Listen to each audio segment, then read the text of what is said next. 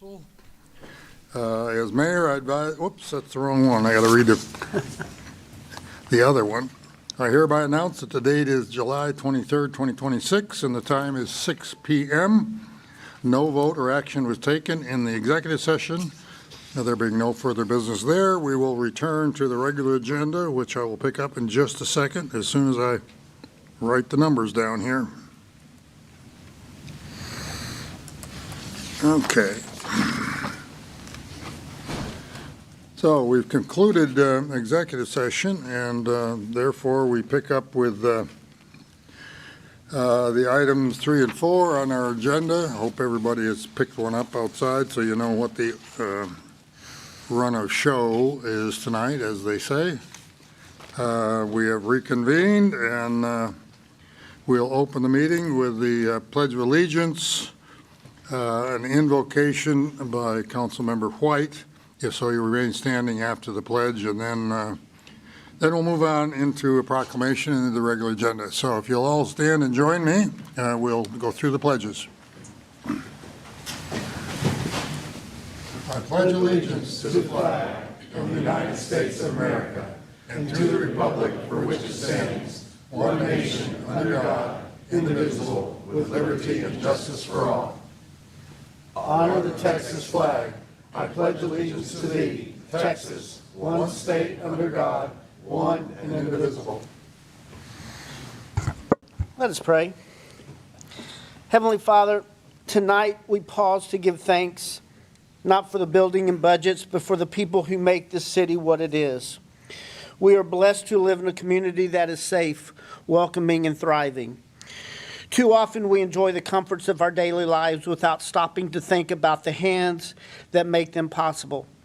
The water that comes from our faucets, the lights that illuminate our streets, the parks where our children play, and the first responders who answers the call when someone's having the worst day of their life. So Lord, let us lift up the employees of the city of College Station. Bless the men and women who leave their homes every day committed to serve us citizens. Protect the police officer standing watch while we sleep. Protect the firefighter rushing towards danger when others are running away. Watch over our crews working in the Texas heat to maintain our streets, utilities, and public spaces. Bless those who quietly serve behind the scenes, knowing their greatest success is when no one noticed that anything ever went wrong. May we as City Council always remember that our role is not to seek recognition, but to support those who do the hard work of keeping College Station a place we all are proud to call home. In your holy name we pray. Amen. Amen.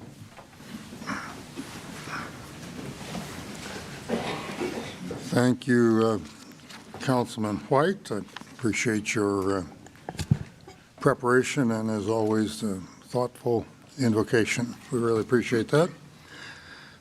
Moving forward, if you've picked up a copy of the agenda or looked at it online, you know that we do have a speaker protocol.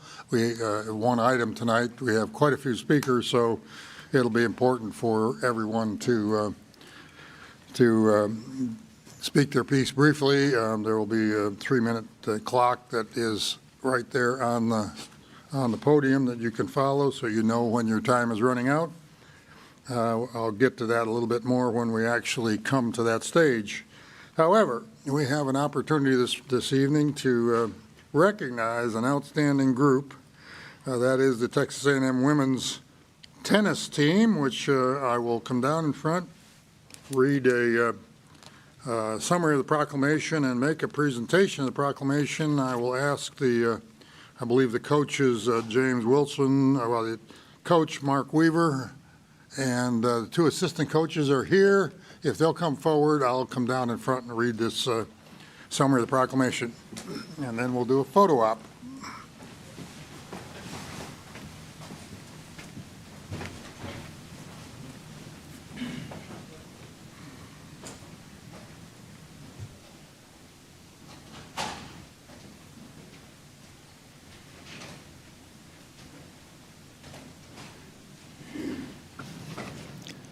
Even if we don't all attend the tennis matches and watch you guys out there in the hot sun working hard, we definitely appreciate what you do and the national championship that you brought to the university and to the city of College Station. So let me just read a little summary of this, and then I'll present the proclamation itself.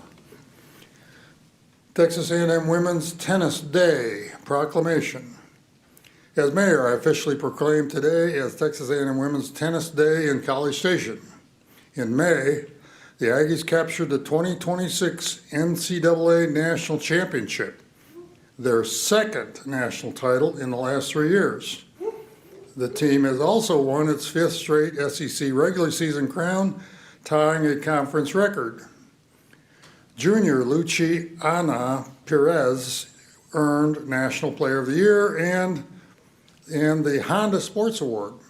As the nation's top collegiate tennis player, she completed her first undefeated singles campaign, 28-0. Didn't lose one match. So that's quite a statement right there. First time in the program history. We're genuinely honored this evening to present the proclamation to the National Coach of the Year, Mark Weaver, and assistant coaches James Wilson and Tommy Milnikov. Congratulations to the players, coaching staff, and Texas A&M's athletic and university leadership for representing the College Station community through what they've done with exceptional sportsmanship and class. Very well done. Congratulations. So that's the essence.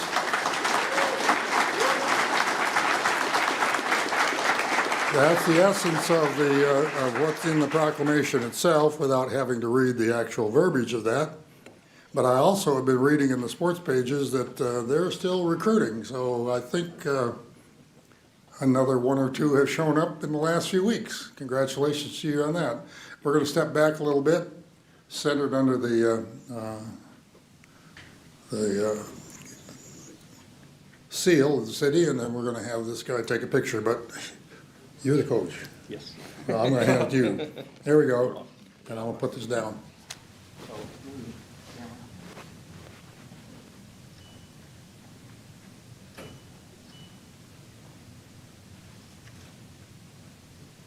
You got it all? Good.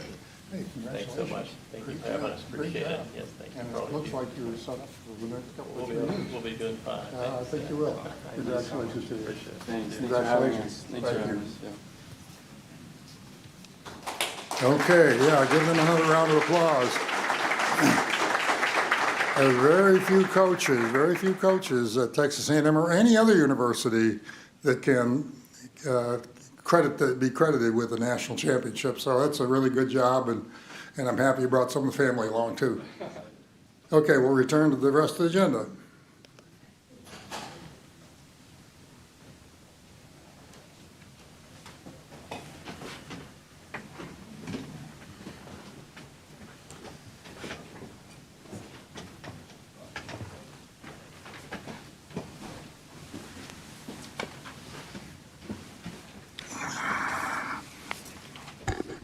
Okay, now is when the speakers start. The next item I see on the agenda is hear visitors. We have 2 people signed up for that, but before they come forward, I'll just remind you again, hear visitors is for people to make comments on things that are not on the agenda. There's a whole bunch of people that have signed up for an agenda item, so this is just other comments that people wish to make. And I'll take them in the order given. There's just 2 people involved. Robert Rose will be the first one up, be followed by Cameron Gallucci. Mr. Rose, welcome.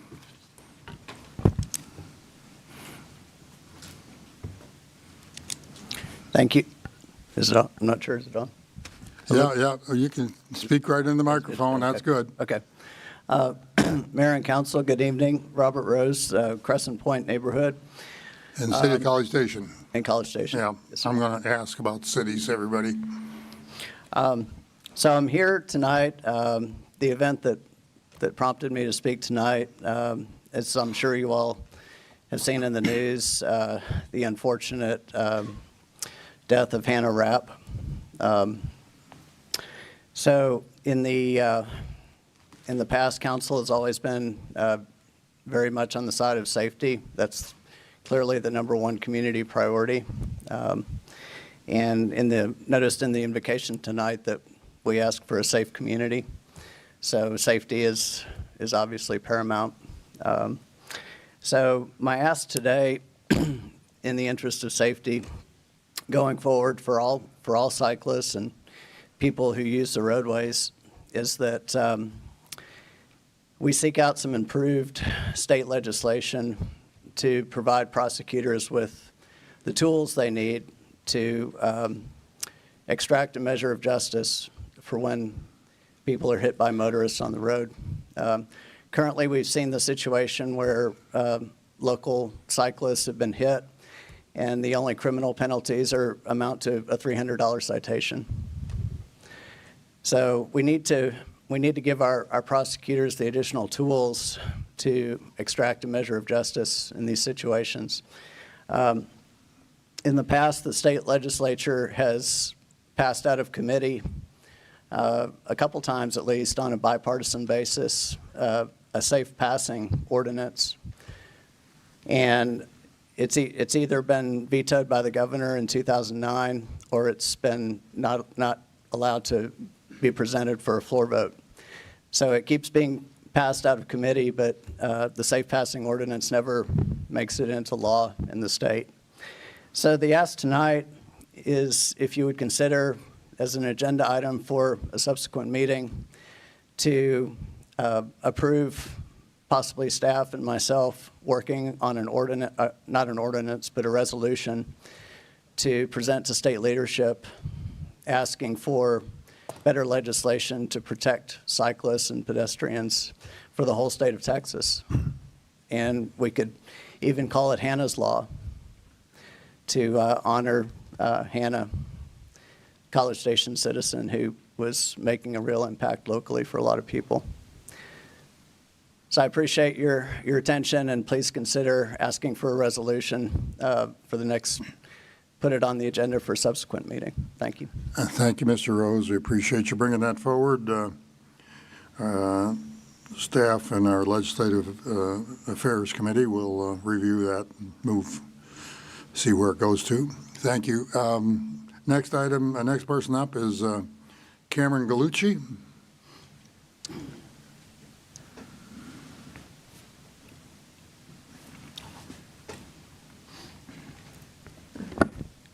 Oh, Good evening. All right, here we go. Here, yeah. First off, ditto to everything that Rob just said, and thank you for hearing that out. Good evening, Council. Thank you for providing me with this opportunity to speak to my fellow residents. My name is Nicole Gallucci, Cameron Gallucci, and this Saturday, the Brazos Valley Alliance is hosting a town hall on property taxes. Are they necessary resources that raise the entire community, or do they unfairly milk owners of funds that they're already responsibly invested in? Is it appropriately distributed, and do out-of-county corporate owners pay their fair shares? What about the renters? We're inviting all of y'all to come and share your views and questions with our panel made up of leaders from the Brazos Central Appraisal District, the REACH Project, College Station Association of Neighborhoods, and the College Station City Council. Light refreshments will be provided to all Brazos residents, owners and renters alike, are encouraged to attend. See you at the Ringer Library this Saturday from 10 a.m. until noon. Thank you again. Thank you very much. We appreciate the invitation. Okay, that completes the Here Visitors session. We'll move now to the consent agenda, and there are 11 items, 7.1 through 7.11. I will remind council members of the note here that when you make a motion, if you're including item 7.6 in it, you make reference to the addendum that is at our places, one sheet of paper that, so just when we get to the motion to consider the consent agenda, if nothing else has been pulled off and we're done talking, then when you make the motion, we'll add that language in there. Okay, 7.1 through 7.11. Any council members want to pull anything for questions? I see none. Oh, do I see one? I was going to make a motion. Okay, the chair will entertain a motion. Mr. Yancy? Mayor, I would move that we approve the consent agenda in totality, subject to the amendments under item 7.6 previously submitted and before us by staff. On the dais, thank you. And I got a second from Mr. White. Any further discussion? Seeing none, I'll call the question. All those in favor of approving the consent agenda with that note about item 7.6 as it appears on the dais? All those in favor say aye. Aye. Opposed? The motion carries unanimously, and we move on from the consent agenda to the workshop agenda, which, if I get over here, item 8.1, Mr. Kaler is going to come forward, and this is item 8.1 of the presentation, discussion, possible action regarding the fiscal year 2027 Brazos Valley Solid Waste Management Association budget. Mr. Kaler is going to introduce that, and we'll have the presentation. Thank you. Good evening, Mayor and Council. I'm Pete Kaler, Assistant Director of Public Works. I'd like to introduce Mr. Brian Griesbach. He's the Executive Director of the Brazos Valley Solid Waste Management Agency. He'll be presenting his fiscal year 2027 budget for the Brazos Valley Solid Waste Management Agency. Thank you. Welcome, Mr. Griesbach. Thank you. Welcome. Thank you all for being here and volunteering your time. Most notably, Mayor Nichols, 30 years. That's a long time to give to the city, and we all appreciate that. So with that, I'll get started on a short presentation because I know you've got a lot to cover tonight. I'm going to start with the statewide average. The most recently published number for the statewide average, state of Texas tonnage disposal is $45.15 per ton. Just wanted to start there as we look forward to what we're charging and what we're charging the cities. You can see our third-party rate is $32 a ton, which is less than the average state rate. And again, going in 27 for the third year in a row, both cities will pay $0 per ton. So what does that do for y'all? Compare that to what we used to charge. It saves the city college station about $2.7 million. If we compare that to the state average, it's about $3.8 million. So good savings for both cities, and that occurs every year. Now, in addition to that $0 rate, we're absorbing your $1.63 state fees and taxes. So you're not just paying nothing, you're actually having us pay on your behalf $1.63 a ton. Our proposed budget for next year is much like this year's budget. Our revenues are kind of in line, a little bit of growth. Our operating expenses are about the same with a little bit of growth.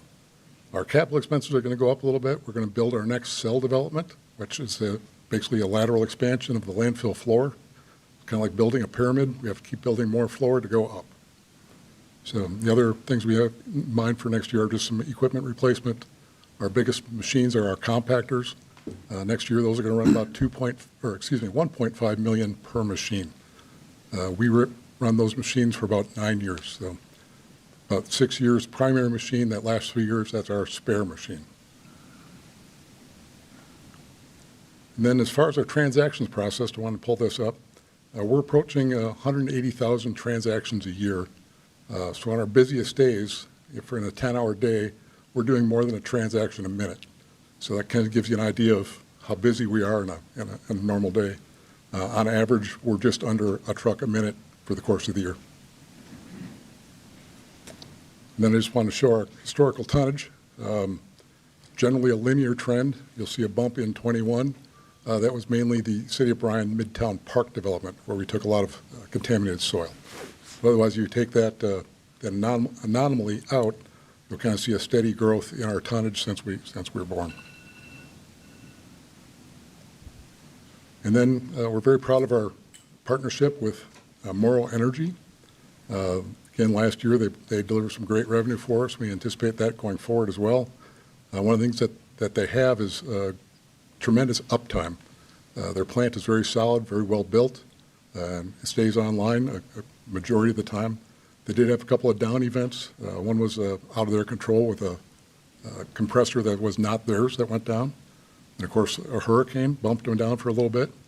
And they did have a component failure in March of 25 it took them offline for a little bit longer than they're usually off. So that's been the only occurrence since they've opened. So we're very happy with Morrow Energy, and they keep their plant that's in this picture as new as it was on day one. It's really amazing to go out there and see that any bit of rust, anything that happens, it's brought back to spec immediately. We're still in the midst of our expansion. We're about a year and a half into what should be a 3 to 6 year process. Right now, we are in one of the steps as collecting 8 quarters or 2 years of groundwater data. We're about a year and a half into that 8-quarter time frame. Once we are able to collect all that data, we can move forward again with the design plans and start submitting some more information to the state. When we're done, that's going to effectively double our remaining capacity at the site. Should be about another 45 years of capacity if we take an average capacity over that time of 500,000 tons a year. And our next household hazardous waste event is coming up. Hopefully it'll be a little cooler than it was the last couple of days. Saturday, October 24th, rain or shine. We're at the University Services Building where we've been for years, and we look forward to serving everybody. At the spring event, we did about 2,700 cars, so it was a very popular event. And with that, I would take any questions. Any questions for Mr. Griesbach? No questions. Chairman of the board? Nothing? This was presented to the board last week, and the board approved it, and we recommend approval. Any other comments? Mr. Yancy? Mr. Griesbach, I've been researching your organization and your budget. It's just extraordinary. And coincidentally, there's a Texas City Attorneys Association write-up on exemplary local government corporations, and your organization is featured in there. I guess my question is, how does your budget look this good, this high and tight, and you're still able to offer the no tipping fees to this city? What's the secret sauce? How come are any other organizations doing that? I'm not aware of any other municipalities in the country that have achieved this success. Since we started, the model was always driven toward getting the city's fees reduced. That was what's in our bylaws. With growth of third-party volume, it was inevitable that we could eventually go down to zero. What accelerated that to a large extent was our partnership with Morrow Energy. They deliver a tremendous financial resource for us from our landfill gas. They, of course, clean that up. They put that back into the gas pipeline system, so it's going to regional natural gas use. So the natural decomposition out there results in a byproduct of gas, which you capture and sell back to the system? Yes, sir. The natural gas that comes out of landfill is about 50% methane and about 50% CO2. They're pulling out that CO2 portion, cleaning up the methane portion, putting that into a pipeline. 2 more questions briefly. Are you the only licensed landfill in Brazos County and Grimes County? The only, I believe that BVR recently opened to take construction and demolition debris, so they might be the only other one now that. But for municipal solid waste, yes, we are it. You're it. You're Yes. the only game Yes, in Grimes County. Yep. Last question. Do you anticipate any impacts on your organization from the apparently approved and moving forward TerraFab semiconductor manufacturing site? Yes, certainly with growth, as with the graph of our volume.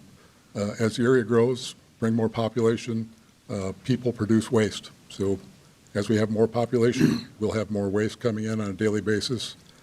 I'm not familiar with anything that would be plant-specific from their operation. I have no idea of that at this time.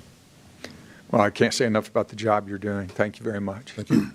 I would add that the gas doesn't come unless you built the landfill properly, and that's where the general manager comes in with his training of staff to really compact that so that you will be able to produce that gas and capture it, and that's really been a contribution of the leadership of Bavizba, which I think Mr. Griesbach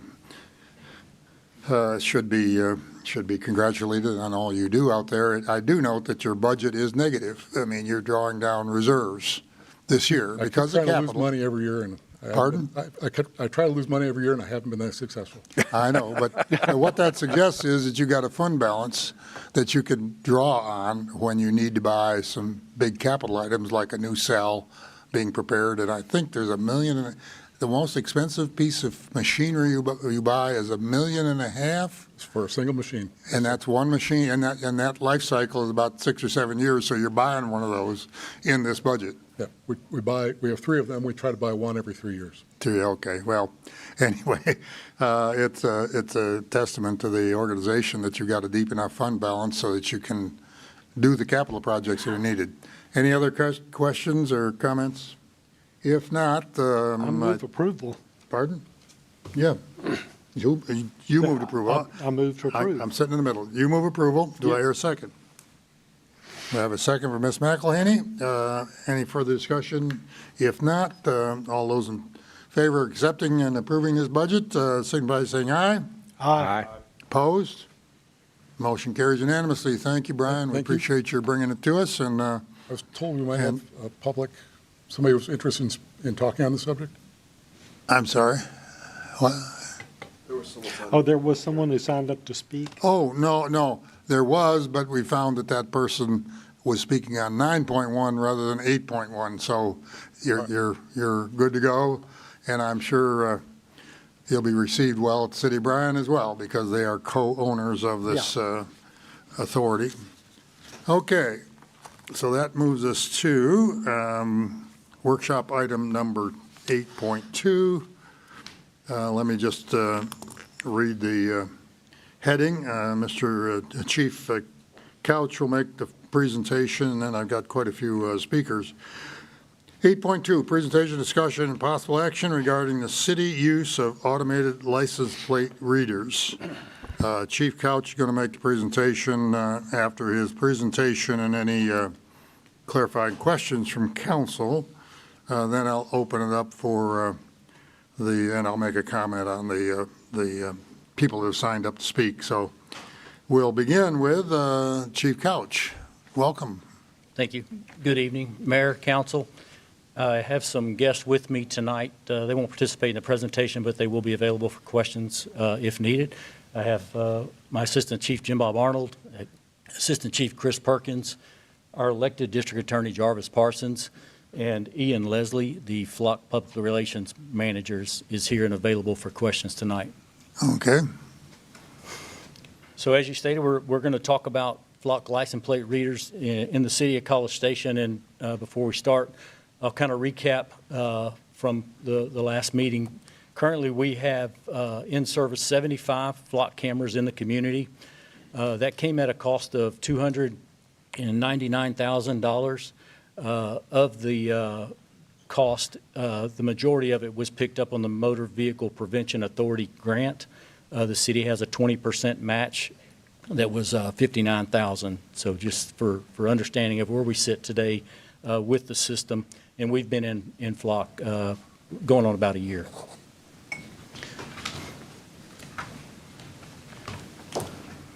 Everyone on this slide, everyone in this room, and everyone in our community all deserve to feel safe. Okay, we invest a lot as a city and as a police department toward that safety. You have me staffed at 171 police officers, and every one of them grind every day trying to ensure our community is safe. Patrol officers respond to calls for service. They take preventive efforts. They document those calls. They collect evidence, and they present that evidence to a team of detectives that then investigate those cases, all trying to prevent safety. What we sometimes lose sight of is on the back of every criminal offense is a victim. And sometimes that gets overlooked as we hustle and try to identify the suspects and apprehend them and hold them accountable. But for every one of those victims, they live with that victimization. They carry that victimization. Sometimes they carry it throughout their entire life. It is our role to do everything we can to prevent more victims in our community. And that's what we're going to talk about today. The flock camera system is there for criminal justice purposes to help us help our community, because no one signed up to be a victim. Our presentation objectives today are to explain how the flock system works. We're going to address the community concerns and the misconceptions about the flock system, explain the importance of the system for the safety of our community.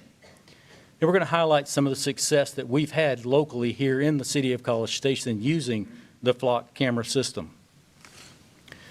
What is flock? Automated license plate readers. It is an AI-powered camera system manufactured by Flock Safety that captures license plates and vehicle characteristics like make, color, bumper stickers, unique features. As cars pass by those cameras, it takes a positional image from the back of the car, including the license plate if available. It's primarily used by law enforcement. It was originally designed for neighborhoods, and businesses use it, and it's all designed to help solve and deter crime. The solar-powered LTE connected cameras capture photos, as I mentioned, of the rear of the passing vehicles, both day and night. The license plate images is converted into digital text, while machine learning instantly categorizes that vehicle and makes it searchable for criminal justice purposes. They are designed to assist with vehicles involved with criminal activity. The image on the left is one from the George Bush camera, a block from where I stand now. Obviously, it's from the rear of the vehicle and it captures the license plate. That's the image that we receive through the Flock system. The vehicle metadata and images are uploaded to a cloud server, allowing police to search for vehicles of interest based on partial plates, make, model, or unique identifiers. If a scanned vehicle matches an active alert in a local or national database like TCIC or NCIC or Amber Alerts, stolen vehicles, the system immediately notifies officers through the Flock LPR camera system. Our policy is robust at the City of College Station. We've been accredited since '91, and our policies are as strong as any agency in our industry. And our Flock policy, or our ALPR policy, is no less intensive. It's multiple pages. And I cut this as this is the opening paragraph of that policy, and I want to read it to you tonight. A fundamental element of policing to reduce crime and the fear of crime consists of locating stolen vehicles or vehicles involved in other criminal acts. It shall be the policy of the department to only use automated license plate recognition technology as authorized for official use only and as directed by departmental policy, state, and federal law. We will ensure that we are cognizant of and respect the public's privacy interest.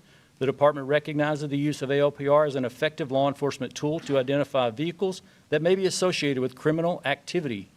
The availability and use of ALPR provides an opportunity for enhancement of productivity, effectiveness, and officer safety. It's only the opening paragraph, multiple pages long, and everything is covered. So how is CSPD using ALPR? The access to the system is restricted to authorized personnel only. I'm the police chief. I don't have access to the system. I don't need it.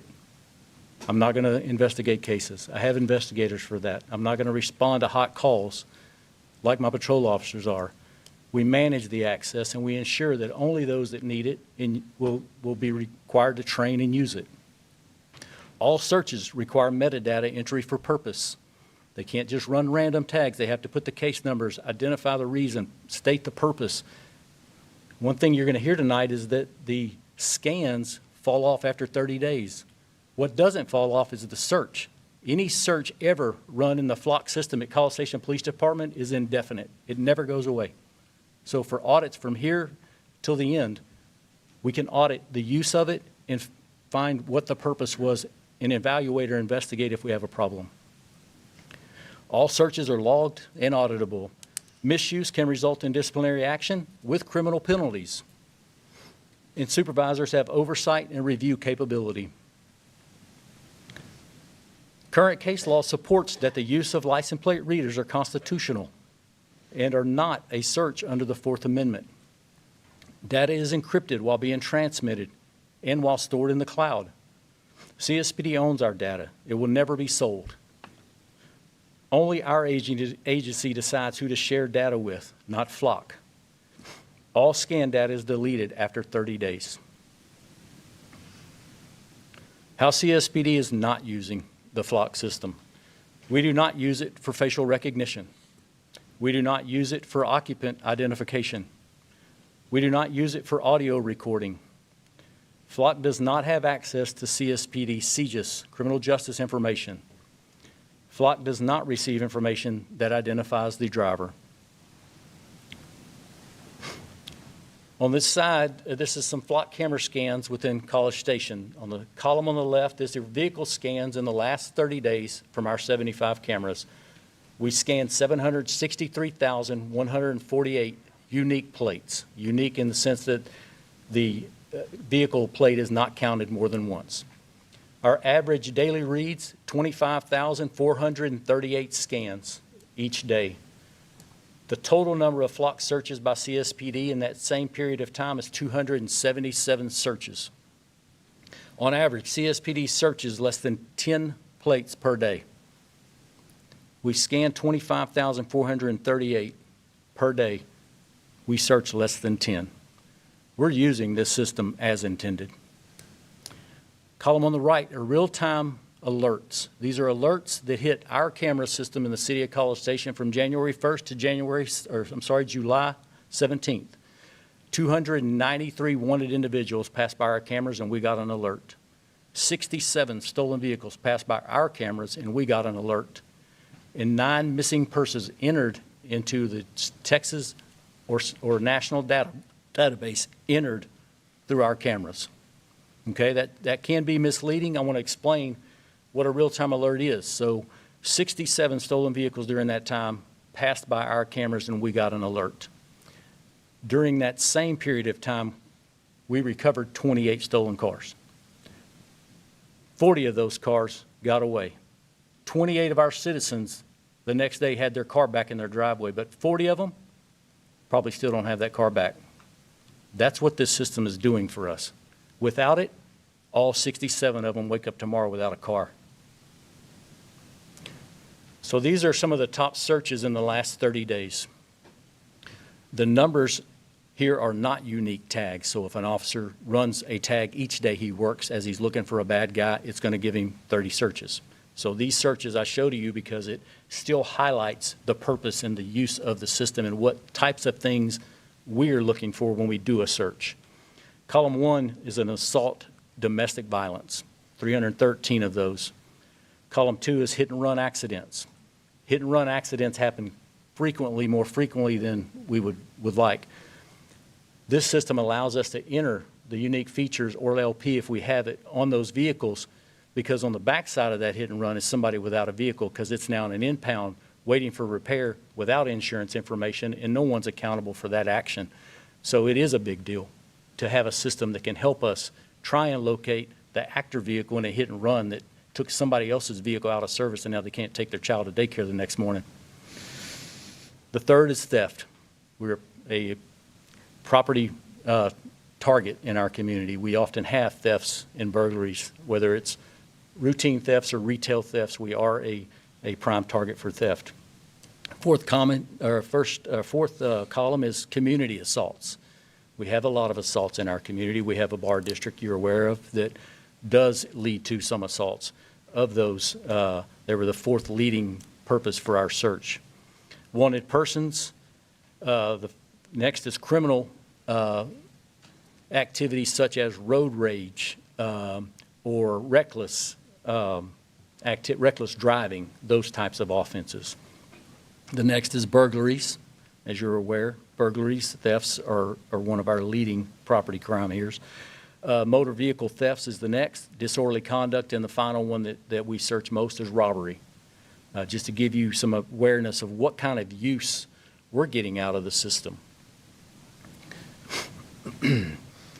Next, I want to kind of go into the success, some of the success that we've had. We have a log that we track success stories because it's important. It's important for a lot of reasons, but it's important here tonight because I want you to hear what this can do for us as a community. This is, I think I'll cover 6 or 8 of these. The list is beyond 100 now, and I've said we've been in this about a year. And I've got more than 100 success stories that I can give you. I'm one of just one agency utilizing a system like this. This system is making a difference in every community that has it. Column on the left, we have an aggravated robbery. 2 men met the victim through Facebook Marketplace, something we probably all have done at some point or another. Regarding online item for sale, the victim was assaulted and then held at gunpoint by both men. The men then forcibly took the item for sale and fled the area. Responding officers entered the suspect vehicle into the flock system based on unique identifiers. And a short time later, nearby officers located the vehicle and apprehended the suspects. Without this system, we would not have had any chance at capturing these guys and identifying them, apprehending them, and holding them accountable. The next is a missing person. A person went missing in the state of Georgia. Officials in Georgia entered the vehicle associated with the missing person into the National Crime Information Center, NCIC, and the flock system. A College Station officer received a flock alert on the vehicle, and the person was located in College Station, Texas. There was a grieving family at home, missing their loved one, had them entered as a missing person, and they were found, 1,000 miles away because of flock. Without flock, that missing person wasn't home with his loved ones. No telling where they would be. Aggravated sexual assault of a child. A local suspect was wanted for aggravated sexual assault of a child. The suspect was unable to be located based on known addresses. After an exhaustive search, flock was used to create a heat map of where the suspect frequented within our city. Through this investigation strategy and some good detective work, they were able to locate the suspect, and he was taken into custody. One of the highest recidivism rates we have is with child predators. We took one off the street. That's a win, and that's thanks to flock. Another missing person, a local father reported his son missing and provided the vehicle associated with the last person he was seen with. The vehicle was entered into flock, and it showed to be in Tyler, Texas. We notified Tyler PD to be on the lookout for that vehicle. They ended up making contact, located the missing juvenile, and he's returned home with his family that was worried about him. Deadly conduct. We had a large house party. It turned into a major civil disturbance with multiple people shooting at each other. A description was given of the involved vehicle that fled the scene. Officers entered the vehicle description into flock, and minutes later, the vehicle was located on flock cameras. If not for flock, it was unlikely these suspects would have ever been identified, apprehended, or held accountable. Catalytic converter thefts. We've all talked about these. We've heard about them for a long time. On June 19th, 2026, a catalytic converter theft occurred in College Station. A vehicle description was obtained from the business where the theft occurred. Detectives used flocks to locate the vehicle coming into and then leaving town after the theft. The College Station detective determined this vehicle was being used to commit catalytic converter thefts throughout Texas and Louisiana. Due to the flock system, the suspects were apprehended while stealing catalytic converters. These suspects were additionally charged with the theft of 6 catalytic converters from 5 cities across 2 states, all made possible with the flock camera system. Assault on a public servant. We recently had a vehicle evade from officers in the Northgate area. During the attempt to get away, the suspect vehicle struck an officer on a bicycle. The officer sustained minor injuries while the bike was more seriously damaged. The suspect's LP was entered into flock and began to hit flock cameras along University Drive and then along State Highway 21 in Bryan. Officers knew the male resided in Leon County, so they notified and asked Leon County to attempt to locate the vehicle. There were additional scans outside of Brazos County that contributed to the path the suspect was taking. A short time after striking an officer with his vehicle, the suspect was located and detained in Leon County. This apprehension would not have been possible without the use of the flock camera system. Aggravated assault, family violence. During a College Station domestic disturbance, a male severely beat his live-in girlfriend. During the assault, the male told the female that he would kill her if she called the police. Officers responded to the incident, and the female was transported to a local hospital for treatment. A description of the suspect's vehicle was entered into flock, and a short time later, it started hitting College Station cameras. The vehicle last hit a camera near Texas Avenue and Deacon. An alert officer realized the suspect's direction of travel was toward the hospital where the victim was transported. Officers responded to the hospital and located the suspect as he pulled into the ambulance bay of the emergency room. After the male was detained, officers located 2 loaded firearms in the front seat of the vehicle. If not for flock, this likely would have been a tragic outcome. This link is connected to a transparency portal. And this is up on our website. This is a new feature, a new offering from Flock, just came out as fast as possible. We configured it for our organization, and we have it listed on the website. It'll walk you through the scans that we have within our agency. It'll show you the agencies we share with. It'll show you the agencies that share with us. And it's just a method for us to show the community what we're doing with this system. And I'll close with this. The state of Texas is saturated with Flock cameras, and you've likely seen a map by now. Most progressive communities are using this technology to make a difference, and they're seeing a difference, much like we're seeing a difference. If for some reason a decision is made tonight to remove Flock cameras from our community, it will be like turning on a light with a sign for the criminals that says, "Open for business." That concludes the presentation. I'm happy to take questions. I know we have a lot of people also here to speak. I don't know the order you wish to go in.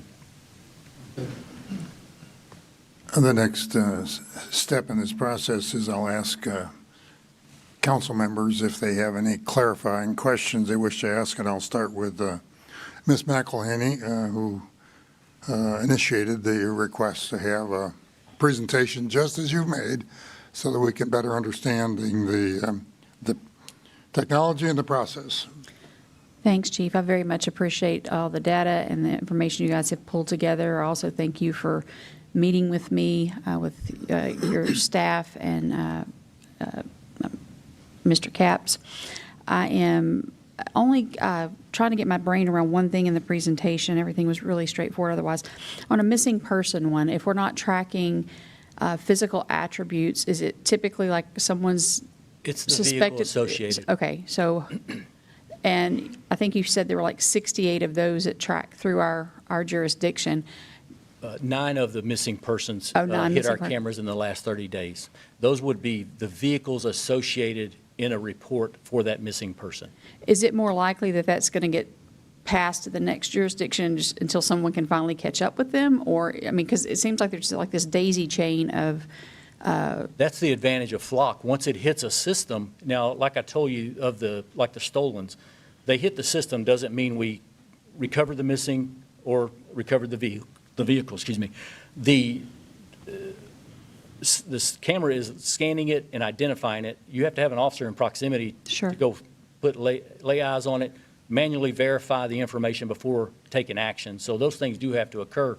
And if the officer's on another call or not in the area, it gets away. So it may hit another camera and give someone else an opportunity. But those were here over the last 30 days. so basically a police report was filed somewhere. Well, yes, a police report, and they were entered into TCIC, the Texas, or the national, the case in Georgia entered into the national database that we use all the time for all things in police. The Flock camera can attach the missing identifier to that on that vehicle. Okay, I appreciate it. That makes sense. Yes, ma'am. Other questions? Mr. Yancy, you have questions for clarification? I have questions that have been passed to me by constituents, Mayor, for the chief, and then I have some questions of my own for the Flock representative, if now is the time for that. He's here, available for questions if you have some. Yes, go ahead, proceed. Chief, starting with constituent questions, don't Flock cameras that folks see in parks or at pools or on walking trails or in parking lots in many cases actually belong to neighborhood associations, HOAs, or private businesses? Yes, they can. Those cameras also feed into the system, correct? Not always. They have to choose to share those images or cameras with us. The ones that are in HOAs that I'm aware of don't direct share with us. If they have an offense or a crime occur, they can then share what they discovered. But the HOAs that I'm aware of that have them in our community or in our ETJ do not share with us. Do we have any Flock cameras pointed at neighborhood pools? Yes, we do not. No, sir.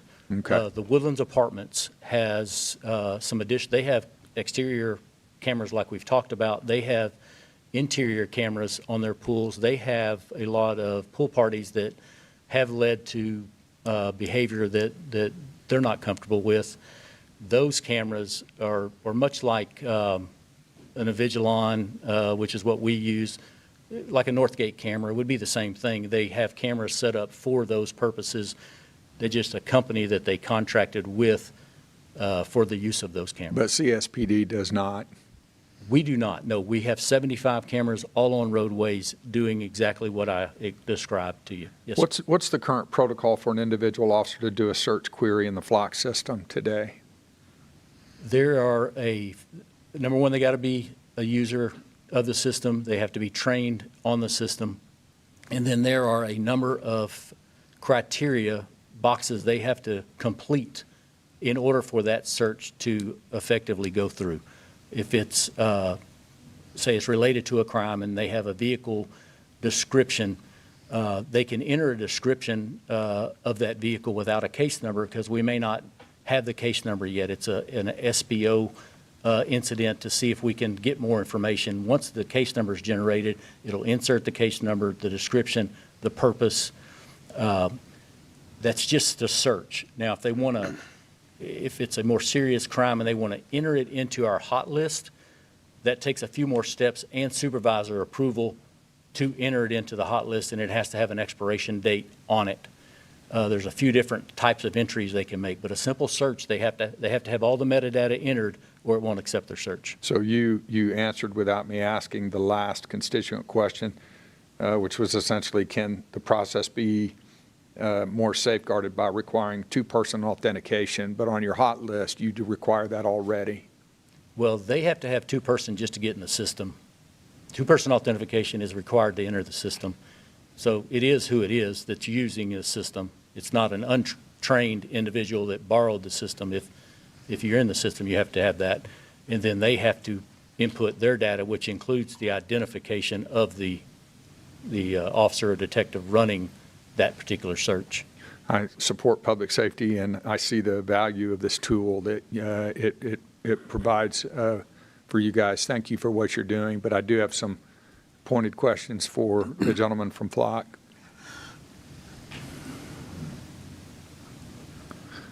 Could you just introduce yourself, please? Yes, sir. Good evening, Mayor. Good evening, Council. My name is Ian Leslie. I am the Regional Public Affairs Manager for Flock Safety. So my primary role is much different than the sales account rep that works with Coach Couch, or Chief Couch in your agency. My core role is going around and talking with different municipal leaders at the city, county, and state level around the privacy safeguards we have built into the technology and discussing not only how we're responsibly developing the technology, but how you can responsibly adopt the technology in your community. So I'm open to any questions you have. Thank you, Mr. Leslie. Section 1.14 of our contract, permitted purpose.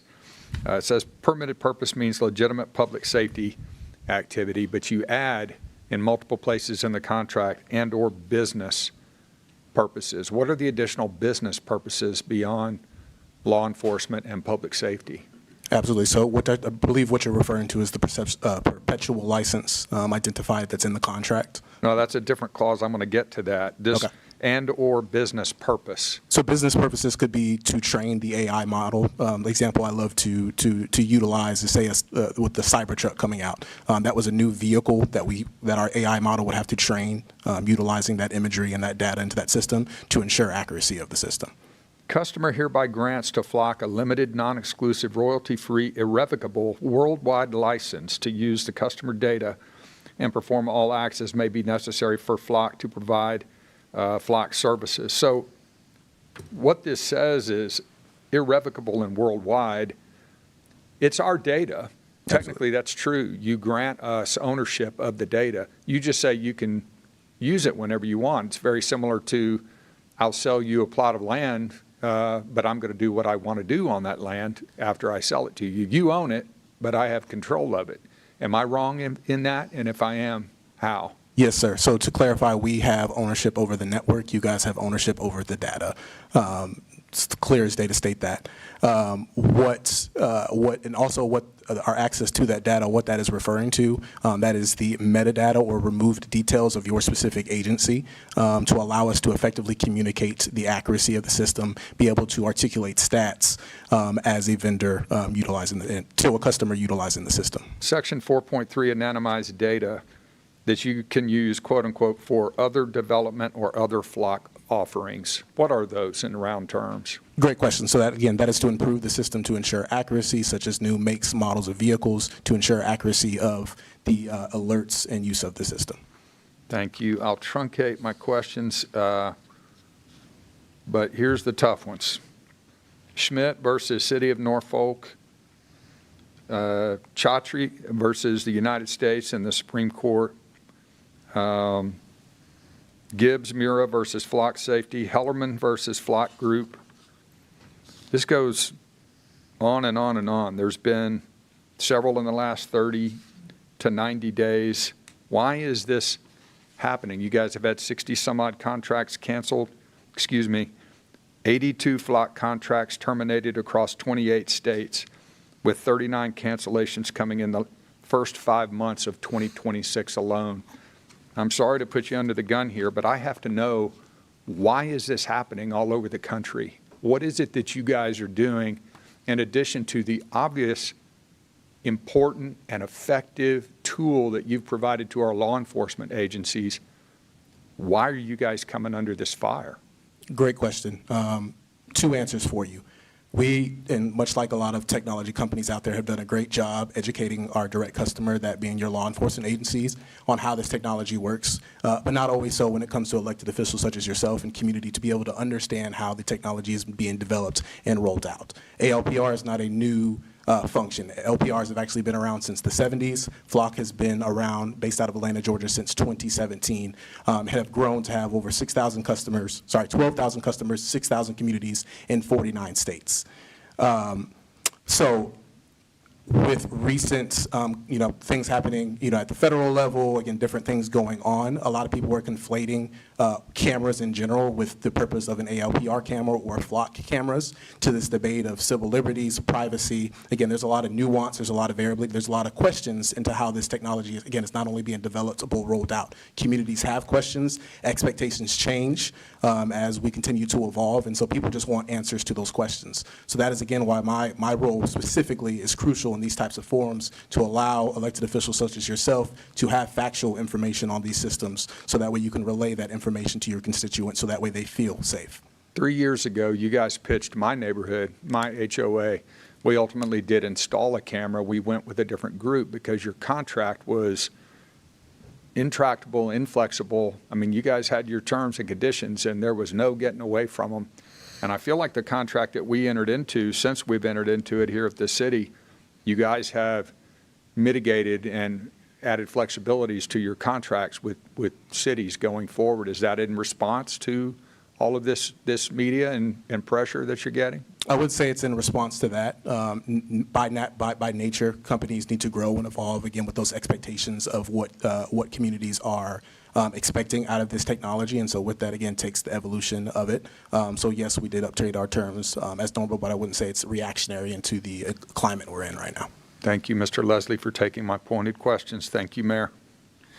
Any other questions from council members before we, Mr. Shafer? I have a question for Chief Couch. Please, yeah, Mr. Couch. Thank you, Ms. Leslie. Yep. Chief, so appreciate this very much. And we asked for you to come let us know about how our police force, your police force is using this. And so I want to limit it to that. I wanted to limit it to our use as you have here. You gave a lot of good examples of the positive ways that Flock has been used. And based on the research that I've done, I know at the national level, there are lots of things out there about the positive ways that Flock's been used, and it would appear to me at this point that it's much more positive than negative. But I wanted to ask you if in College Station you're aware of any negative examples. Has anybody been misidentified in our community or caused grief in that way? It's very possible for misidentification if the system didn't register a tag correct. We have policy built in to prevent the misidentification to where there's manual identification occurs prior to the stop. So we're taking steps to avoid those things occurring. I can't say it's not possible. I can't say that I don't know of a fact where it's actually happened to the way that you stated it. I don't think that we've created grief by a misidentification through the system. one ever came up, that would get an investigation to determine what happened with that particular system in that particular case. Thanks. I was basically just wondering if there were, you gave us a lot of good positives. I just wondered if there were any negatives in our community that you were aware of. It doesn't sound like you are. I don't have any negatives currently in our community to speak of. Okay, thank you very much. I'll start with Mr. Smith and come back to you, Mr. White. Okay, thank you, Mayor. Just a couple of questions. One, do we or who do we share our data with outside of our agency? We share with the majority of agencies in Texas that have it's a reciprocal relationship. If they are into the Flock system and have a system that we can benefit from, we can also benefit from them having our system. So if it's in Texas, we share with most Texas agencies with systems who made a request or we requested from them. We had a crime event, organized criminal activity event, where the individuals were using a corridor from College Station to Florida. And in an effort to work that case, we shared that corridor out to Florida. And since then, we've shared with some cities in Oklahoma because it's a surrounding state, and we had some activity with them. And that's the extent of who we currently share with. And what is the process? I mean, I assume there's protocols you have to go through to obtain that sharing status. Well, if the coordinator, if it's a Texas agency with a registered Flock system, it's agreement that if they want to share, we will share with them because of the benefits. If it's outside the state, the ALPR coordinator would have to approve those or not approve or decline the request, and they would do some evaluation to determine if that's good for the city. Okay, hearing in your presentation, I'm hearing about a lot of private cameras, not all Flock. I mean, I have a Ring doorbell, and I assume that falls in the same kind of, there's a camera watching you, and they're not all the police, you know. So are there any regulations about placement of those cameras in public areas in our community? I mean, can anybody just put a camera up anywhere they want? We had to go through, much like another group would go through, we went through our city, or Flock went through our city for permitting before those cameras were ever installed in those areas. Okay, does that same kind of permitting apply to an HOA or? Yes. It does? Okay. Are you familiar with City of Austin's Trust Act? They passed a policy that basically set out some protocols about how systems can be used. It's audited. A lot of the items that you've already covered are included in their policy. And I just wondered, is that something you're familiar with, and do you know how we compare to that? I am not familiar with the document that you're referring to. Okay. I mean, it was just passed in April, so it's really new. Did you think you have some familiarity with it? Yes, sir, I'm familiar with it. I would say I haven't looked at your guys' policy outside of what Chief and me have discussed, but to your earlier statement, a lot of parameters that are in place reflect what's in the Trust Act. Okay. Well, I found it interesting, and in listening to your presentation, you pretty much hit all of the spots that I could see, and it's just something to look at. You've piqued my interest, and I will definitely look at that first And thing. I can provide information to city manager, and we can pass it on to you. It's pretty straightforward. Okay. That's all I got. Mr. Wright. Thank you. Colleagues had a lot of great questions. My really only question was, I don't think you touched on it, was prior to our contract with Flock, we had LPR cameras, right? Yes, sir. Like, just generally, how many do we have, and how many has it increased since our? Well, originally, LPR cameras were robust cameras that were large, and we had them on one patrol car, and we had a trailer that was mobile. Both of those are no longer in service. But currently, we have a ALPR camera in every patrol car, every patrol car that's using the Axon system likely has a ALPR camera embedded in it. So that's how we use them today, and they're very, very small compared to what they were when they originally were by design needed multiple cameras to get the same work done. Okay, yeah, that was really the only questions I have right now. Okay, Mr. White? Chief Couch, great presentation. A couple of questions for you. The courts have found that flock is a legal service and does not violate the Fourth Amendment right for citizens. Is that correct? That is correct, yes, sir. Do we have cameras that are positioned at intersections? So if somebody runs a red light and gets a little fender bender, you solve that? I mean, where are the cameras actually located? Are they all at the Okay. intersections? The cameras that you're referring to, the city-owned cameras, are basically on all of our red lights. We have cameras that record the intersections. Those are not, They're they're not. not able to do ALPR reads, but we do use those cameras from time to time, often, for different evidentiary purposes.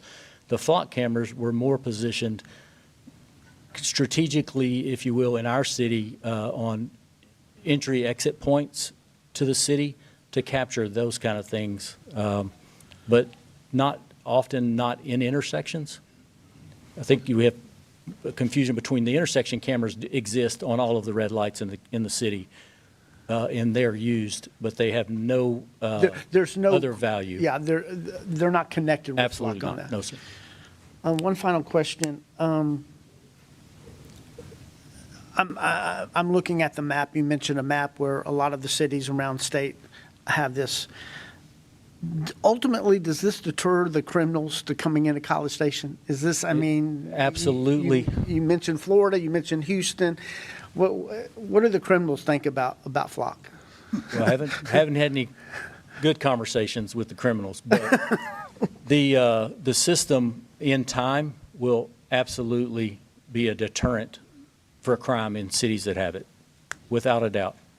We've only had it a short time. It'd be inappropriate to try to come in and show you a reduction in time, but give me a few years and I can't wait to see what it does to the data, because it is so reliable for the apprehension, therefore the deterrent of criminal activity.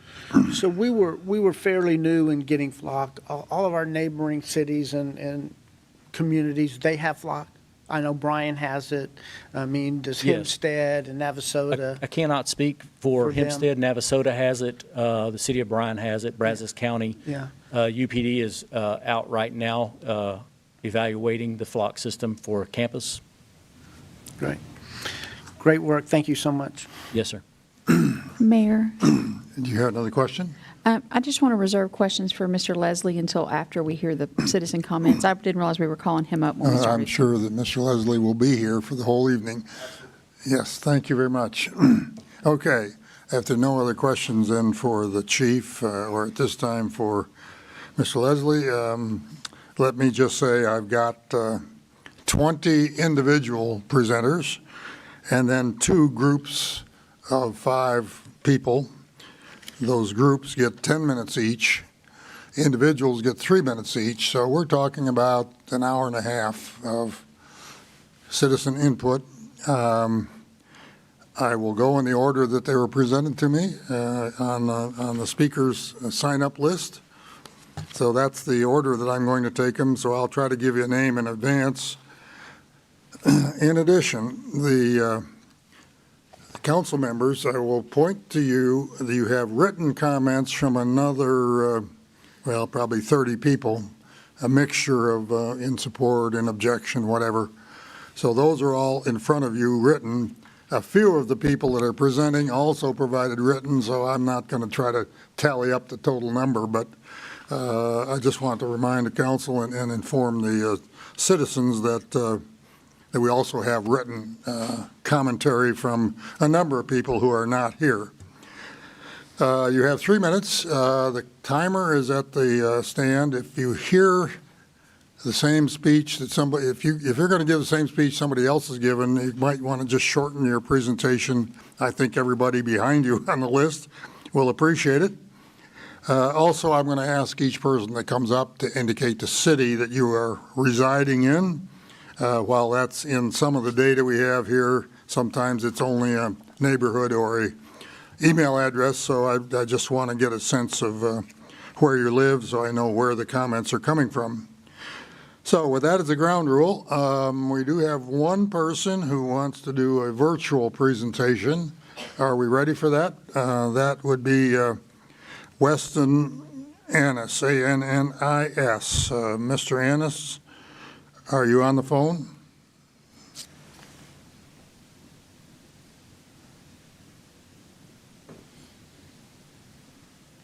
Hello? Okay, I'm sorry, I didn't realize it was keeping me muted.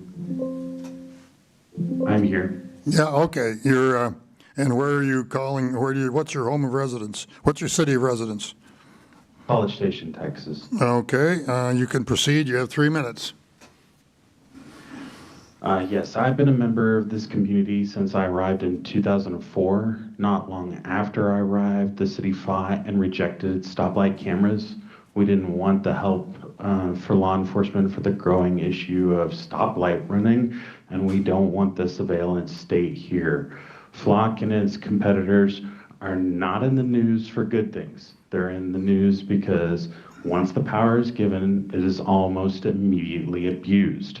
Flock and companies like it are strong targets for hackers and abusers. Officers of the law have been arrested for stalking family members, using the data for fallacious arrests, citations, and simply just abusing their curiosity. Sales reps have illegally used the system in demonstrations for prospective cities.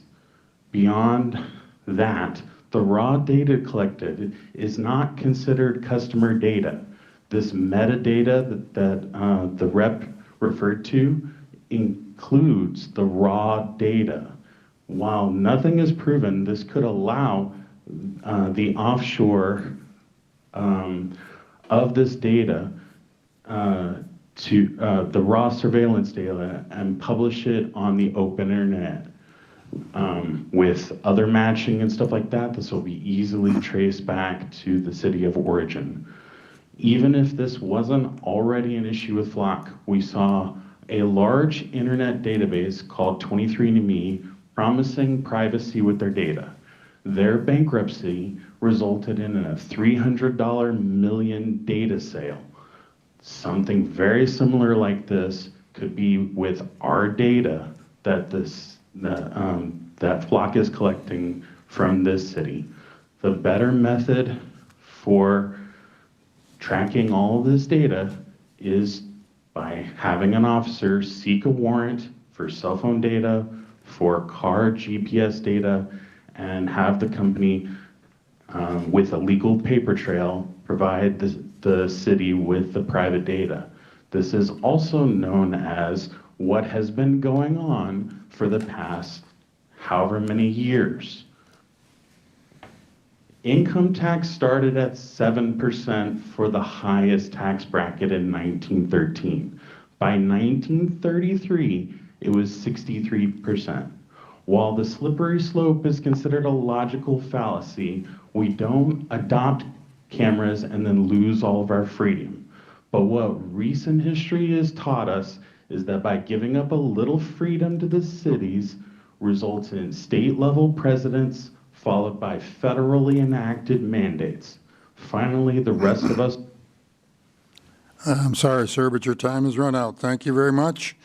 The next person to speak to us is Mr. Charles Flieger, will be followed by Cody Fox. Mr. Flieger, come forward and tell us your city of residence. Good evening, Mayor and Council. Charles Flieger, Executive Director, Amber Alert Network, Brazos Valley. So could you speak right in the microphone, Sure. please? Yeah. Can you hear It's me not better? on. His mic's not on. Yeah, I don't think so. Just right into the microphone. All right, is that better? It's better for me, but I got an extra speaker up here. All right. Hopefully the crowd can hear you. Charles Flieger, Executive Director, Amber Alert Network, Brazos Valley. We are housed here, we are officed here in College Station. We are a regional missing persons nonprofit organization. Wanted to take this opportunity to talk about the real-world impact of this type of technology on cases involving missing children and adults. While there's a great deal of attention on this technology, I did want to take the opportunity to inform the public of the many incredible benefits when it comes to these specific types of cases. A review of publicly available information from the Texas Department of Public Safety found that during 2026, as of July 19th, there have been 128 amber, silver, and clear alerts issued throughout the state of Texas. Of those cases, over 42% had a vehicle license plate of either the suspect or the missing person available as part of that alert and subsequent flyer. Here in the Brazos Valley, we have had 4 of these cases, 2 of which had license plates immediately available. Having that LP available for the suspect or the missing person immediately opens the opportunity for this technology to contribute to ascertaining the location of and safe recovery of missing children and adults. In many other cases, most notably Amber Alerts with an unknown suspect, there are vehicle descriptions available but perhaps incomplete or partial license plates. Current technology, as described by Chief Couch, allows law enforcement to search by these identifiers such as vehicle color, make, model, location, direction of travel to obtain full information such as a full license plate and identify a suspect, all of which can lead to a quick recovery. One need only look at the case of Amber Hagerman, the namesake of the Amber Alert program, to understand the possible impact that this type of resource could have. She was abducted in broad daylight in Arlington, Texas in 1996, and her case has gone unsolved to this date. If that event transpired at that same location today, the suspect would have had to have driven past multiple cameras to get to the abduction and to the body recovery site. Sharing of this data from one jurisdiction to another can allow collaboration amongst law enforcement professionals when these cases inevitably move across jurisdictional lines. To restrict or disallow access to this technology would, without a doubt, jeopardize efforts to safely locate the missing from among us and could have disastrous, unintended consequences. I thank you for your time and this opportunity. Thank you, Mr. Flieger. The next person will be Cody Fox, will be followed by Carlo Del Coletto. Welcome, Mr. Fox. What's your home or your city of residence? Good evening. I'm in the Welborn community in College Station. Thank you.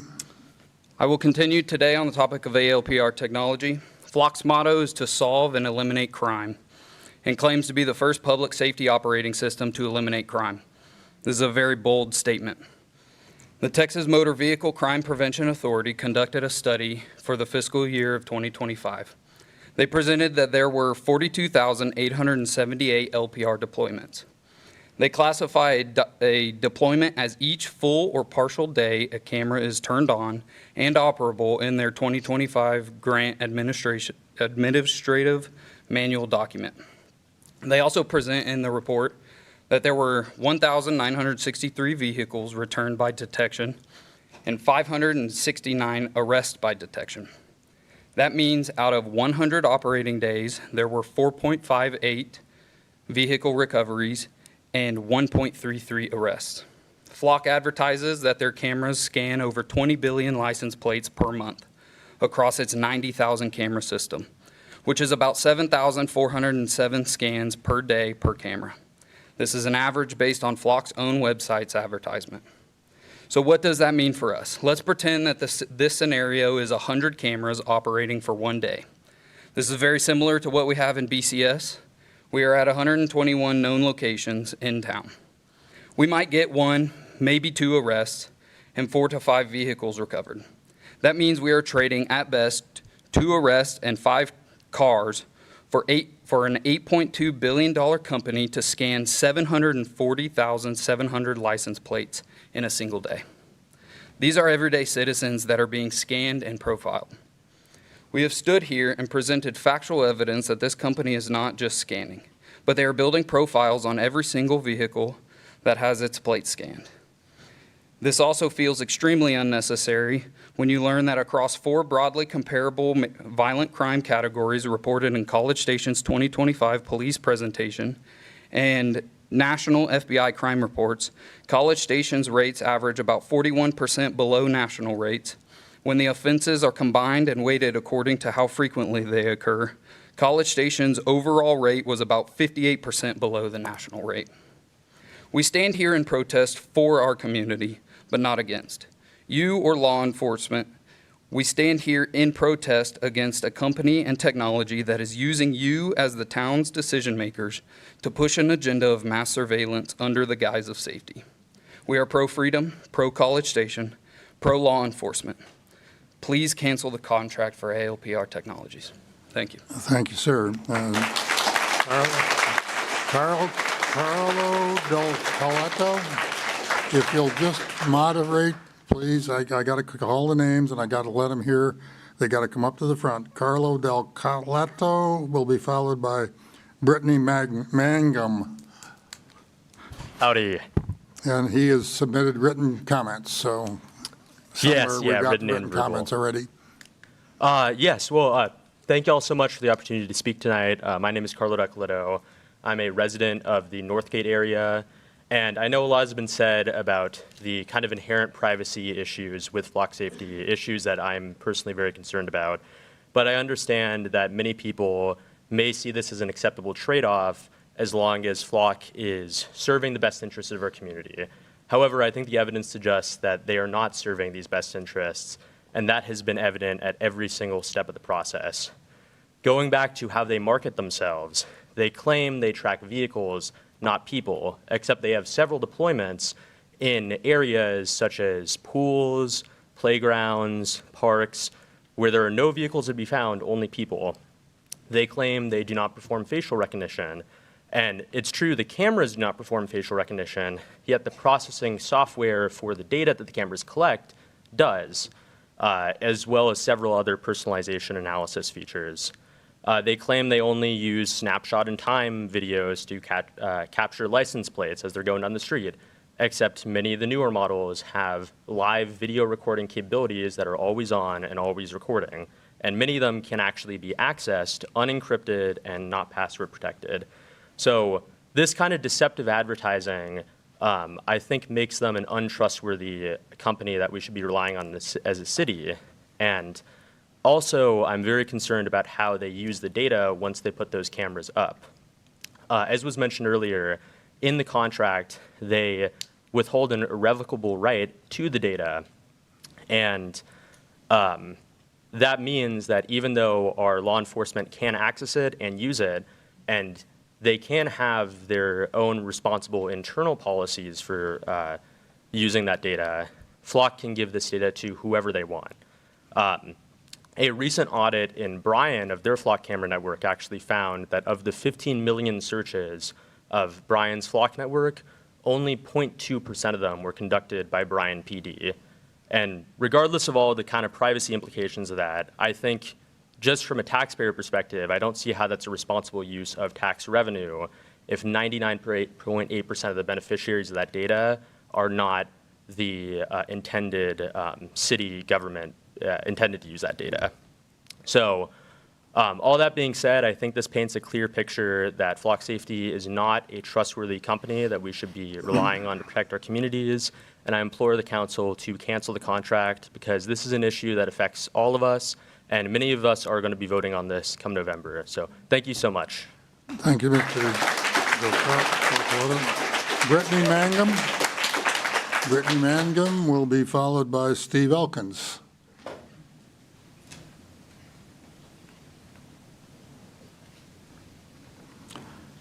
While you're coming up, just identify your city of residence, Ms. Mangum. My name is Brittany Mangum. I'm from the College Station community, Castlegate. And we visited before because you made an effort to come talk to me specifically about it. Thank you. Yes, sir. So over the past several weeks, I've actually had the opportunity to meet with several council members, and I do appreciate those conversations. I understand why technologies like flock surveillance cameras appeal to cities and law enforcement agencies. If a tool helps recover a stolen vehicle, locate a missing person, or assist in solving a serious crime, those benefits deserve consideration. However, I believe there's another side that deserves equal consideration.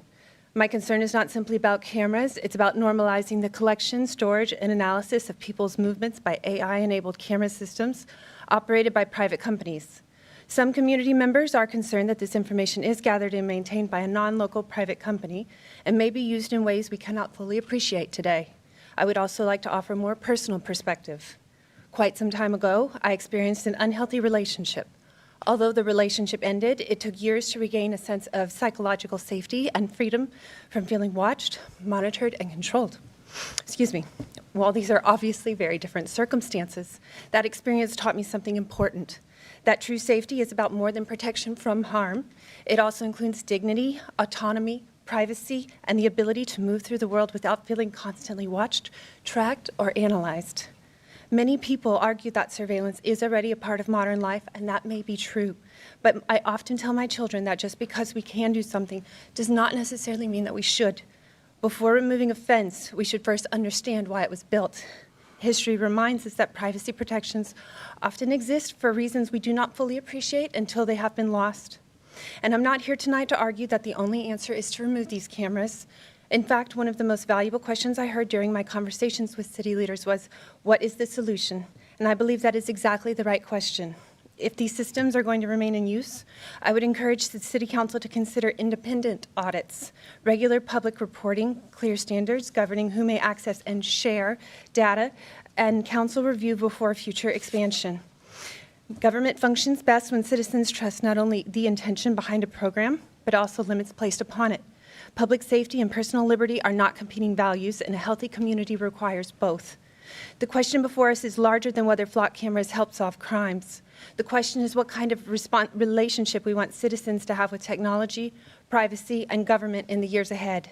My hope is that College Station can be a community that values both safety and freedom, security and trust, and that we approach emerging technologies with thoughtful safeguards, clear accountability, and a commitment to preserving the liberties that help define our community. By doing so, we can make decisions today that future generations will look back on with gratitude, knowing we took the time to carefully balance innovation, safety, and individual freedom. Thank you for your time and thoughtful consideration.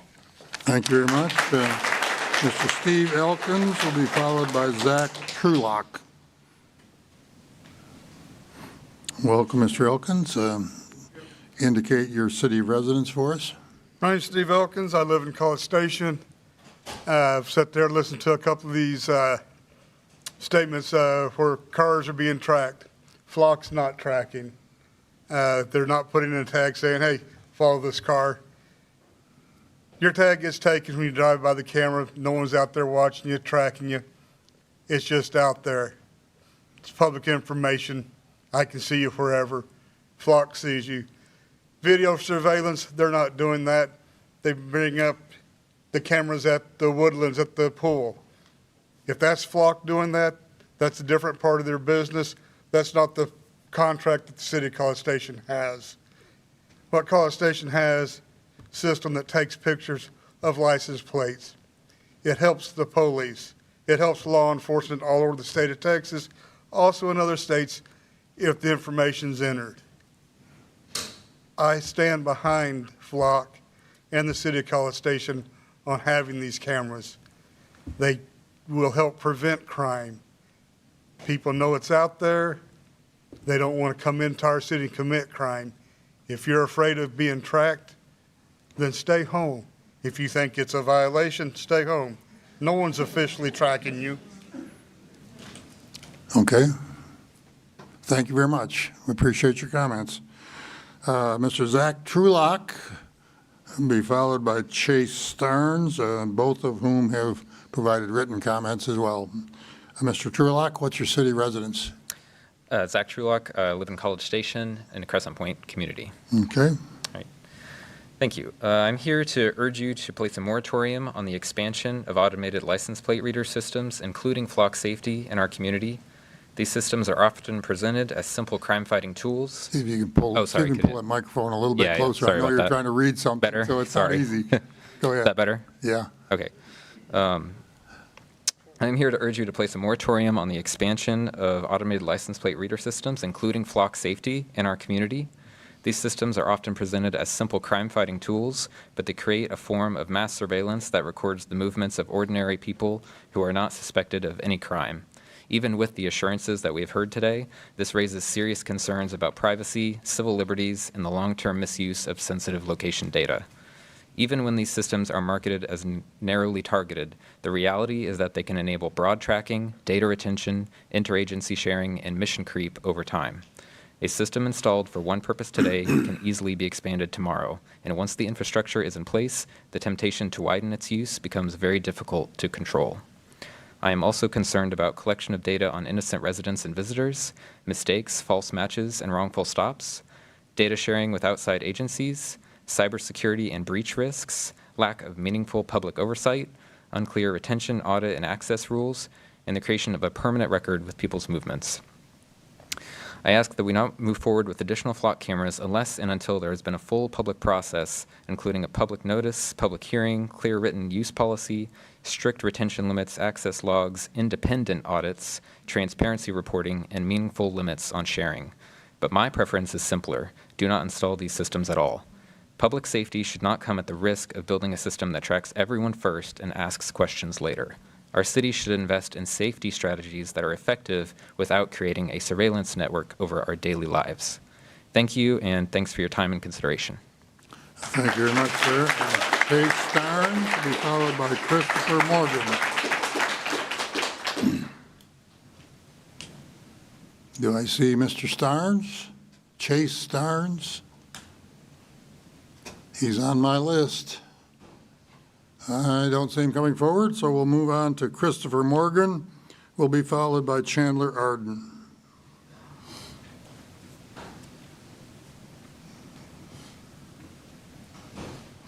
Your city resident, sir? College Station, Texas, sir. Thank you very much. Good evening, Mr. Mayor, city council members, city administration staff, and fellow citizens of College Station. First and foremost, thank you for the opportunity to speak on this important topic. My name is Christopher Morgan. I serve as the Vice President of the College Station Police Officers Association, an association that's comprised of the very citizens that work, eat, sleep, and sacrifice every day to make sure that this wonderful city continues to be wonderful. I stand before you as a representative of that association and its membership. As an association, we want to express our support for the use of flock LPR cameras as a tool to help improve public safety. These cameras are not about surveillance, nor are they about the forfeiture of civil liberties. They're about giving law enforcement an all-important effective tool to help solve crimes and give back to communities. Every day, the very officers that you have trusted your safety with are asked to investigate a variety of crimes, some of which involve missing children or violent crimes of nature. In every one of those instances, the victim looks at the officer and wants to know that they are doing everything possible to solve this crime. Flock cameras are exactly that, right? They're a chance to solve a crime, a resource to be leveraged. They can provide timely, effective, objective information in identifying vehicles connected to reported crimes or active law enforcement investigations. This significantly reduces the time it takes to solve those crimes, and it generates leads and allows officers to focus their efforts where they're most needed, back to the community. Just imagine a mother of a young child who had her daughter abducted by a child predator. They're at that pool. That mother wants to look at the officer and knows that they're doing everything possible. If we're not using LPR, that officer has a hard time looking at that mother and going, yes, we are. Outside of the instances that Flock can assist within the city of College Station, it also helps neighboring law enforcement agencies work together more effectively. Criminals do not stop at our city limits or our county line. We cannot let our tools stop at our city limits or our county line. We recognize that privacy is important. It's a fundamental principle within our Constitution, and it's a tenement of the bedrock of the trust that the city has placed in us. Chief Couch and the administrative staff at College Station PD has put into place safeguards, things that are designed to specifically address misuse or the violation of that system. What you see on the news should not be a testament that Flock is doing the wrong thing. Instead, it's a testament that they are being held accountable, as Chief Couch would and as the College Station PD would. I thank you for your time tonight, and I hope that we can continue this conversation. Thank you very much, sir. Next one, Mr. Chandler Arden, And then we'll go to Mr. Sun, James Sun. Mr. Arden. I live in College Station. Thanks for having me. I'm here to say I'm support of the flock camera. I think I've heard a lot of numbers, a lot of big numbers, and how many license plates get read every day. I think the most important number is one. Just takes one victim, one solved crime to make this thing worthwhile.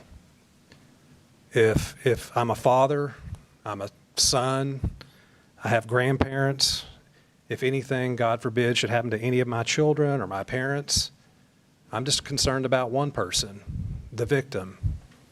And if this system contributes to solving that crime, finding that person, it's worth it.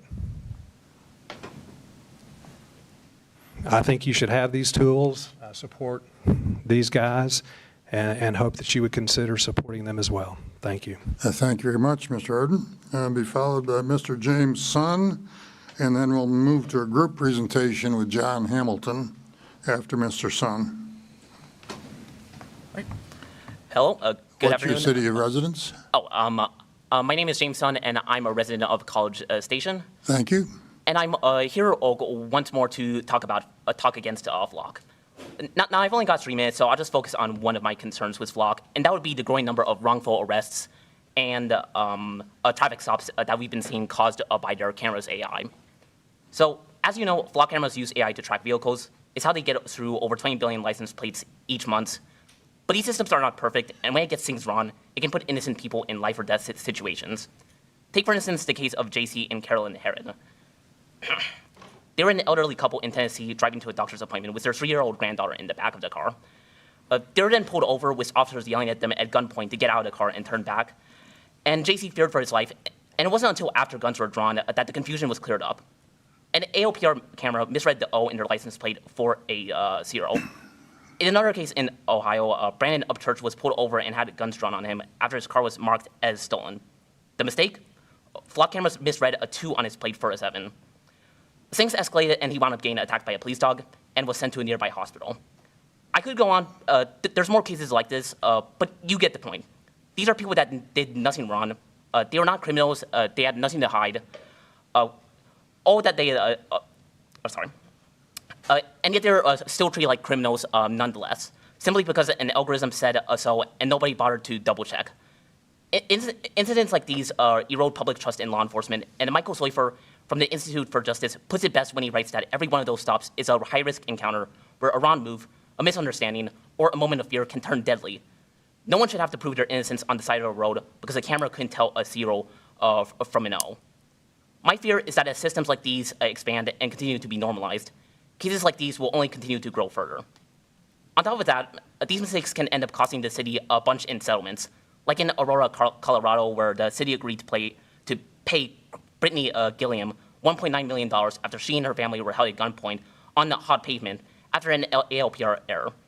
Not only that, but according to Section 9.1 of Flock's hardware and software agreement with College Station, it states that Flock and its employees will not be held liable for negligence and incomplete, corrupt, or inaccurate data to the extent allowed by state law.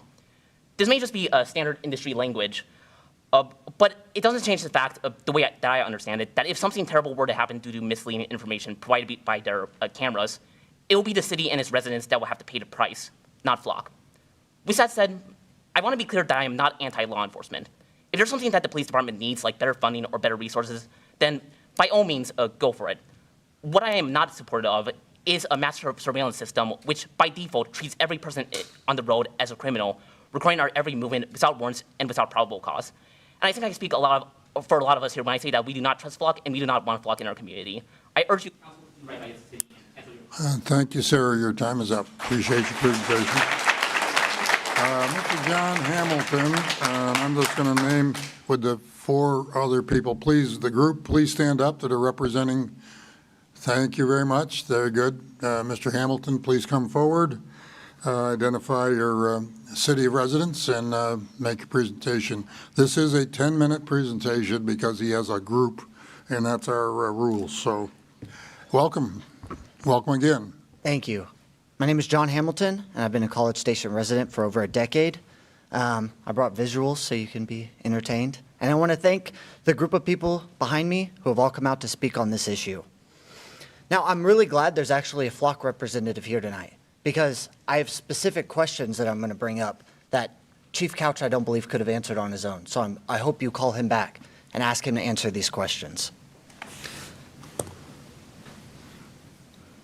Last year, a cybersecurity researcher, John Gaines, published a white paper documenting more than 50 security flaws across Flock's hardware.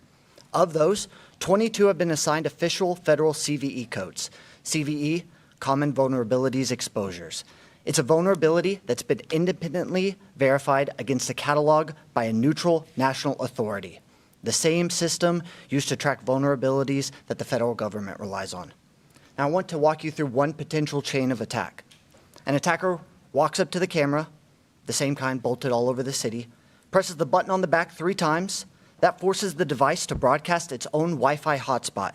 The password is security, all lowercase, hard-coded into every single device that has ever been tested in the lab or the field.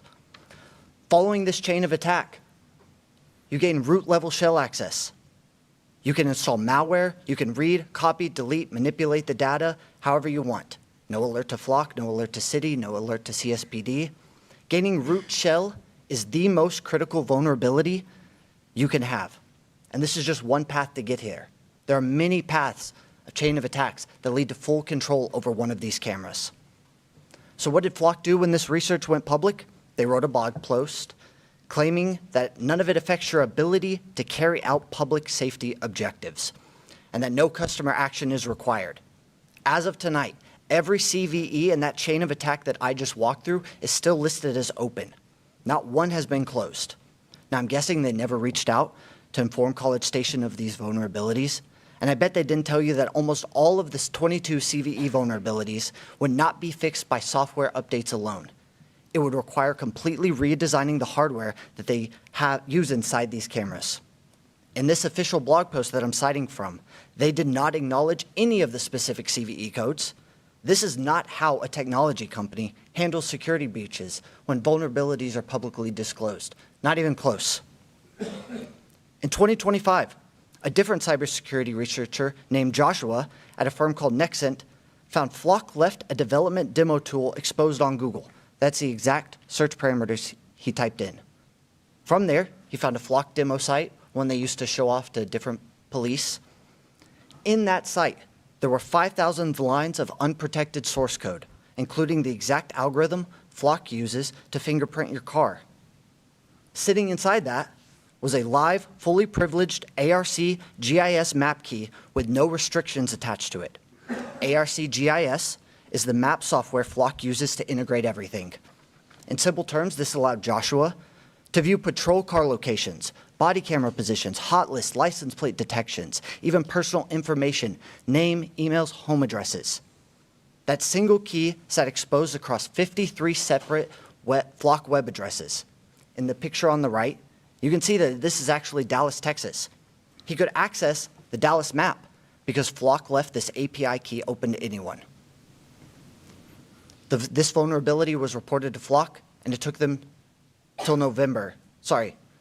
February to fix it. In December, journalists at 404 Media found more than 60 Flock cameras live streaming to the open internet with no password required at all. Anyone, anywhere could watch.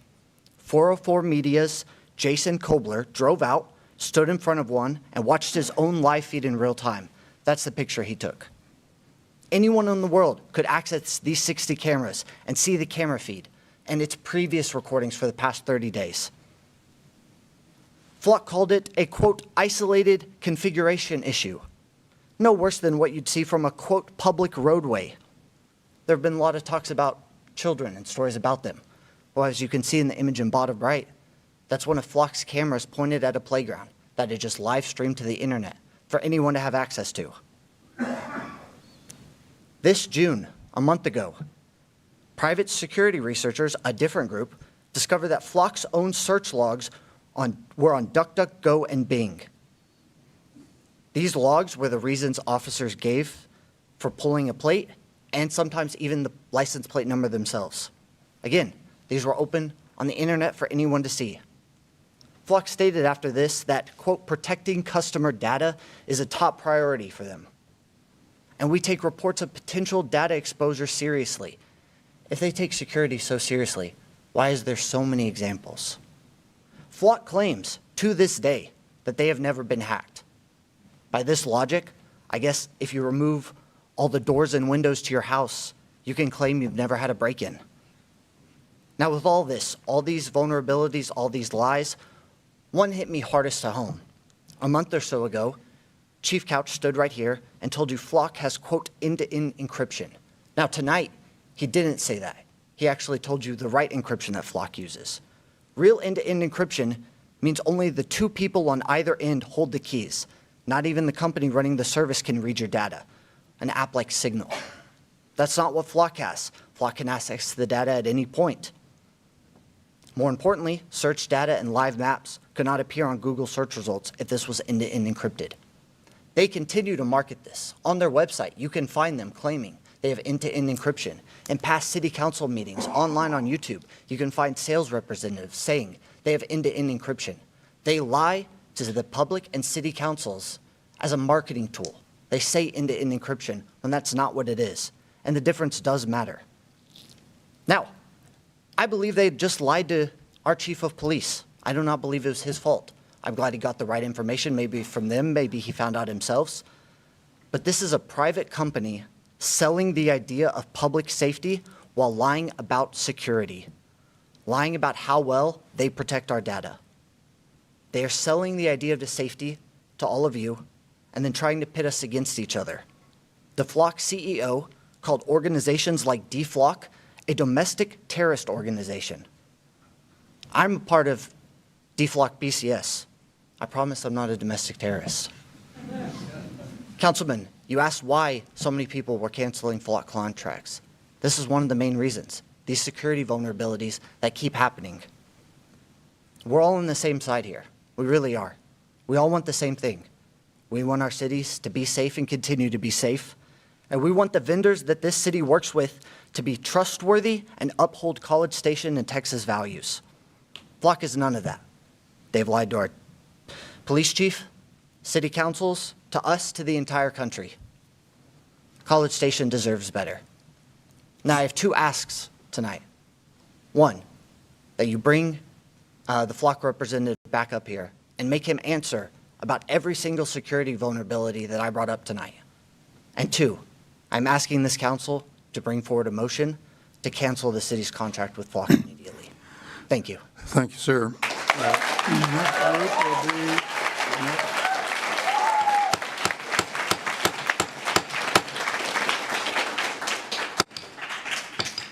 The next group, if you'll give them a moment, will be led by Ivan Shevik, who has spoken to us before, and I mispronounced the name previously. The other people who are with them, would they please stand up?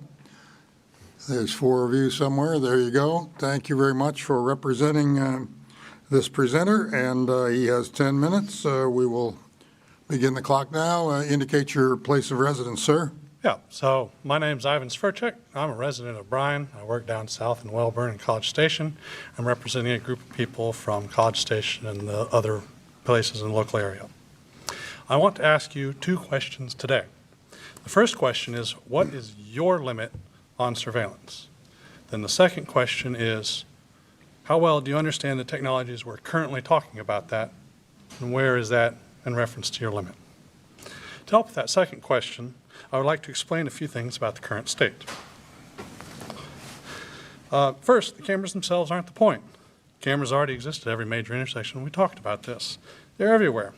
The main difference is that they're part of a network now. Before, you might just check to see who's ringing the doorbell or save it if there's a crash or a break-in. But when you connect them all together, you get a big network. A network means you can do things like flag a license plate and see where it pops up next time it moves. Then, if you add storage and metadata, you get a searchable record of where everyone was in the past 30 days. With that history for everyone, now you can look for patterns. Say you're interested if a particular person has a boyfriend or another frequent associate. Flock's convoy analysis feature can search through everyone's movements to determine what cars frequently go to the same place at the same time or travel together. Then, another feature called multi-geo can be used to find cars that have been to specific locations. No need for a particular suspect, just select Freeport and College Station on the map to search for all the cars that made that trip yesterday. The system will then easily find me and everyone else who passed those 82 cameras on that route yesterday, whether they had anything to do with the crime or not. Now, obviously, the more cameras you install, the more detailed this gets. You aren't limited to Freeport and College Station, but you can now search in town. Say you're interested in cars that traveled from the Woodlands Apartments to 29th Street in Bryan. Most people will probably pass 5 or 6 cameras while making that trip, and hypothetically, that search might show 10 cars that did last week. 8 of them just drove down 29th Street in Bryan, but 2 of them stopped somewhere close to the intersection of Sandia Plaza and 29th Street. 1 car goes to that intersection every weekday at 8 a.m. and then leaves at 6 p.m. The other goes every 2 weeks at 3:30 on a Tuesday and stays for 45 minutes. That 8 a.m. to 6 p.m. car probably works there, right? That 45-minute person, they got some kind of recurring appointment. Now, FlockOS handily integrates property maps, so it's simple to look at the overlay and see that there are 4 properties between the 2 cameras there at Sandia and 29th Street. KBTX, Optimum Internet, 40 Days for Life, and Amanda Gray Counseling and Supervision. Looks like that 45-minute per day driver probably goes to therapy every 2 weeks. This is a cherry-picked example, but the cameras that I showed are currently installed and recording right now. Going to therapy isn't something to be ashamed of, but it is definitely something that all of us would recognize as someone might want to do privately and has a right to do privately. In the same way, the Woodlands has flock cameras on both exits, and residents can't leave their apartment without being logged. Now, fortunately, after submitting these slides, I am able to inform everyone that I have heard that the pool cameras are not shared with College Station PD, but they are still uploaded to Flock's servers. The gate cameras, though, are in fact shared with the College Station PD. That's what the camera network says. Now, the main problem here is that all of these things, they may be searched by CSPD 10 times a day, but they're searched 13,000 times a day by people outside of Brazos County. Now, that camera coverage is expanding fast, but they aren't the only source of data for this system. I would like to talk to you about something next called OSINT, or Open Source Intelligence. It is everything that is available that is open intelligence about a target. In this case, the targets that we're talking about are people, citizens like you and me. What would that be? That would be things like property tax records, the deed history for your house, all of your posts on Facebook or LinkedIn or Instagram. How about your browser history? I'm sure you've noticed that your search results and ads are tailored to you. Did you search for a new vacuum cleaner last week and now you get ads for vacuum cleaners? That's because Google or Meta or somebody else collected data from observing you and sold it in the form of advertising. That data was OSINT. And maybe Google or Meta didn't sell it directly, but many of the websites do. What about spam calls or texts? Sometimes you don't get any for months, and then all of a sudden you're getting them 3 times a day. Why? Well, you might have entered your phone number into some online checkout or while you were donating to a political campaign, and then someone sold that list of phone numbers. That list of phone numbers was OSINT. How about data breaches? We've all gotten a letter from AT&T or some other big company telling us that they had a breach and our social security number or something else might have been compromised. It is now OSINT. I don't need to keep going. You understand OSINT. What you might not know, though, is that Flock Safety offers this as an add-on to go with ALPR data. They say that they stick to Facebook and the like with none of that dark web stuff, but that same code leak that's already been referenced in 2025 shows that they have calls and data structures in their system with references to dark data. and have places to store IP addresses, phone numbers, social security numbers, and the other stuff you get by buying data breach info. This is added to the database so it can be analyzed and displayed alongside ALPR or video footage. I do not know if the City of College Station currently purchases this add-on, but I guarantee that at least one of the 409 organizations that are currently shared and searched our local data 100,000 times last week does. All right, now I'd like to talk about another possible data stream and a system called Signal Trace. This is an offering deployed by Leonardo and not Flock Safety currently, but is representative of the law enforcement surveillance industry that is promoting these technologies. Signal Trace takes that ALPR camera network, but adds some extra hardware to detect Bluetooth and other signals. Almost everyone in this room has a smartphone, maybe a Fitbit on their wrist or an AirTag on their keys. We don't see it, but these things are constantly sending out signals, and Signal Trace adds these to the record as we drive or walk by. Now they capture your iPhone 16e, your Sony earbuds, and your AirTag. That particular mix of devices and IDs is almost certainly unique to you. And much of it is easy to associate with some of that OSINT I've already mentioned. Now, all of these little scraps of information aren't that important in their own right, but with enough sources of data and the power of data centers like the one our community already refused, you can build a complete picture of anyone.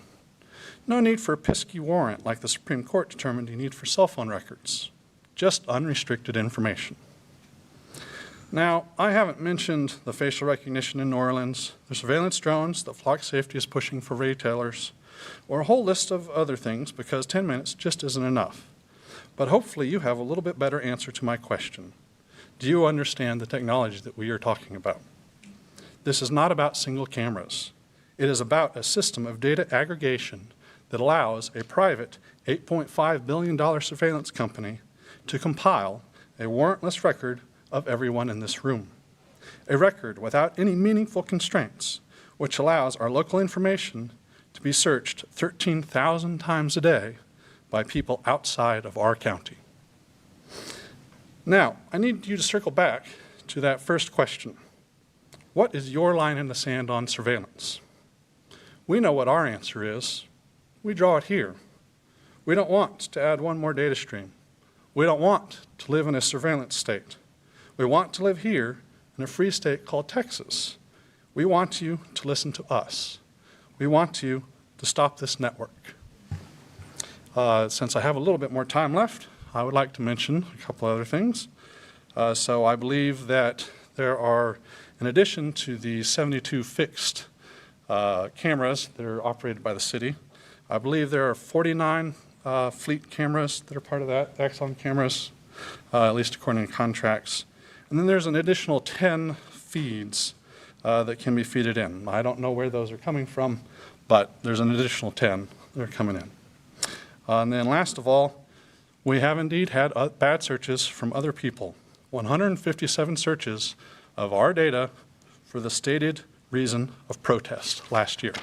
Thank you. That's all. Thank you, sir.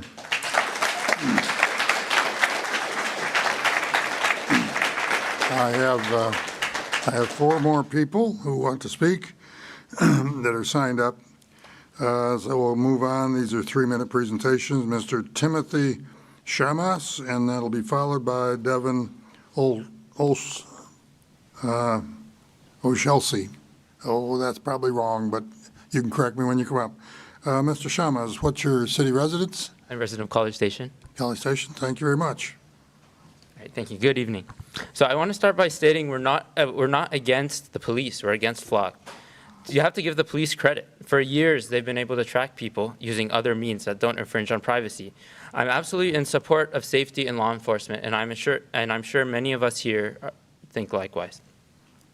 What we don't support is a dishonest private company with our data, which allows warrantless searches. And I'm sure all of us, oh, I said that already. Okay, so first, Flock is dishonest. They operate out of hidden buildings, some of which are disguised as construction companies. Their employees are instructed to say they work for said construction companies. And they've been caught lying numerous times about the data they collect. Flock has claimed that employees cannot access data, yet logs have shown the opposite to be true. It's ironic they want their own privacy while infringing on everyone else's. Flock and similar companies can always change what they do with data. What Flock claims to do today may not be the case tomorrow. They have a history of this. For example, Flock initially said gunshot sensors only captured gunshots. Now they continuously record. And same for video. The older cameras only record or only take snapshots. Newer ones are continually recording. So this begs the question, what could happen in the future? Where does it end? Who could get access to our data? This is why the argument, if you have nothing to hide, you shouldn't worry it fails. It's not about what I'm doing, it's about what you can do with my information, both now and in the future. He's already talked about the spotty security record, so I can skip that part. But they've also, most normal companies, they'll have some sort of bug bounty program where they'll basically pay you if you find vulnerabilities. That incentivizes people to report them in the correct way so they can be fixed. Flock doesn't do that. Instead, when people report things, they call them liars. They call the groups against them terrorists. Now, onto privacy. Even if each individual photo is public, the total surveillance picture starts revealing private information about your life.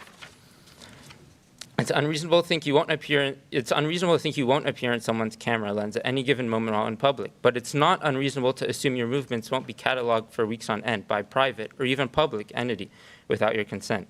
Flock claims to only take point-in-time images, but their database puts them together and allows one to see whoever that person has been going. Flock themselves claim to be a national LPR network with coast-to-coast reach and the ability to track subjects across counties and state lines. Flock even generates so-called heat maps based on said data. Now on to errors. Once again, we've already talked about that, so I'll jump to one specific part. These errors have still been continuing until last month. The College Station Police Department Flock Transparency Portal states all hot list notifications are human reviewed, but all the other departments where these false positives have happened say the same exact thing. And I have a few examples. For example, one person who was detained or put in jail for almost a month before finding it was a mistake. Thank you very much, sir. Devin Olsley. Devin Olsley, be followed by Duke Blaney. Hope I've got that a little bit better, Miss Olsley. No, go ahead, pronounce it for me. Hi, my name is Devin Exley. I'm from Excellent. Bryan now, Okay. but I've been in and around College Station for 20 years. More important, I'm an 8th-generation Texan. My great-great-great-great-grandfather was Dr. Elliot McNeil Milliken. If you know your local Brazos Valley history, you may have heard of him. A local physician, the first sheriff of Brazos County, and a state senator. He was one of Austin's old 300 and given nearly 5,000 Brazos Valley acres. My family's direct history is woven into this community. Because of that history, I am here about the Flock safety cameras. And I'll be direct. I want this contract to have a vote to end tonight. Not audited, not reformed, but ended. These aren't single cameras catching single car plates. They're searchable, retained databases tracking where every one of us goes, when and how often, without a warrant, without individualized suspicion, and without our consent. They're stalking us. Just weeks ago, the Supreme Court ruled in Chatry versus United States that pulling bulk location data like this from a company database is a Fourth Amendment search. It was a 6-3 decision. That case was about geofence warrant pulling phone location data. This is the same principle, just running continuously, citywide, with no warrants at all. And it seems the council approved it without full public visibility into the contract, the retention policy, or who else can access our data, including out-of-state and federal agencies through Flock's national network. That's not a technicality to flesh out. It's the very reason to end this contract entirely. Every mass surveillance system starts just to catch the bad guys or to find a child. But historically, it never stays there. And there's plenty of recent articles across the U.S. of law enforcement abusing their access to Flock data. So my ask is simple. Vote to cancel this contract. Do what Los Angeles just did. The LAPD let its Flock contract expire this month over unresolved data ownership and civil liberty concerns. Dozens of agencies nationwide have walked away from Flock this year, like we have talked about. College Station shouldn't wait for a scandal to catch up to us first. Vote to deflock College Station tonight. No extensions, no exceptions, No more taxpayer dollars funding it while these concerns sit unresolved. My grandfathers didn't shed sweat and blood building and serving this community so that one day every trip to church, every drive to the store or park could be logged, stored, and searched without our knowledge. Thank you. Thank you very much. Duke Blaney. Duke Blaney will be followed by Moises Saka. Duke Blaney, resident of Bryan, Texas. I agree with everything she said. I'm a computer engineering student at Texas A&M. Even without the critical vulnerabilities and repeated abuse of power, the sharing of data between organizations throughout the state creates a system that is in flagrant violation of what the Supreme Court refers to as a reasonable expectation of privacy and is tantamount to the creation of a surveillance state. The system should not exist. Flock is a mass surveillance system. The term license plate reader is inaccurate and deceptive. These cameras do not only capture license plates. Under their patent, they also describe the ability to track pedestrians and profile them using race, gender, age, height, weight, clothing, color, and more. To quote a breakdown, this isn't targeted surveillance with warrants. It's everyone all the time, everywhere cameras are deployed. No probable cause required to collect data. Tracking pedestrian movements across entire jurisdictions, creating demographic profiles of people walking down the street, cross-referencing appearances at multiple locations. Even if they tell you it is just for license plates, it still works on people. It is dragnet surveillance before the fact. The reality that these cameras create a constant profile of everywhere everyone goes all the time. The fact that those records are not accessed until someone chooses to do a search does not mean that the tracking of citizens in the first place is lawful. Chief Couch admitted as much when he described the heat map of where individuals frequent. It does not matter if you are using the system correctly. The system should not exist. The Supreme Court's decision confirms that law enforcement does not have a blank check to use new technology to conduct warrantless surveillance of people's movements. We do not lose our right to privacy simply because we use a car. This clearly violates both the Fourth and has been used to violate the First Amendment to monitor protesters in other states. As for the justification of it being a deterrent, Foucault said that constant surveillance, or the idea of constant surveillance, creates regulation in even the smallest details of everyday life. This system imposes on the lives of private Americans. The fact we've allowed these cameras into our community at all reflects on us poorly as Americans. It shows that we do not understand and respect the founding principles that make this country possible. This city is prosperous and widely known because hundreds of thousands of young adults come to this city to study at Texas A&M University. With a world-class institution across the street, we should be ashamed of the ignorance our city's installation of these cameras shows. Every description of dystopian states includes, above all, mass surveillance to induce unwavering obedience through fear in its populace. Anyone who has a middle school English and civics education could tell you why these cameras are a bad idea and unconstitutional. Y'all are all either graduates or former employees of Texas A&M. Would you please explain to me why I had to stop studying calculus today and prepare to come speak so that my rights and the rights of others would be defended? Your job as city leaders and as former students is to preserve these liberties so that the Aggies of today can study in peace and prepare for the next generation to be leaders and innovators. Installing flock cameras is an idea so bad it brings Americans of every ideology into near total agreement. You're supporting something that is so universally hated it has united the far left, far right, moderates, and non-citizen residents. No one wants this. Thank you, sir.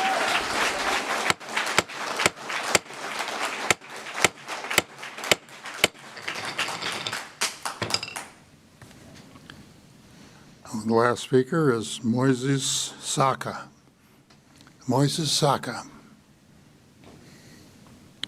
M-O-I-S-E-S, Saka.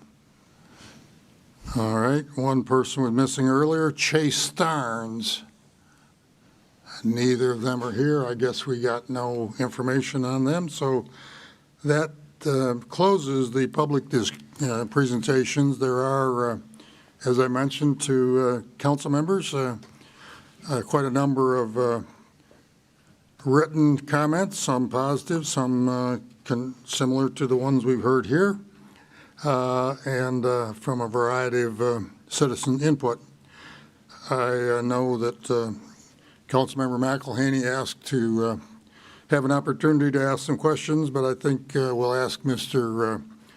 Leslie to come back. There were some questions in the presentation that you may want to address, or if you don't want to answer them, that's your prerogative, but you're representing Flock, which is what I heard an awful lot of tonight. But you begin, and then I'll ask Ms. Mcllhaney to follow up if you haven't answered her questions. Absolutely. First and foremost, I want to applaud all of the citizens here for participating in this democratic process and for the information they sought to seek on decisions impacting them directly. What has been evident here to city leaders and communities alike is not only in the discussion of different public safety technology that is out there, the grouping of different camera models, public safety tech companies that are out there that are all differing. And so I took some copious notes. Please hold me accountable. That way I can thoroughly address all of them. But I first and foremost, again, want to acknowledge all of the time and resources that put into for folks to come up here and speak. What I will start with before I go into how a ALPR camera works and Flock and how Flock operates, one, I will start with there are a multitude of different public safety technology vendors out there that create differing products. Flock is different in our model where we create technology responsibly, to my earlier statement, and also allow you guys to responsibly adopt that technology. Going into the difference between an ALPR camera and a live video camera, I want to re-explain the functionality of a Flock ALPR camera, and also note again, Flock is not the only company that makes an ALPR camera, but we are the only one that makes it responsibly, in my opinion. The purpose and function of an ALPR camera is to capture a point-in-time still image of the back of a vehicle, capturing objective vehicle information in a publicly government document such as your license plates. All ALPR cameras purchased by the city, county, or state entities are put on public roadways, which unanimous case law has stated that there is no expectation of privacy and has been argued in courts numerous times. Flock ALPR cameras do not utilize facial recognition and do not capture personal identifiable information. What do I mean by personal identifiable information, or acronym PII? Your race is not identified, your gender is not identified, we're not scanning credit cards, cell phones, any of that. We are capturing simply the make, model, and other objective vehicle characteristics as an investigative lead in an investigation. Chief went through earlier the differentiation between NCIC and TCIC. Those are systems, criminal justice systems that our system integrates with to get those leads.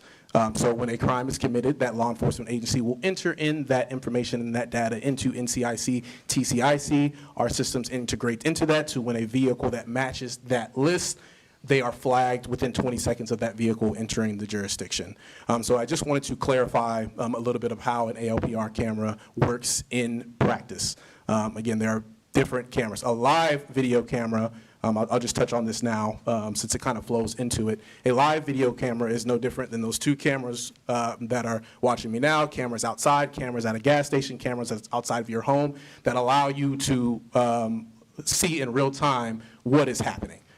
I want to reemphasize, and I'm going to go through some of the safeguards that are built into the system to protect your privacy and civil liberties. But those cameras from Flock, to reiterate, are under the same parameters as I'm about to go through regarding ALPR. The systems are built with privacy in mind to protect those liberties and privacy concerns that were addressed today. A lot of people have stated and think that this network, or Flock cameras, is a network of unrestricted, openly accessible network. That is not true whatsoever. First and foremost, the data point that I want to bring up is your data by default is automatically deleted after 30 days per state and local law. And you also have the ability to change that. In the state of Arizona, the state mandated that their retention limits are 21 days. I've seen some agencies go up to 45 days. That is allowed to be made at the agency level.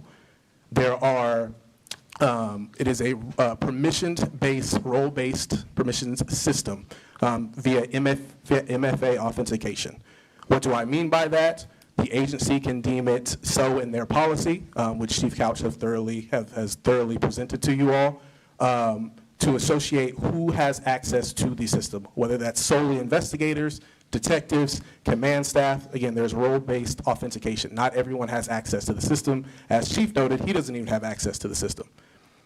Every search, every use of the system has to be mandated with an offense type and a search reason to even utilize the system once we get past the role-based parameters that are built in. Those applicable are NIBRS codes, so National Incident Reporting Based System. Am I searching the system for a stolen vehicle, a vehicle associated with a murder, with whatever criminal activity? Again, that has to be required in the system. Additionally, other privacy safeguards. We have audit assist tools. A lot of people have brought up the notion of auditing. That takes time for administrators to do. We have an audit assistant tool built into the system that will automatically flag any atypical activity done in the system. It's been noted here in some of these presentations where officers have misused the system, and it's not a catch-all moment here. They were caught and are thrown in jail and were fired.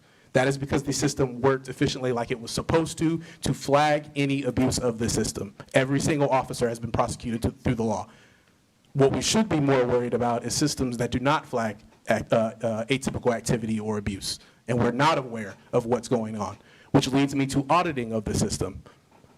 Everything that is done in the system is auditable and immutable. What do I mean by mutable? You cannot delete it. There's no backdoor access around it.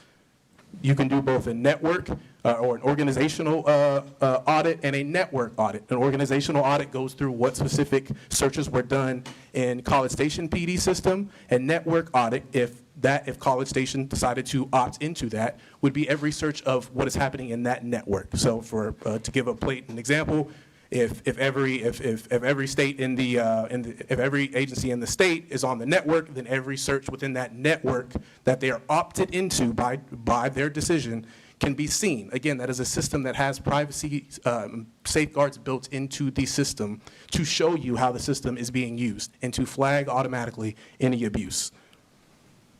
It was talked about here, and again, I want to go point by point to make sure I'm addressing any of it. A lot of conversations are top of mind when it comes to AI use. Yes, our cameras are built with AI and machine learning to speed up and to effectively allow our officers to effectively and efficiently respond. That is not 100% of the investigative process.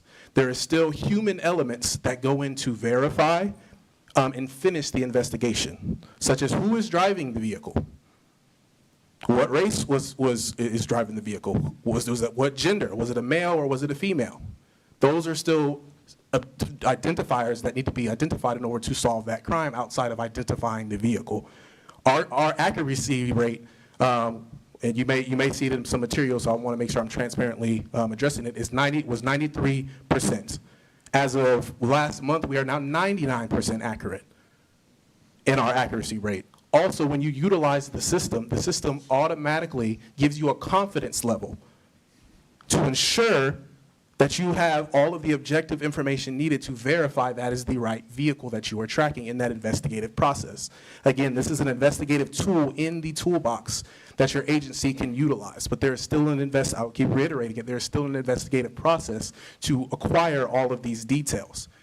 What the system is doing is alerting your agency in real time to be able to respond to a vehicle that is stolen and is entering College Station. Already went over personal identifiable information. Again, our cameras are not collecting personal identifiable information. Your gender, your race, your credit card, what cell phone you have is not being identified by the cameras. Camera location, that is a agency or private entity decision. We brought up cameras here today about a park. Again, if that was that private entity's decision, along with a thorough permitting process to place those cameras there, and that is their decision. We as Flock are not going to take away their right to place the cameras where they are experiencing crime. I think everybody in here can attest that if a child is taken, they're not primarily taken from their home. They are taken from parks. They are taken from swimming pools. This going to the live camera recording, again, difference in ALPR and live video camera. A live video camera, and again, no different than these two cameras that are looking at me right now, will allow your department to assess the scene before they get there.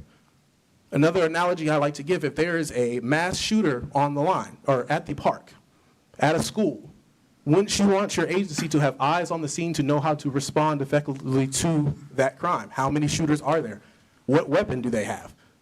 That is real-time intelligence that will allow for your agency to properly respond to that heinous crime. Security. Again, I applaud, I applaud all of the research, but I want to give you factual information.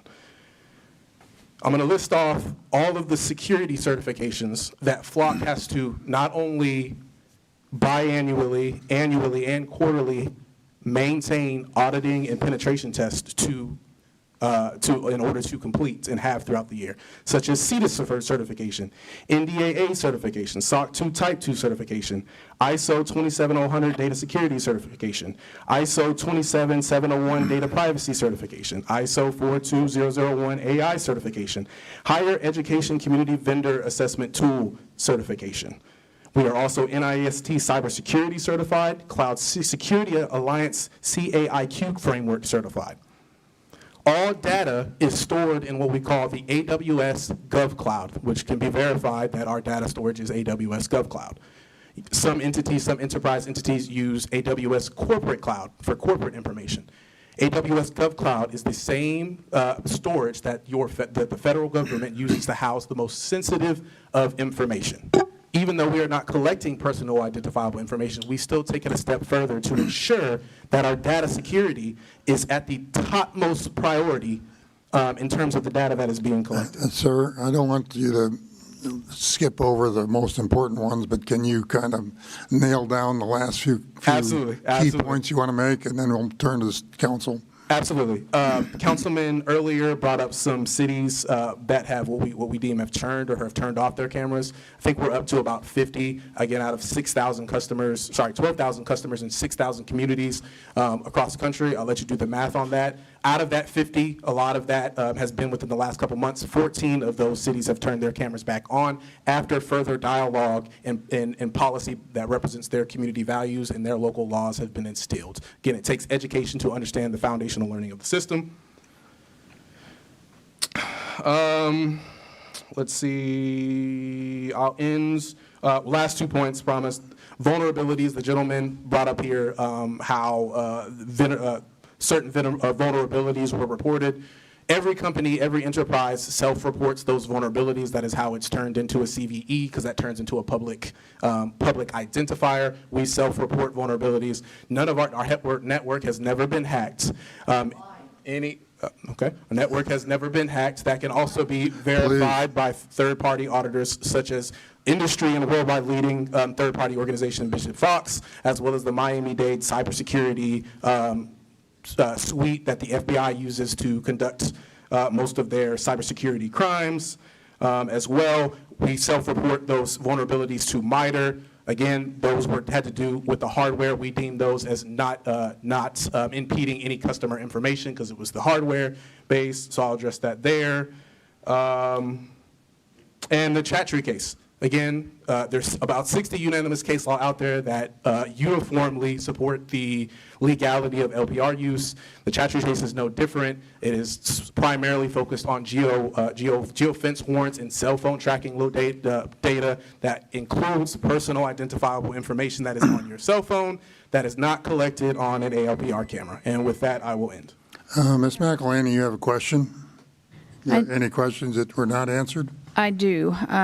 Just a point of clarification, the cameras that are here in College Station, they do or do not have live video capability?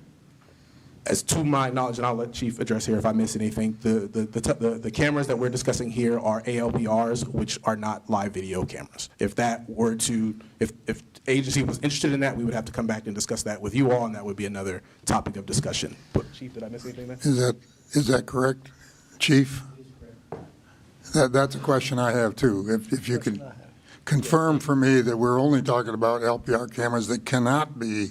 We do not own any of the live video feed cameras. They're all point-in-time cameras. As far as the city is concerned. The city of College Station only owns point-in-time cameras. Thank you. So I actually went and sat with Chief and these gentlemen here and had them pull my license plate. And it took a few minutes for them to figure out how to pull that plate in a way that was properly documented as a, kind of a test or a demo or what have you. So they were, because they do have that audit trail. And I know for my vehicle, it was still photographs of just the plate and the rear end. And I think there were maybe 37 instances or something like that over that period of time. And in case you're wondering, I spent a lot of time over here at the Walton, Texas intersection and over here at University. But the other question I had to do with the data breaches. I understand that you're saying you've never been hacked, but it also sounds like if you leave the barn door open, people do have access to data. Can you kind of speak to that just a minute and help me understand where Mr. Hamilton was coming from and how that is from your perspective? Yes, ma'am. And as I was going through the information, I didn't forget to say this. I will state, as a Flock employee and as a regular citizen who's worked in tech for a while, no company is incapable of being hacked. I want to be clear there. Has Flock been hacked to date? No. The instances that the gentleman brought up earlier is a YouTuber, and not a factual, in my opinion, representation of who you should be getting your information from on who gets hacked. And so I can send you direct sources to us as far as us responding to that. Outside of that, I'm not going to give much time to a YouTuber reported saying that our system has been hacked. Yeah. And then I have one more question for you and then one for Mr. Parsons. Are you here, Joe? I don't think he's here to speak. Oh, Well, you can ask him if you want. He was listed. I think the thing that I find, I don't have any expectation of privacy, and unfortunately, that's pretty much all over the place. I carry one of these with me wherever I go, and I can think about something, and I'm starting to get ads for it. I don't know how they managed to download thoughts, but on a public road. But I do have concerns. You know, AI is moving at such a rapid pace. Absolutely. And I use this example just because it's one we can all understand. My son's having a birthday party on Saturday. It took me about 3 or 4 minutes to create a awesome party invitation, whereas last year I would have spent 2 days trying to, come up with something cool. Mm-hmm. And, yes, we do all have college degrees, but it would be very unlikely that we have the knowledge and day-to-day interaction with this stuff as you do, like as a computer engineer. We trust that we're getting the best information we can, and in something like this, it changes daily, like the leaps and bounds of the technology. So what fences do you have around the use of AI and where it can go in the future? Like this data is here for 30 days, you said? Yes, we ma'am. retain it? When you develop new ways to analyze data and can take it deeper and like these folks were talking about building profiles that run deeper than just identifying license plates, what fences do you as Flock have around the use of emerging technologies and how that may impact local municipalities that are using that system? Are we notified when things change or new opportunities are available or new risks are identified? Absolutely. So great question. So to address the first question, internally, everything goes under policy in terms of what technology is developed, what technology is actually rolled out. We know a lot of companies purchase broad spectrums in terms of patents of what they're going to develop in that lifestyle, in that early product lifestyle, right? So not only are we going and making sure that we're instilling our internal policy, we also have to follow local, state, and federal law. And so that also plays into a lot of parameters that we have built in place. I mentioned earlier those safeguards that are built into the system, such as a case number, offensive type, search reason. Again, we're steadfast on our statement that we're not going to use facial recognition. There should be a limit to technological use, and Flock is at the forefront of those discussions. And like we saw here today, there's a lot of misinformation out there on what technologies are out there, what company represents those technologies, and so we are firm and steadfast in our safeguards that we have built in place. So again, making sure that everything done in the system is auditable, making sure that we have role-based permissions, making sure that everything that those aren't the things I'm worried about. It's the next level thing, what's coming down the pike. So, but I appreciate your answer to the question. Yep. Do you have a minute, Mr. Parsons? Can I ask you a couple of questions? One of the things that was brought up is that there is a... For the public's information, this is Jarvis Parsons, the District Attorney of Brazos County.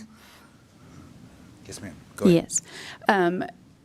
should we have a breach here locally in which an officer misuses the flock system, or we have a situation where someone is being stalked as a result of the use of flock camera, do we have a strong enough legal system or legal, can we, prosecutable offenses, is this something that your office would take up and be prepared to carry through? Yes, so there's a couple of different things there. So let me set the parameters of my role here. One is that there may be reasons for and against flock. That's not why I'm here Sure. in that particular area. If there is a misuse of flock by law enforcement, right? There are a couple of statutes that apply that I think would be relevant that we would then handle. One is official oppression, i.e. if you are using that as a law enforcement officer for a non-governmental use, right, or to hurt or harm somebody, whether it be economically or physically, to use that information, that is a crime that we would be dealing with. Second, if it also could constitute breach of computer security, i.e. you are getting into a computer database for a non-authorized reason. So that's another crime that we would then be able to prosecute that individual for. The other one, which would be, there is a specific is misuse of official information. So any reason why you're in a particular system, whether it be a system that we use for a criminal case management system, if it is for a non-governmental purpose, or what we call TCIC or NCIC, the criminal history database, if you are looking up individuals who you are not supposed to be looking up or there is not a governmental purpose for, that is a criminal offense. So those things are Punishable by? Punishable. Well, there are different ones of those. So one of them is punishable by up to 10 years in prison. The misuse of official information. The official oppression statute has a couple of different standards depending on what you do. Breach of computer security, I believe, is a state jail felony, punishable by up to 2 years in state jail, which is also prison. But the other thing that happens is that if that person is convicted or even accused of that, they go on what we would call a Brady list or a Michael Morton list, which means that person, wherever we would have forever and a day, that person would then not be able to testify in any way, shape, or form, which would then stop them from effectively being a police officer wherever they go.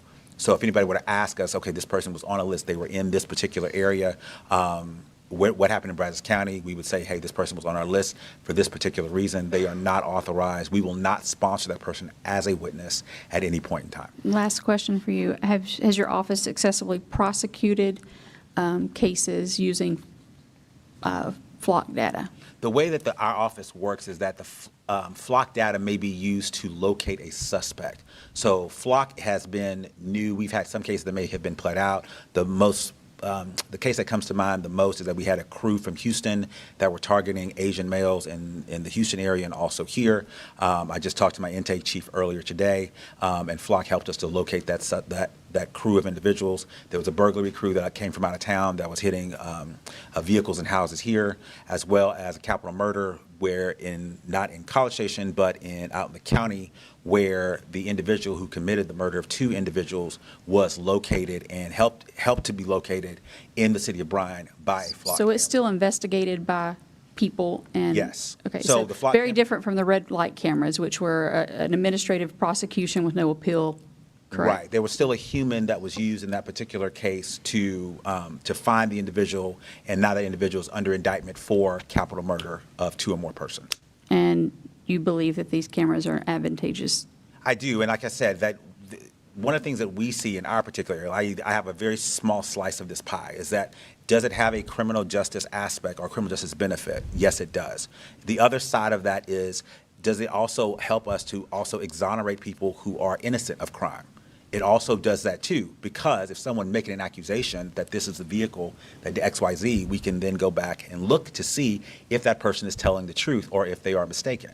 So it also helps to do things that also convict guilty individuals, but also exonerate innocent individuals. That doesn't deny or tamper the concerns of people who are here who are citizens, because they are worried about mass surveillance and the privacy state. But for a law enforcement purpose, when we are looking for individuals who have committed crimes, whether it be burglary of motor vehicles or heinous crimes like kidnapping or like what Mr. Flieger was talking about, time is of the essence. And so being able to use that as a tool is very helpful to be able to locate people who have committed crimes or individuals who may be victims of crimes, whether it be trafficking or kidnappings or abductions. So whether or not the city chooses to keep Flock or revise or modify their data, how people have decreased the data, that is not a question for me. What I can tell you is in my specific area, there is a criminal justice benefit to having LPR readers who the Supreme Court and other courts have said what we're talking about, license plate readers on the roads are not a Fourth Amendment violation. Now, that is different than the Shockley case where the Supreme Court has said it's cell phone data and doing geofencing, that is a separate case and that is distinguishable from what we're talking about in this specific case. Thank you very much. I really appreciate it. Okay. Okay, let me, thank you very much, Mr. Parsons. And I think, well, stand by, both Chief and Mr. Leslie. I'm going to allow the council members, if they have a question that they want to clarify something, and I'll keep in mind a minute, couple minutes, 3 minutes. If you want to get into this a little bit, that's okay. Ultimately, we close this item out as a information workshop session, but there may be a few remaining questions or even comments that individual. Mayor, yes, sir. I just wanted to clarify for everybody in the room. This is a workshop item. Yes. Council had requested for information. There is no item for action. There's no vote to be taken. So there can be discussion, but I know some people made comments or people always have a question. There's no actual vote to be taken. Right, I understand that, but there may well be, given very knowledgeable people here in front of us, the two people here, that any remaining questions that the council members have that they want to think about, and then they ultimately in the future come back with some proposal for an action that would be appropriate. So are there any questions from council members that they wish to raise at this point? Get more clarity? Comments only, Mayor. You okay? Comments only, I said. No questions. Okay, you got any questions? Okay. You have any comments? I do. Mr. Shafer, you have any comments, or you just want to leave it on the table for now? And No, I'll make a quick comment, Mayor. I mean, I appreciate those of you who've shown up tonight. Like has been mentioned before, this is a process that's important to the way we live, and I appreciate you all coming. I appreciate the research that's been done, the time that's been put into it. I just simply want to say I've tried to do some of my own research. I've tried to listen. I've tried to learn, and I'm sure that we will have further discussions about this. Mr. Yancy, you have any comments? Keep in mind that we're trying to move the agenda along, so I know that you like to have lots of comments. 90 seconds, Mayor. Yeah, okay, that's great. You're in my chair, and you reminded me lots of times that There's a long and storied tradition in Place 5. Great. Please, your 90 seconds are up and running. Yeah, I want to thank the citizens first and foremost. I continue to be impressed by how well-read and well-researched folks are. You guys said some things that were true, that were later countermanded by others. They said things that were technically true as well that countermanded what you said, and I know it's a very divisive issue. Around this, I have hopes and I have concerns. And every time people turn out in volume like this, it's because it's a very close issue, and we get a lot of them. It's a perfect conundrum. Right now, it's going to disappoint you to hear locally, here in town, as my esteemed colleague Shafer pointed out through questioning, the good, the hopes outweigh the concerns. We have not had an abuse of this here locally. We've only had successes with people whose families or property, loved ones, were in peril. And this thing worked, okay? I mean, it worked. District Attorney Parsons put it really, really well. Very, very well balanced in his comments. I worry about the legal liability of this. I think it could catch up to us, as the young lady referred to. The 30-day data retention, technically, you were not misled. On the LPR data, it is 30 days, but on the derivative data, it's an irrevocable, unlimited license. And I think my colleagues need to understand that. Have they ever been hacked? Technically, no. No one went out and purposefully hacked them, but they left the door open. It was discovered by a bunch of reporters, and GainSec and 404 Media confirmed it, that they could just see the world through this thing. So I think what we're going to have to do, and I'm past my 90 seconds, as one member of council, I think we need to watch this thing the way y'all feel you're being watched. It's our job to watch them, and we are. And if we start getting abuses and we start getting hacks and backdoor data left open to the world, or this thing could get resolved for us by the courts, because there's active cases everywhere, and we may lose the ability to contract with these guys. So I thank you for your thoughtful advocacy. Sorry, it's probably not exactly what you wanted to hear, but watch carefully, and I'm good where we are for now. Thank you, Mayor. Thank you. And Ms. Mcllhaney, you have any comments or wrap it up? I really appreciate everyone being here to answer the questions. I'm not saying they're all answered. I've got more in my head. And my real fears, as I stated, are kind of just the way technology is just growing so quickly. I have, at this juncture, a still image at a point in time on a public roadway. I'm not to the point where I want to shut that down, but I do agree with what Yancy just said about, Mr. Yancy just said about us keeping a hard look at it and our ear to the ground. And I trust that you guys will make sure that we hear of anything that's developing. Mr. White, do you have any comments? Any comments, Mr. Wright, or not? Okay. Mr. Smith? Okay. Thank you, Mayor. I appreciate all of the concerns that were brought to our attention. And these are some, and as this item was approaching, I did some research on my own, and there is cause for concern. Most of the cause for concern is when individuals misuse the tools. The tools themselves are not so much the cause of the problem. It might be someone who doesn't go out and do the legwork to confirm the identification before they take action. It's like, come on, we know better than that. We do a better job than that, but not everyone does. And I did have a copy of this article that I found where the city of Austin has adopted some policies.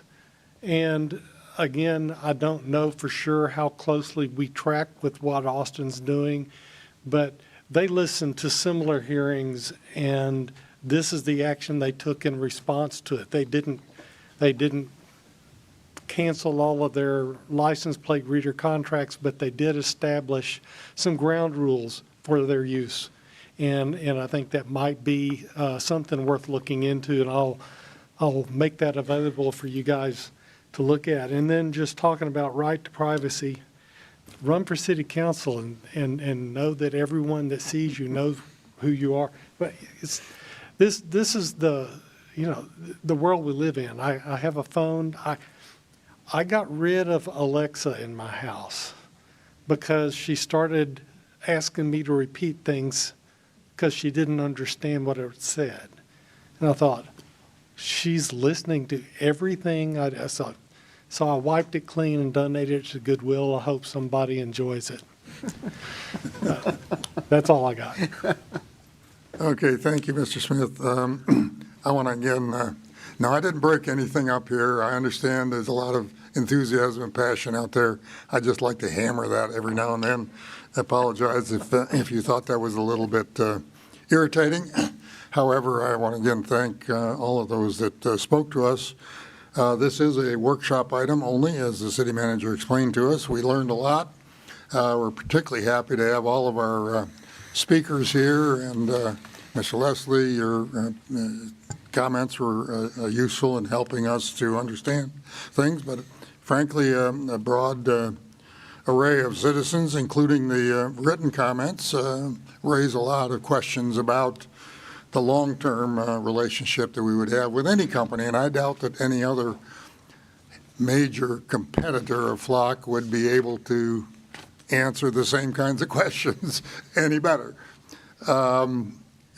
I want to just end by saying we do have policies, as Chief Couch laid out. If, in fact, there is abuse, it is uncovered.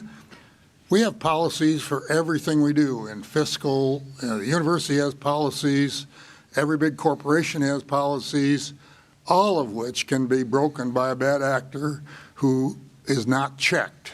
So our job up here is to keep questioning the city management, which on everything, of course, but and the police chief about the policies he has in place to protect all of their operations. It isn't just the use of APLR. It's a lot of other things that police officers are required to do as part of their job have to be overseen by people who have guidance of policies that are put in place.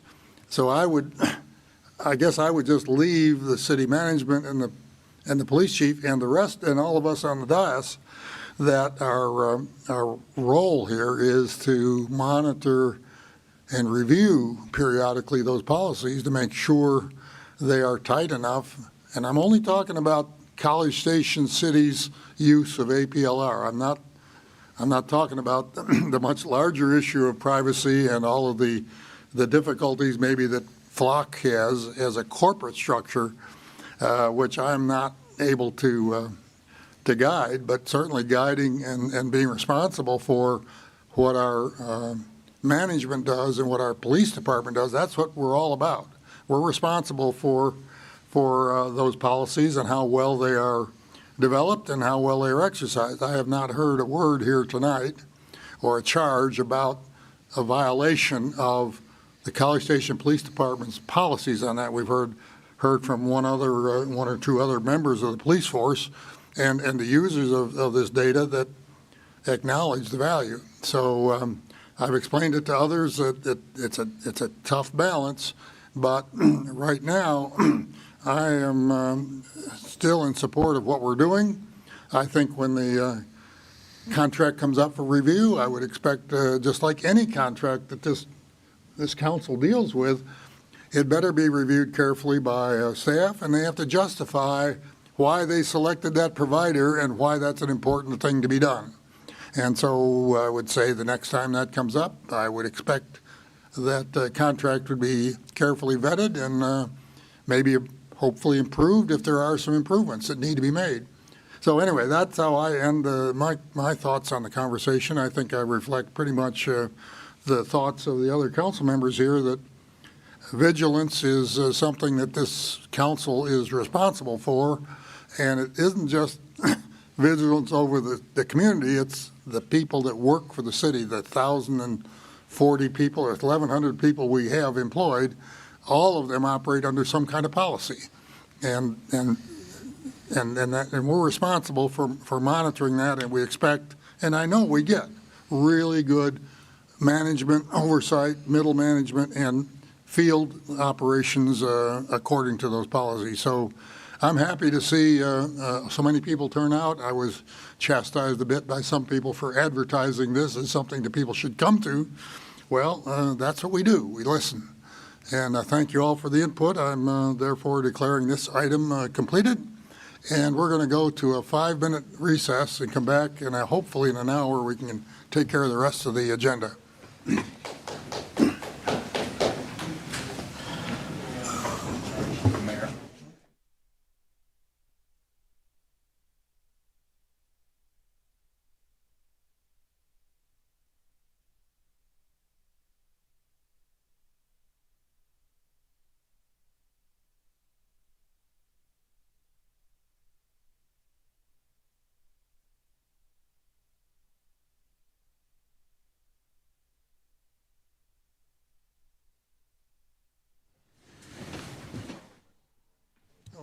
Ms. White, welcome.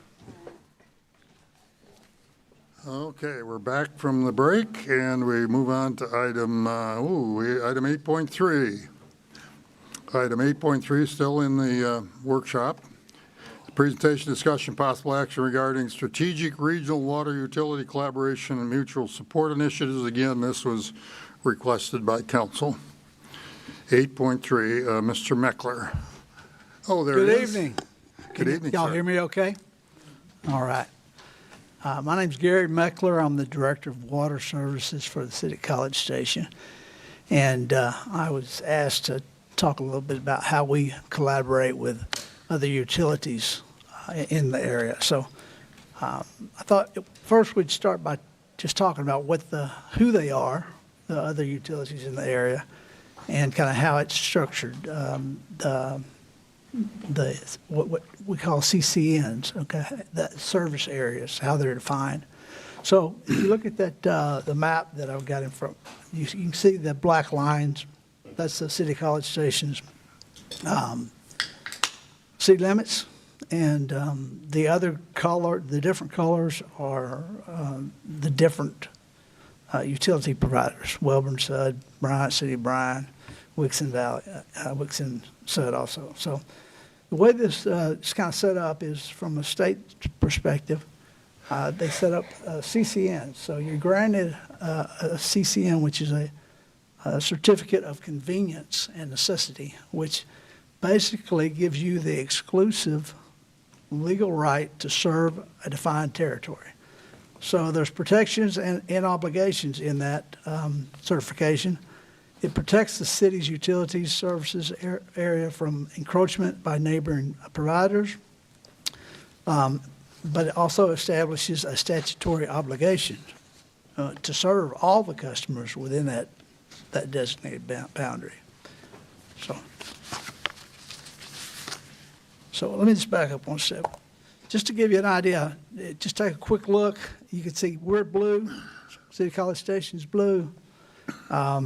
The pink area is Welborn, CCNs. It goes from Navasota up to our border and actually into some of our city limits, and then jumps over to the other side of Bryan and almost to Hearn in their CCN.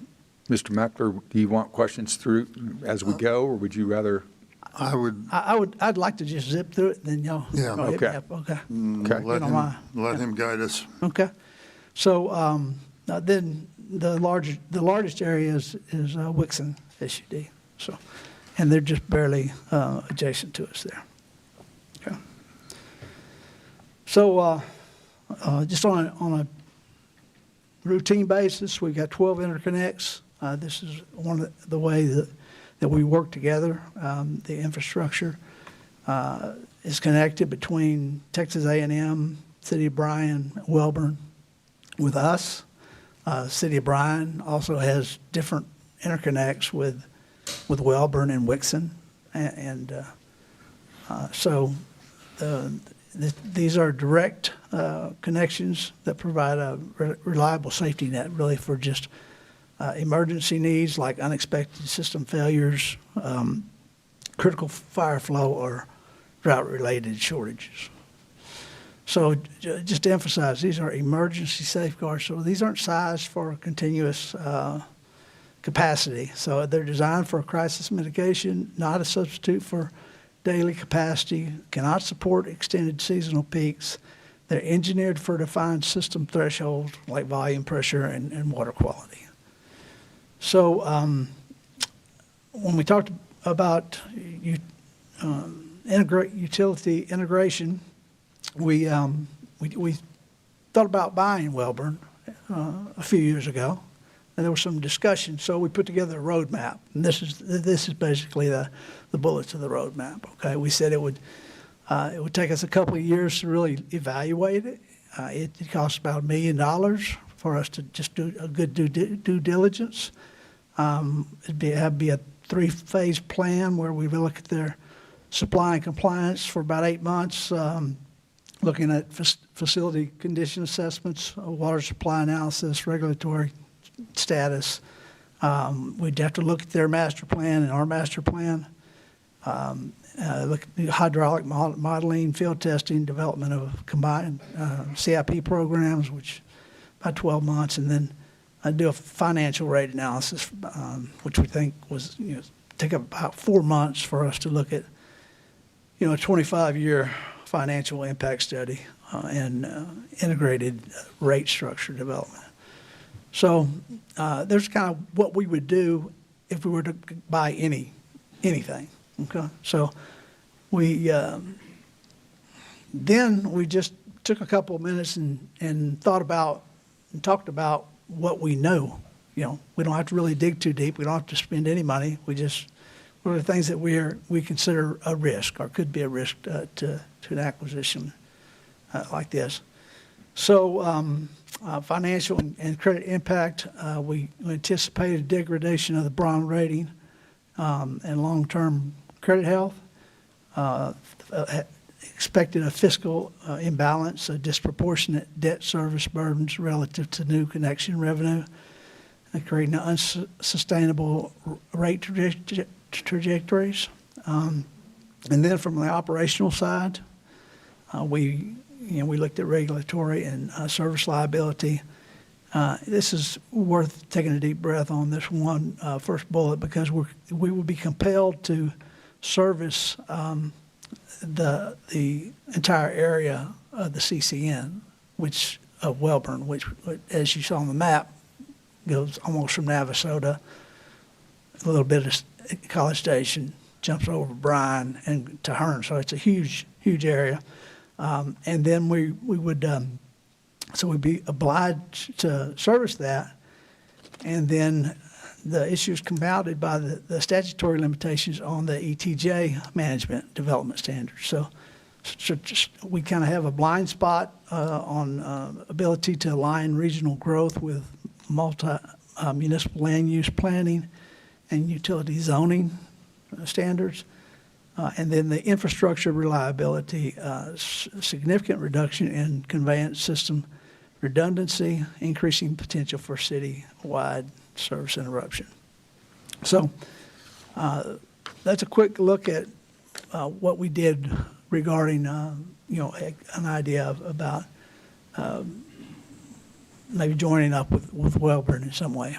And they were involved in those, some conversations about that too, to see if they were open to that.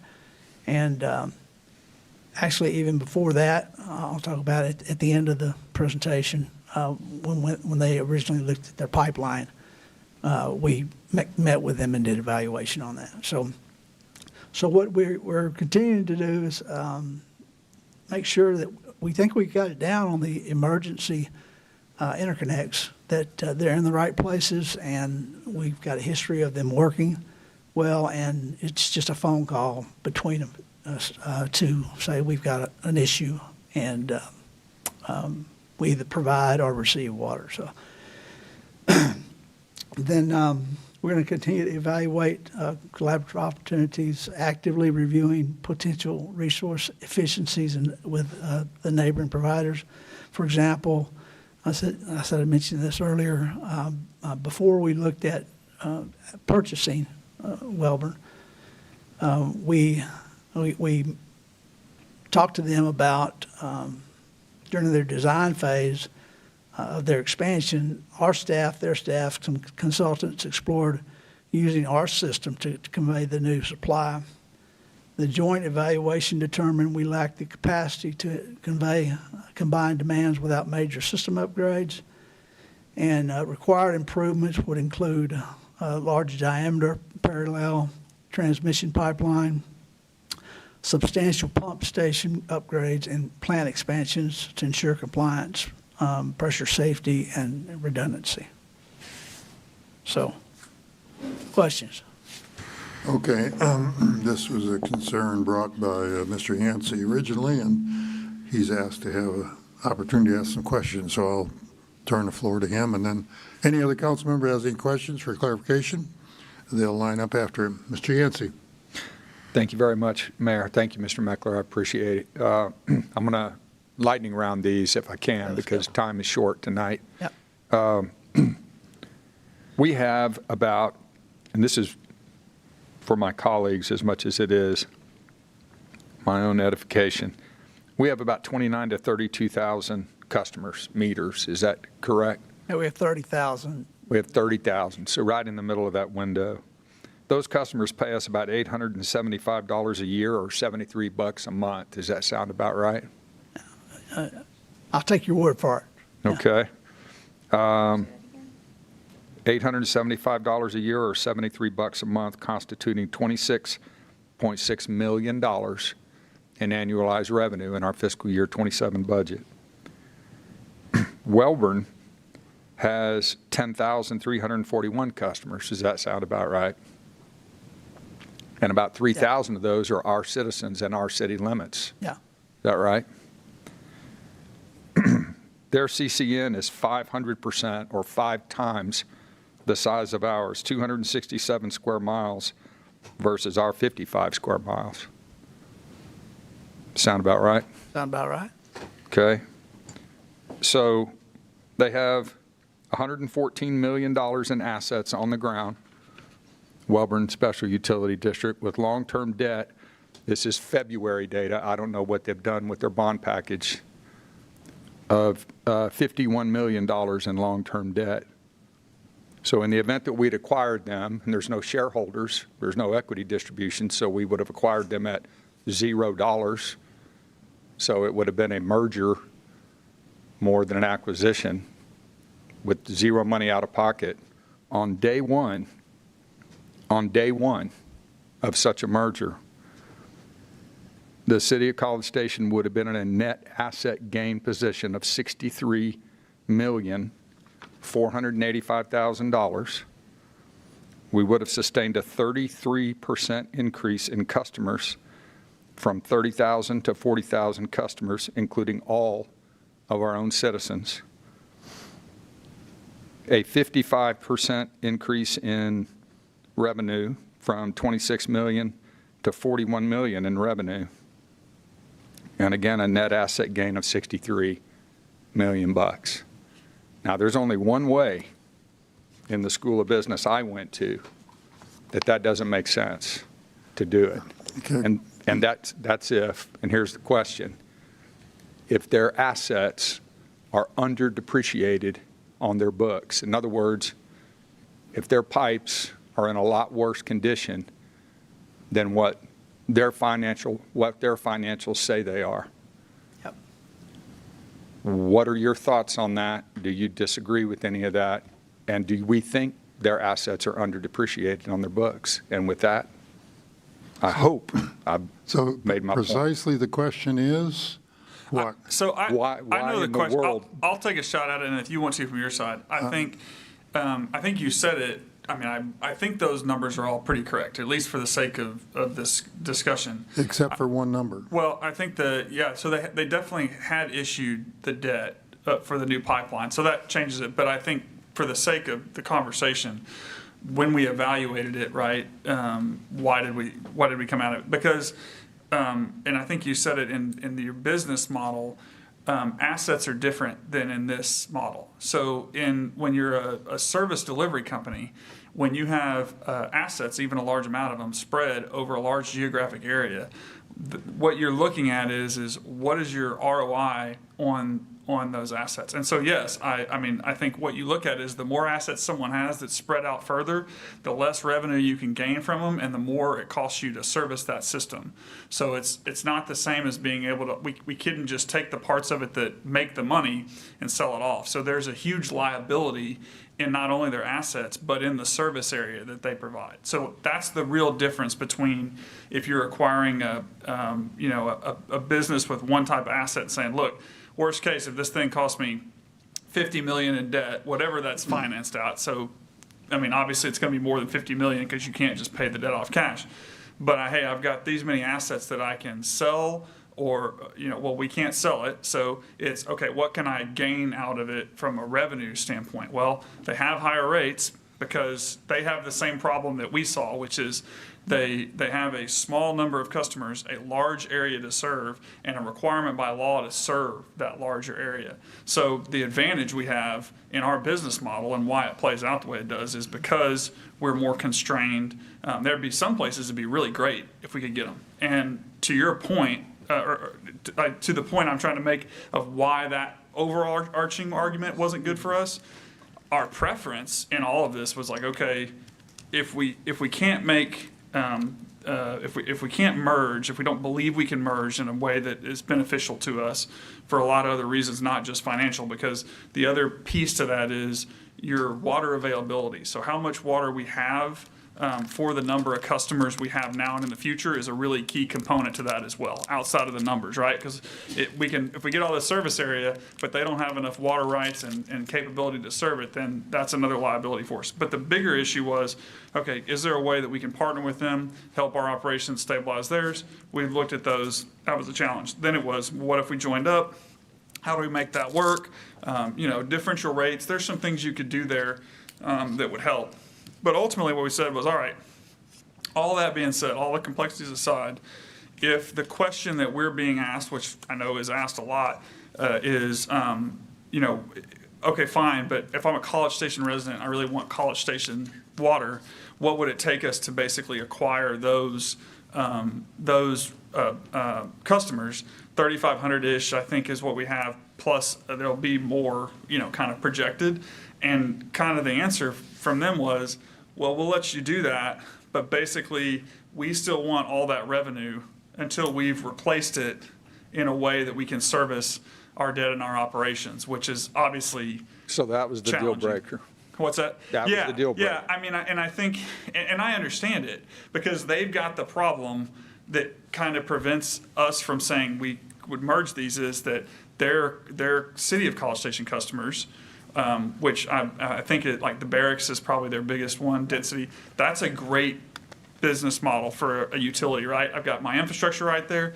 My 1 or 2 size bigger pipe is not a big expense, and I'm turning my water through all there. I got one delivery point, but because they are so rural and large in nature, that basically those folks are like are able to make the rest of the rural system work.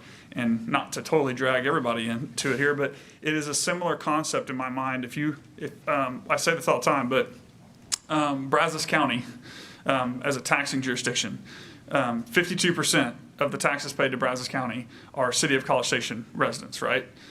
Bryan, I think, is like 46.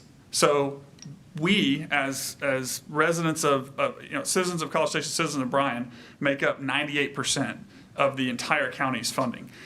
But for that density and that ROI, even though it's a little different, you would have a hard time servicing rural roads and those type of things.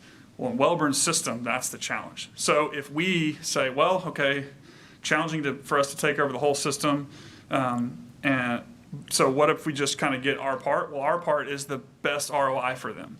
So they're going to need us to basically pay the highest price. It's not to say that we couldn't do it. And I think, like, what we looked at was, from a political standpoint, that may be, if you're going to take a loss, that may be something we'd have to look at because it's within our jurisdiction. Then it just is a matter, are we willing to pay the amount of money to, is it physically, infrastructure-wise, like, can we make it work, which I think we probably could. And then the one I go back to, which really is the big guiding principle outside of the business deal part, which is, what is our long-term water forecast? Can we, in our system, we feel very good about how we continue to develop our water assets and be able to provide services in the future. And I think that is a challenge when you take more folks on, depending on what you're getting. If you're going to take on 3,000 new customers, but you're not going to get any additional rights, then obviously that's something we have to deal with.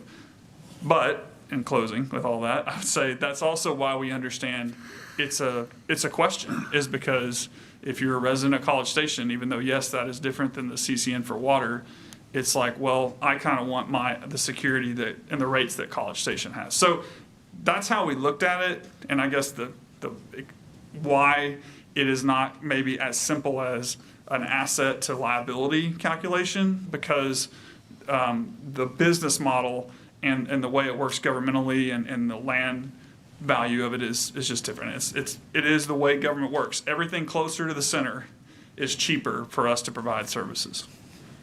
And Gary, I'm sure you've got a lot more to say on that. Is there anything? Yeah, actually, I have one thing to say. We put a roadmap together, and it would take 2 years to really do this responsibly. So I've been around for 30 years in the water business, done some acquisitions, all that kind of stuff, and seen a lot of mistakes made on valuing assets. And as he said, the biggest thing is, for me, is that it's spread out and that they're. I'm gathering that old water infrastructure is hard to nail down on its valuation and get it right, and that the future liability that it could pose, sometimes it's just too scary. Is that fair? I think that's fair based on. It's a lot of risk. I think that's it. The scary part is it's risk for us, which we deal in all the time. But that is an accurate statement. It is a big unknown. And Gary mentioned the fact that it would be such a large area, if assuming we had all of it, that we don't have regulation. So you've got to plan for it. So you got unknown infrastructure and inability to govern that in some way. So until your commentary, I used to think they were a rural water system with urban pressures, and we're an urban water system with rural pressures, but they like their urban assets. They want more of them. Yeah, and obviously I don't want to speak for them, but I think if you look at what they're trying to do, even with their, expanding their water delivery, they have water, and I think that is how you pay the bills. I mean, especially for a big water project, is you got to get it somewhere where you can sell that water and sell a lot of it, because the rural customer that you have to build a lot of line to get to 1 or 2 or 5 is hard to make money on, especially in this day and age. I was surprised their gallons per day capacity is 14 million, which is about what we use, but our capacity is 29.5 to 31.9 million gallons a day. So we're only using about 50% of our capacity. Except on a hot summer day. Except on peak. When we use 27 million gallons a day. And a couple of facts, because so you mentioned about $80 a month. That's water and sewer. Our average water is about $32 a month for our customers. I would also point out, I don't know that it's relevant, but just information, Wellborn, outside of having some density, one of their challenges is they have a couple of subdivisions that have extremely high water users. So their rates, the rates do not impact the water usage. So that's another challenge they face. Cool. Thank you very much. Good copy on all. If there are no other questions on this item, we can move on, but I don't see any other than Mr. Yancey's interest in better understanding this circumstance. I don't think, unless you have anything to wrap up, or if not, I think we'll move on. No, just good to see y'all. Good discussion. Good discussion. Glad we could, shorten this up. Well, we're always looking at alternatives and options, as you said. Yeah. How to improve the system collectively, all the interconnects. Yeah, and we're one thing I need to add. There are 3 representatives on the Brazos Valley Groundwater District. One from Wellborn, one from Bryan, one from College Station. So 3 of the 4 entities that touch us are meeting every month. Anyway. And so we do talk about stuff that might work, might not work. What can we do? So it's just not all real formal. I did just want to add, I know this was an update and maybe some specificity on this, but this is an ongoing conversation. I expect that we will have points of this different times. This year's been a little bit of a milder summer, so there's less talk about it.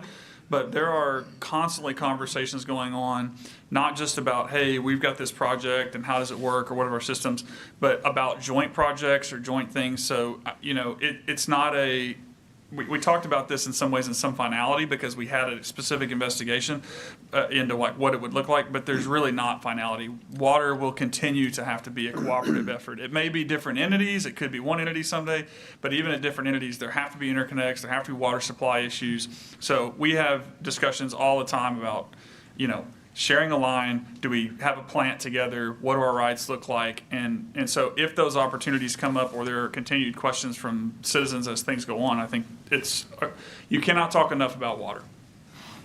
Very good. Thank you very much. Appreciate the presentation. We'll move on to the last item on our workshop agenda. Mr. Ross Brady comes forward. This is a presentation, discussion, possible action regarding Big Six community branding signage, and I think there'll be a couple people making presentation, but Mr. Brady's going to do the introduction. Yes, that's all I have to say. Mayor, Council, this was an item that was requested by Council, and there are two citizens here, Mr. Beachy and Dr. Yadav, who are going to make the presentation. Their slides and a handout they prepared were sent out to you with the agenda question responses yesterday evening. And with that, I'll turn it over to our presenters. And you can bet anytime Mr. Beachy wants to speak to us, he has a great idea, we will give him an opportunity. So the floor is yours, sir. Well, thank you very much. Thank you for your time tonight. I am Steve Beachy. I live in an eclectic neighborhood at 1101 Neil Pickett, College Station. We thank you for allowing us to speak on this item. We come with no complaint, no grievance. We just come to you with an idea. This idea is something that Manji and I have discussed many times over the past year. It's one that we believe to be good. However, we are not the one to be judge of that. You and others can make that decision. The night's long and we're going to be brief. The Big Six project is upon us. It will have a significant impact on the traffic and transportation needs of our community. It will also change the look and feel of this critical corridor for all of us that use it. The Big Six is a big change for all of us. The idea we bring to you is to leverage this massive project into a generational opportunity to market our unique community. To the millions of people who use that highway in years to come, the idea is to make the Big Six to tell the story of who we are and what we do. The idea is to use that 12-mile stretch of highway to sell this culture of this vibrant community to everyone that travels on it. The idea is to utilize TxDOT guidelines for wayfinding signs, community pride signs, and gateway monuments, along with landscaping, large-scale public art, to create a unique experience for residents, commuters, visitors to the community. Travelers passing through will certainly know that this is a special place. Tell our story, tell them who we are, tell them what we do. Careful coordination and collaboration with Texas A&M, Brazos County, City of Bryan, and various private businesses along the route is essential for success. In addition, city-owned property along the highway should be utilized wherever possible. To be effective, these improvements must be highly visible, bold in design, tell our story, who we are, and what we do. The idea is actually nothing new. The scale of the endeavor is what is new. Is already seen throughout the community every day. The existing theme, and we have the existing thing, make it bigger. Who are we? Aggieland. What do? We welcome people. We welcome people from throughout Texas, throughout the nation, and from around the world. College Station is truly a crossroads of the world. This message is on signs, water towers, websites, and printed materials throughout the community. Take that same message and make it bigger. Imagine you're driving from Navasota, crossing over the Navasota River into Brazos County, and after a few miles, you are greeted by a large sign that says, "Howdy." It sets the tone for what we do best. Further along, perhaps other similar signs, "Welcome," "Aggieland," "Whoop," Gig 'em and other phrases. Use bold, highly visible signs in the scale of the I Heart Aggieland sign that you've got out here in front of City Hall. Tell the story. Tell it for 12 miles. Tell it going north. Tell it going south. Make the drive a positive experience for all who travel here. Create energy and excitement through these means. Give them a memory that they will enjoy and share with others. Now's the time. The opportunity's here. We have very smart people in this community who know how to do these things. Find them and use them. We give you this idea. If you find it worthy, take it, use it, and in the words of the revered Rick Rigsby, don't make an impression, make an impact. My friend Manji is a highly regarded leader in this field, and he'll provide some examples of best practices and a little insight into what that value of marketing that might be achieved. Thanks again. Gig 'em.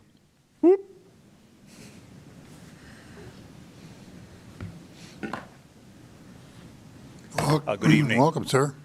Yeah, my name is Manjeet Yadav. I have lived in College Station for 36 years and in the Glen Haven Estates. And one of the pleasures of living in Glen Haven Estates is to have Steve Beachy as my neighbor in the neighborhood. I think over the years, 20, 25 years, I think is having great conversations. And what we are presenting today is actually just a kind of a serendipitous conversation that Steve and I had about a year ago when we saw the signs of the Big Six across the neighborhood. I think it's a huge opportunity.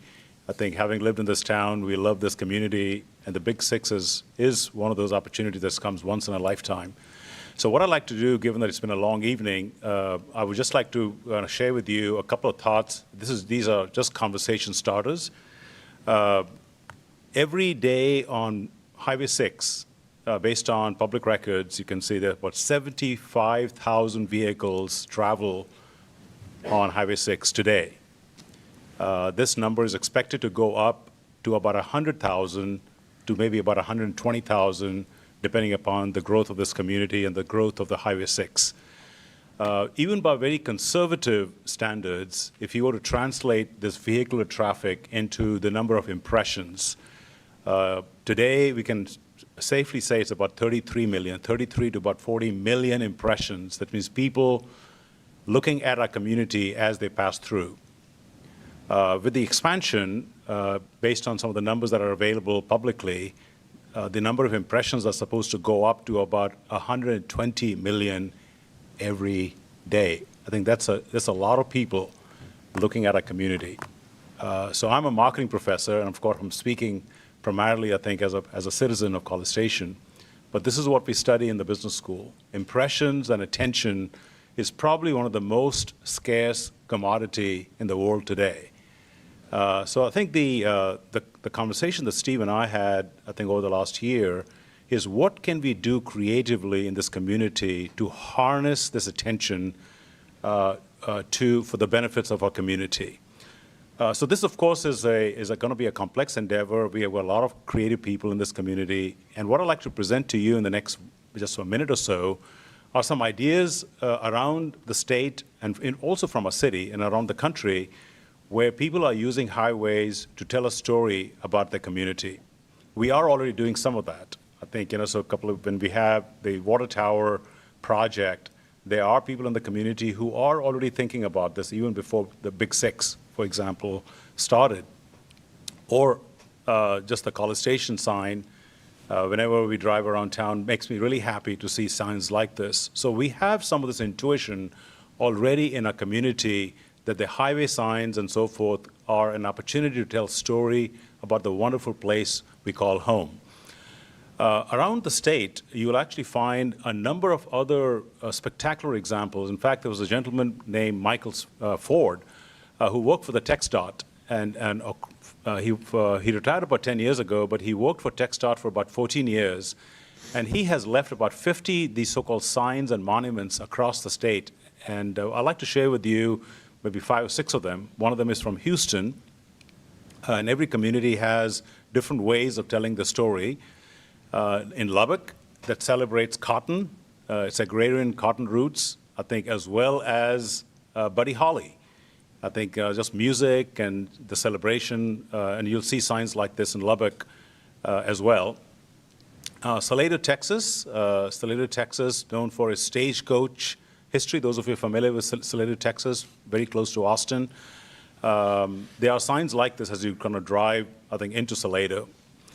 Kingsville, Texas, the Naval Air Station, I think it's an active military airfield, and there are some signs like this. So every community is using some of the public spaces to have some signaling about the story, about who they are. West Texas actually is not in West Texas. As you know, West Texas, this is actually about 70 miles south of Dallas-Fort Worth, and it's known as the Czech capital of Texas. I think it takes a lot of pride in the Czech heritage. And then we also have Monday, Texas. Monday, Texas, I love this very patriotic sign. And Michael Ford, who designed these signs, I think he said this is one of his favorites that he actually created. And if you can probably see this very close. That's why I have a close-up. I think in the red stripes, you can see a lot of details. I think that the town of Monday wanted to share, I think, with people who are simply kind of driving by. Across the country also, this phenomenon continues to inspire different types of art forms. In Arizona, I think you see this beautiful artwork as you drive across the state. In Colorado Springs is one of my favorites. My two daughters live there. I think and I noticed the last time. I think when it snows, the snow actually, as you can see on the right side, the snow actually sort of collects on the slopes. It's just a very kind of a whimsical way, I think, to make the drive that can be drab and dreary, I think, kind of a real pleasurable activity. Another sign from Colorado Springs, kind of a little bit more artsy in this case, and San Diego, California. And there are several others, I think. And the purpose of our presentation today is simply to start a conversation, I think, with the council as well as the city staff and other creative people in our community about this very simple question. The Big Six is not just a transportation project. The Big Six is an opportunity for us to tell a story about who we are. If you can do that, this is a 100-year opportunity, where we can welcome more people into our communities. We can tell a story creatively. And I hope that over the next few months and a year, the council will help facilitate this conversation with the city staff and other creative people in our community. I know it's been a long evening, but if you have any questions or any comments, Steve and I are happy to answer them. Thank you. Just one question that comes to mind. I've read Steve's written presentation. I don't think I heard him say it tonight, but fiscal responsibility of the city, you got so much money you can spend on certain things. We're going to talk about the budget in a minute. But there was some reference to TxDOT having some grant programs that maybe fit in with other granting organizations, but a lot of what you're showing is on public state Department of Transportation infrastructure, which means you've got to be collaborative with them, and that 200-foot right-of-way, whatever they got out there, is where a lot of this stuff that you're showing us is. How does that work? And tell me where the money comes from, Steve, or either one of you. Well, I can't answer all of that, but the TxDOT does have programs for wayfinding, of course, and I know the city's working on that already. And there's also welcome signs, there's gateway signs, as you've seen in the slide. So there's those type of things that can be done. They have to be funded through the city to do that. So, but there's guidelines on how those are done. So I guess the proposition would be that you're doing wayfinding signs, you're doing gateways, you also do public art, and so some of that could be incorporated, much like what you've done with the water tower. That becomes part of that element. That's not even on the TxDOT property. No, I agree. So I guess the idea is take the resources and the programs that are available and figure out a way to tell that story collectively. Most of this you're talking about is tourism, or letting people know whether they're even going to stop and buy gasoline. You just want them, as they go across the state, to see something unique, and that impression sticks in their mind, and so they have a generally positive view. Is that the idea? Or is it mostly tourism? I think it's a combination of that. It's also, I think, for our residents, sense of pride when they go down that, and this is our community. This is who we are. I have residents that ask me why in the hell I paid for that I Heart Aggieland sign out front, $85,000. Well, it was presented to us, looked like a good idea, so we put it in the budget. Right. Yeah, well, anyway, there are other people may have some questions. Any questions from my colleagues? At this end, Mr. Shafer, we'll start with you. You're the Parks and sort of the guy that would relate to this. Go right ahead. Yeah, thanks, Mayor. I know it all. So you want us, we can comment or quit? No, yeah, comment. This is a workshop. Okay. Ultimately, either we give staff direction or we ignore it or whatever. Thanks. You mentioned questions, so I just want to make sure I was in the right area. I appreciate the idea a bunch. I think it's great. And I do think that you guys are spot on when it comes to the idea of impression and the experience that people have as they drive through the community, whether they're visitors or whether they are residents. And I think, we've talked about public art. My fellow council members have talked about public art and wanting more that's out there, if you will, so that the public sees it more regularly, and that's this kind of thing. I think we actually do some of this. Your pictures are from other areas. We have some of this out on Welborn Road, a number of impressions of cowboys on horses on the sound walls are out there on Welborn Road. And so I know TxDOT has done some of that, I guess, in partnership with us. I don't know how much we might pay for that. I think done right, it could really create some interesting visuals for the community. I really do. I personally like some of the mural ideas that are very colorful, eye-catching. I think those are especially unique. Some of the other are nice, and they show some indication of the community, as you mentioned. They sometimes blend into the background a little bit for me, even though I know they are. I really appreciate them. Don't get me wrong; they're much better than the standard concrete that you see on a lot of overpasses. But I think it'd be interesting to look at this from a very unique standpoint to see what might really stand out and make us interesting. Part of it would be Aggies for sure. Part of it would be other things in the community that we could include, maybe local people in creating. The big question I think has already been brought up: how far along are these designs with TxDOT? Can we still get something done? I know the Big Six is going to go on for a long time, but it's not clear to me how we could fit this into their program at this point in time. But I like the idea. I think it's spot on in terms of first impressions, gateways, those kinds of things are important to the sense of place and the identity of the community. Mr. Yancy? I think it's great. I've thought it was great since the moment I heard about it, and I wholeheartedly support it. And I say we turn them loose and give staff direction and see what we can do.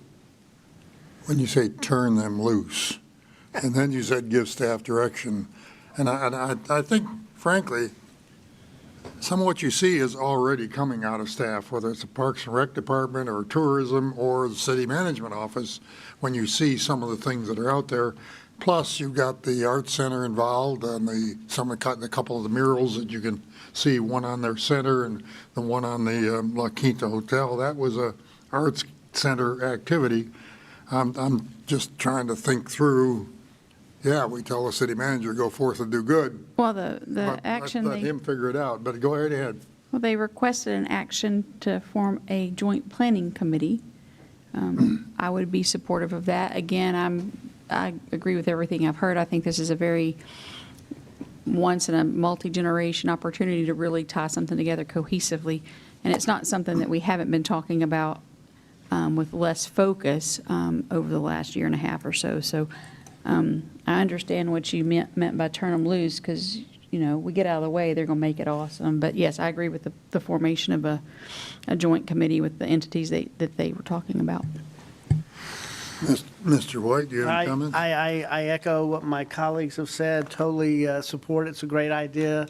We have $700,000 budgeted for capital projects. Now, for signage, granted. Here, turn on your speaker. Your speaker's off. they're kind of earmarked for Midtown right now, but I don't know how flexible that is. But I totally agree. I think it's a kind of one-in-a-lifetime opportunity, and we need to get with TxDOT. We need to start working with them, that joint committee. I think we need to strike when the fire's hot. So great idea. Whatever there is to support going forward, I would support it. I love signage and lots of colors in the area. It's just wonderful. So, yeah. Mr. Smith? Thank you, Mayor. I think the way I see this, and I had talked with Steve about it once before, and it's almost like we have, with the Big Six, with TxDOT, with existing grants, with what we need is an overarching plan so that these pieces, when they come along, they have a place to fit. It isn't necessarily looking for a new pot of money to do something with. Sometimes it's, this was going to happen, let's make it fit the plan. And that's sort of how I understood it and saw it, and it's like, no, it won't happen all at once. But if you make the plan, the next arts center project that comes along, we see, okay, how does it fit in our plan? Let's do this. When the next entry sign comes along, monument sign, we look at our palette and say, let's do this one. And so I sort of saw it that way.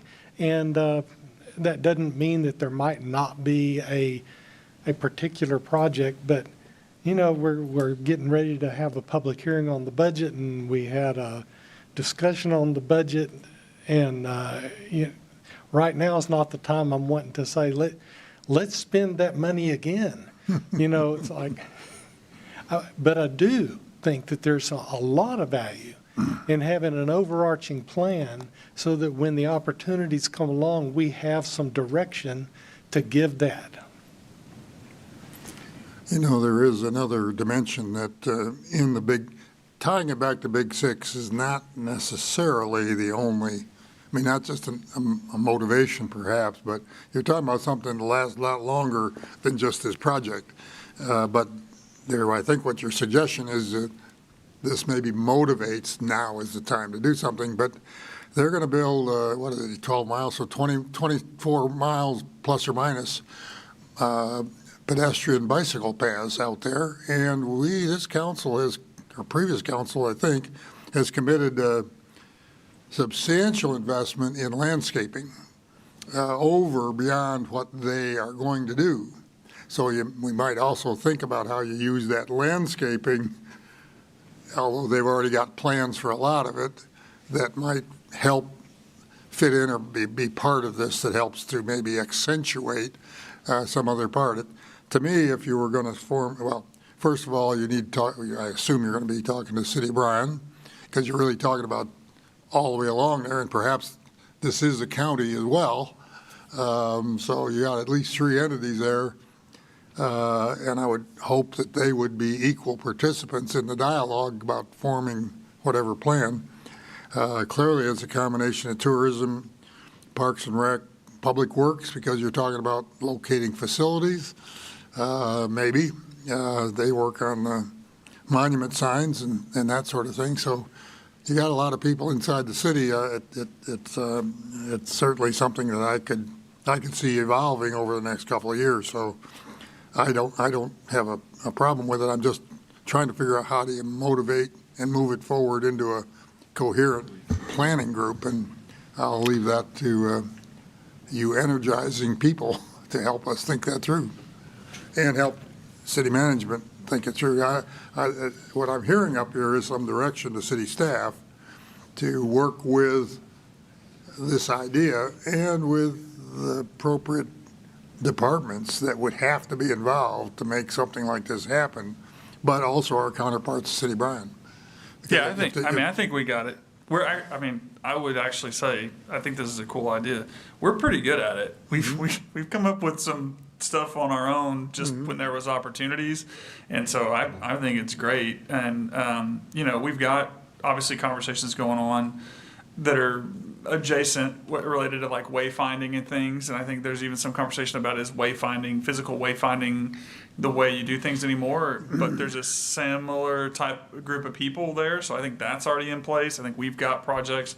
There are funding mechanisms specifically for public art or these type of things that we can look at. And obviously got people in the community. So I think we can go take a run at it. And, you know, to me, it's like, do we try to do two things at once, kind of develop this overarching vision, and then because the big six, but just like we did with the water tower or the sign, there's going to be some opportunities, or the mural thing, there's going to be some opportunities, and then we can, you know, pick them off one at a time, and then you guys can, you know, figure out if it's what you want to do. But I think we can handle it from here.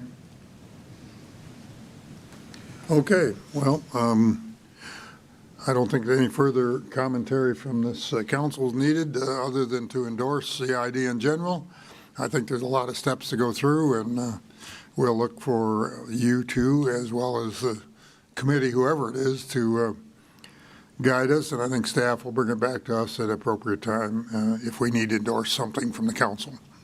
Thank you for bringing the idea forward. As I said, if Steve Beachy wants to speak to us, we generally will give him time. Not always, but generally. Thank you very much. We'll move on now to the regular agenda. The regular agenda consists of several items. The first one is a public hearing. And it's public hearing, presentation, discussion, possible action on the City of College Station FY 26-27 proposed budget. Miss Mary Ellen Leonard is going to present that, but I think we have she's going to tell us what the specific motion is that we've got to do here. I sure am. So this is the public hearing for the FY27 budget. As a reminder, we presented the budget to council on July 6th. We had the workshops and went over in detail the $576,346,943 proposed budget on July 13th through the 14th. We will have an action item at the close of the public hearing. So, Mayor, if you would, open the public hearing. I therefore open the public hearing, but I have two people signed up, and I will take them first. I think Mr. Robert Rose has signed up to speak on this item. I will invite him forward for his 3 minutes, and I believe Alan Cepak will follow. Mr. Rose. Thank you. Is it on? Yep. Thank you, Mayor and Council. And it is getting late, so I'll try and zip through this. Robert Rose from the Crescent Point neighborhood.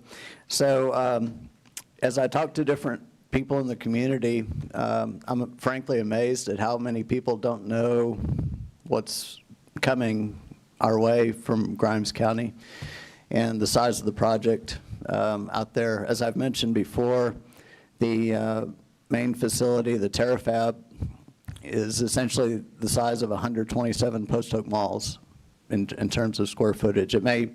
I've even seen another figure that may be a little bit bigger. So, and then around that, you'll have a series of different companies supporting the mothership, essentially. So, with that, I've done a kind of a meta-analysis of how many construction workers, I think it keeps cutting in and out, but how many construction workers are needed to build data centers and similar facilities. And I come up with a figure that we could see in our community, 14,000 to 26,000 construction workers, many of them probably residing in College Station and Bryan during the construction of this facility. So obviously that'll impact things like water, wastewater, streets, police and fire for our community. So I think it'll probably benefit some of the restaurants in the area and some of the grocery stores as far as sales and sales tax revenue for the City of College Station. But for a lot of us, unfortunately, a lot of the residents are going to end up essentially subsidizing what's happening in Grimes County because of the increase in people here. So my ask tonight, and I don't know if, I haven't seen anything that's indicated there's been any discussion among council, but we need to consider the 14,000 to 26,000 construction workers that are going to be in our community and how that's going to impact quality of life and the budget going forward for next year. And I haven't heard any of that. And so I'd like to know what council's done to consider the impacts of what's happening with Terrafab and this huge influx, this historic influx of people all at once. And I almost think that we should seek some sort of assistance from the state with these increased costs, because I don't think it's fair that the residents of College Station essentially subsidize these increased costs due to what's happening in Grimes County. Keep it on. Yeah, okay, just stay there, Bennett, because I know you're asking us to have considered what might happen. Frankly, all I can say is the budget represents what we know and can project for 1 year. Now, if you're telling me that, yeah, we've got to double the infrastructure budget, that means we go deficit. Where are we going to get the money from? That's right. And so we've had those discussions in general, but I don't believe that even staff has the information that would be necessary to make all the assumptions that would, do what you're doing. We haven't got the revenue. So right. We're going to be in it's going to be tough times. Right. And there'll be lots of adjustments for sure. But the budget is barely, it's structurally balanced budget. And we're adopting a lot of infrastructure projects, 2.5 times more than we did last year, or at least twice as much. And that's pushing the envelope about as far as we can push it. So, yeah, you're talking about subsidizing. Well, it's a matter of investing in the future, but that just means more infrastructure. And, I don't know how you can build any more of that into the budget we've got. So I do appreciate your general idea. I don't know if anybody else has a comment on that, but I appreciate your thoughts. Thank you very much. I have one brief one, and so does esteemed colleague Smith. Oh, did you want to comment? Yeah, and I just wanted to comment, looking at impacts of projects like Terrafab, I mean, I would say that the Big Six project has probably added a substantial number of probably temporary residents, and it has an impact on our local economy. There are people eating lunch. It is here now. It isn't something that might come. It's here right now. And I've managed big projects and watched how, like Fluor, for instance, the number of folks that work for a big outfit like that, they come and they're here for the duration of the project, and then they pack up and go to the next project. They may go to Grimes County and work on Terrafab. I mean, but that's sort of the nature of those really big, heavy construction projects. It's a longer term than, say, a home football game weekend where our population doubles for the weekend. That certainly has an impact on our economy, and it has a demand on services. But on the financial side, it's a plus. It's something that we depend on. So, it's something to think about. Absolutely. Yeah, but I got a little bit off target too. This is the budget that's been presented to us. Mary Ellen has presented it. We've done the workshops. We'll take the feedback, and then we'll have further discussion if needed. I don't think this is a workshop. This is not a budget discussion about Terrafab. That's all I can say. So let me move to the next person that wants to speak, Mr. Valen Cepek, who has signed up to speak. That's the only other person that has signed up. So we'll hear his comments and then close that. And this is just a listening. We are not adopting the budget tonight, so we're just hearing the comments. Mr. Cepek, please. I live Valen Cepek. I live on Manuel Drive. Last year, I stood before this body and argued against raising the tax rate. I was the only one who stood up and said moving the tax rate out of fear of new state legislation was not the right move, and that state legislation ultimately failed to pass. That was the wrong decision for the taxpayer. There was a real option last year to not push the tax rate as high as it went. This year, with the budget exceeding $570 million, I see no realistic path forward that does not once again force us to move the tax rate to the voter approval line. I want to register my deep unease with this trend as it sets a dangerous precedent going forward to continue moving that line forward. This is a massive budget. We have a large organization to run, hundreds of employees, and a city to maintain. Yet after reviewing the numbers, it is my clear perspective that cuts can and should be made so that this body's hand is not forced to the voter approval limit. I've heard colleagues and some of you on the dais ask in past meetings, what would you cut?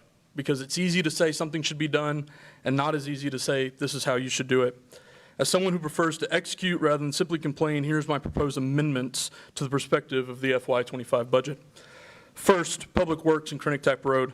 Nearly $10 million was just spent on a completed concrete rebuild, not a simple asphalt overlay of the road that leads directly to the current Public Works facility. After that level of investment is the site's infrastructure, the idea of relocating the facility leaves me questioning the logic on how that decision was made. I had the privilege of going through Citizens University, touring the site, and speaking directly with the workers. Their primary concern, as I perceived, was simply they needed more covered space to work on the large apparatus rigs and not be doing it in direct sunlight. The problem can be solved with a couple $1 million by investing further in the existing site, exactly as we did with the road by adding a steel building for large trucks and necessary technology upgrades. Next is the Texas A&M Hensel Park. I hold deep respect for my alma mater, but do not see the justification for committing significant funding to this project when, to my understanding, there is no rendering yet of what Station 4 is going to look like, nor do we have an agreement. I don't know why we'd want to partner in a positive way while we have a significant way that is yet to be ironed out. Lastly and briefly, the Town Lake Extension connection for baseball. I look at that area and see an opportunity for our tax rate and our tax base to grow. Where we grew the tax base in the last year 3%, but then lost 2% of the evaluations of what people are paying in their property tax. If you connect Town Lake and you continue to invest in baseball, the developers already said that they're ready to build. They're going to build hotels and restaurants and that kind of thing, which raises the tax base, right? We have growth coming. I agree with what you said about Terrafab, that we need to prepare for that, and inviting people to come in and continue adding to the tax base is going to be the main concern. I'm out of time, but I ask that you consider these points moving forward. Thank you very much. We appreciate the comments. That is all the people I have signed up to speak. I see, is there anyone else that wishes to speak to the council that is not signed up? Therefore, I will close the public hearing, and this is simply the public hearing. We're not adopting the budget. We will consider the comments that have been offered. And we really are not in a position to talk about the voter approval rate or the no new revenue rate because we have not gotten the guidance from the tax assessor collector's office. Mary Ellen, you might comment on that. It probably No, I have early not August. received any It's additional. early August when it's due to us, right? I have not received any additional information as of yet from the appraisal district. That will come first, and then we will get information from the tax office after we get the certified values from the appraisal district, and I have not received them yet. But there are dates set for that. They must provide certain things to us. End of the day, tomorrow, the appraisal district needs to get me something. I'm assuming I'm working this weekend. Okay. But anyway, I'm just referring to Mr. Cepak's comments about what rate we would adopt. We don't know. Correct. That will be presented to us sometime and to the public sometime prior to the August 27th date, right? Yes. So you want us to make a motion? Yes, we need to make a motion now that we've had the public hearing on the budget. We need to make a motion to set the date of the adoption of the budget. The wording for the motion is in front of you. It needs to include the date, the time, and the place. The motion's in front of me. Who's it in front of? It's on the screen. Our screen. It's on your screen. Have you got it? No, I'll do this one as well. I haven't got my iPad open, so I don't have the language. It's If that's where you're talking about. Just read it. I'd like to make a motion to set the date of adoption on Thursday, August 27th, 2026, at the time of 6 p.m. in City Hall Council Chambers. Oh, that College Station, Texas, 77842. that's the adoption of the budget. Correct. The tax rate doesn't have to be set then. The tax rate, we will do that when we have the information to be able to do that. I'll bring that one back to you. We're not done with me yet. Oh, okay. Well, And Mayor, if I could just add to what Mary Ellen said, at the August 13th meeting is when we're scheduled to come back with the tax rate information once we get it from the appraisal district and the tax office. And at that point, council can have discussion on the tax rate, and then we'll set the date for the adoption of the tax rate, which would, and the public hearing on the tax rate, which would also be for August 27th. Yeah, that's normally how we do it, but since we don't even know the tax rate information. Right, I I get to come back again. Why we can't make the motion cover both items, that's all.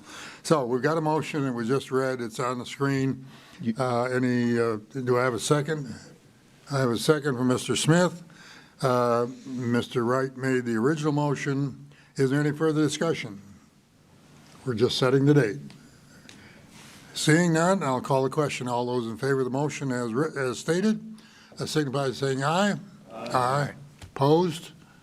Motion carries unanimously, so we will be on Thursday, August 27th at 6 p.m.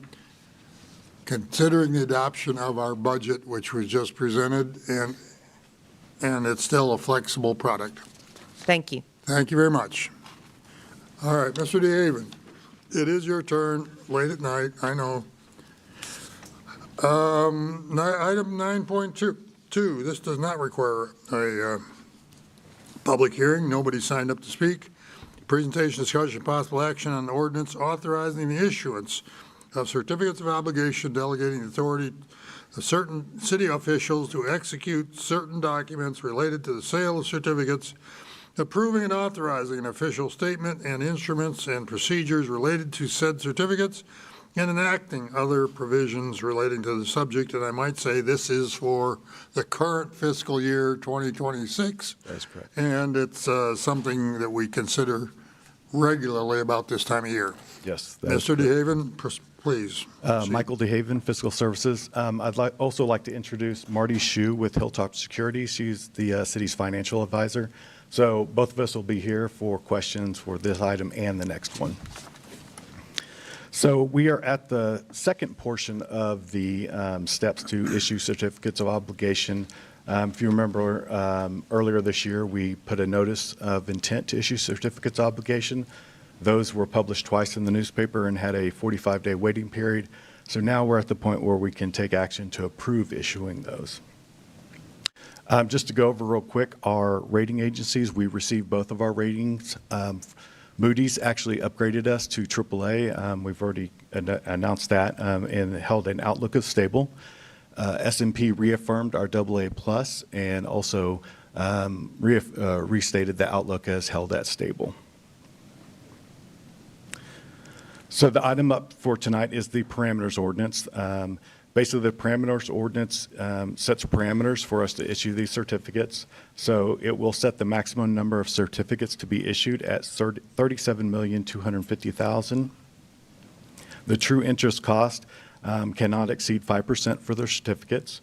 The final maturity shall not exceed February 15th of 2046. Basically, we're issuing 20-year debt.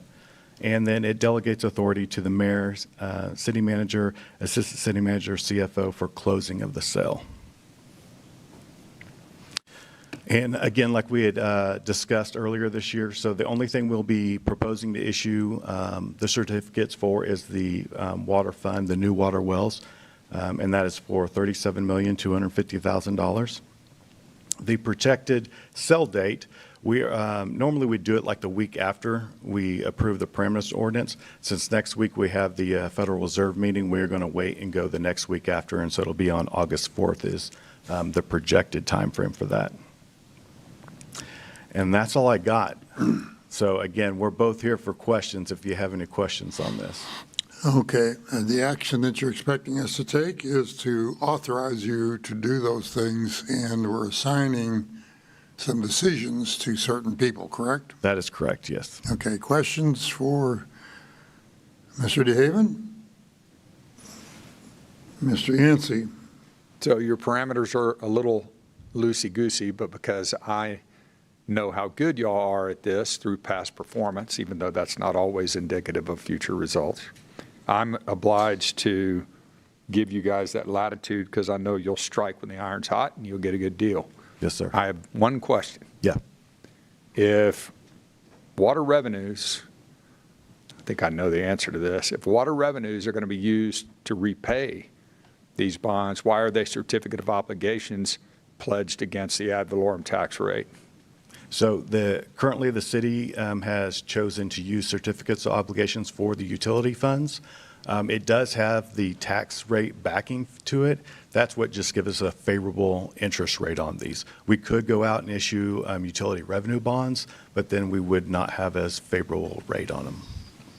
Also, by the way, for those of you scoring at home, when you look at our debt load compared to other cities who have a separate utility and carry that debt load separately, it's why ours looks bigger, is because we back it with COs for that reason. Right.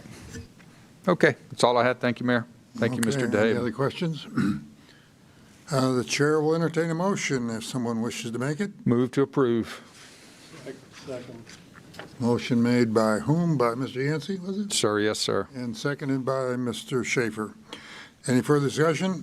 Hearing none, we have approved the ordinance, the resolution, or whatever it is that you're asking for, and I know you'll come back to us with some really good news. Yes, sir. Whatever it is. Excuse me? Mayor, you still need to have a vote. we got another one here. I'm not- Mayor, I'm you sorry. still need to have the vote on that one. Oh, is this one we have to vote individually? No. You still just need to vote. We had a motion and a second, we now have to vote. We didn't vote. Oh, I didn't vote yet? Oh, I'm sorry. Well, thank It's you for after catching- 10, Mayor. It is late at night. You got to walk. Okay, all those in favor of the motion, you've heard the motion, signify by saying aye. Aye. Opposed? Motion carries unanimously. Sorry about that.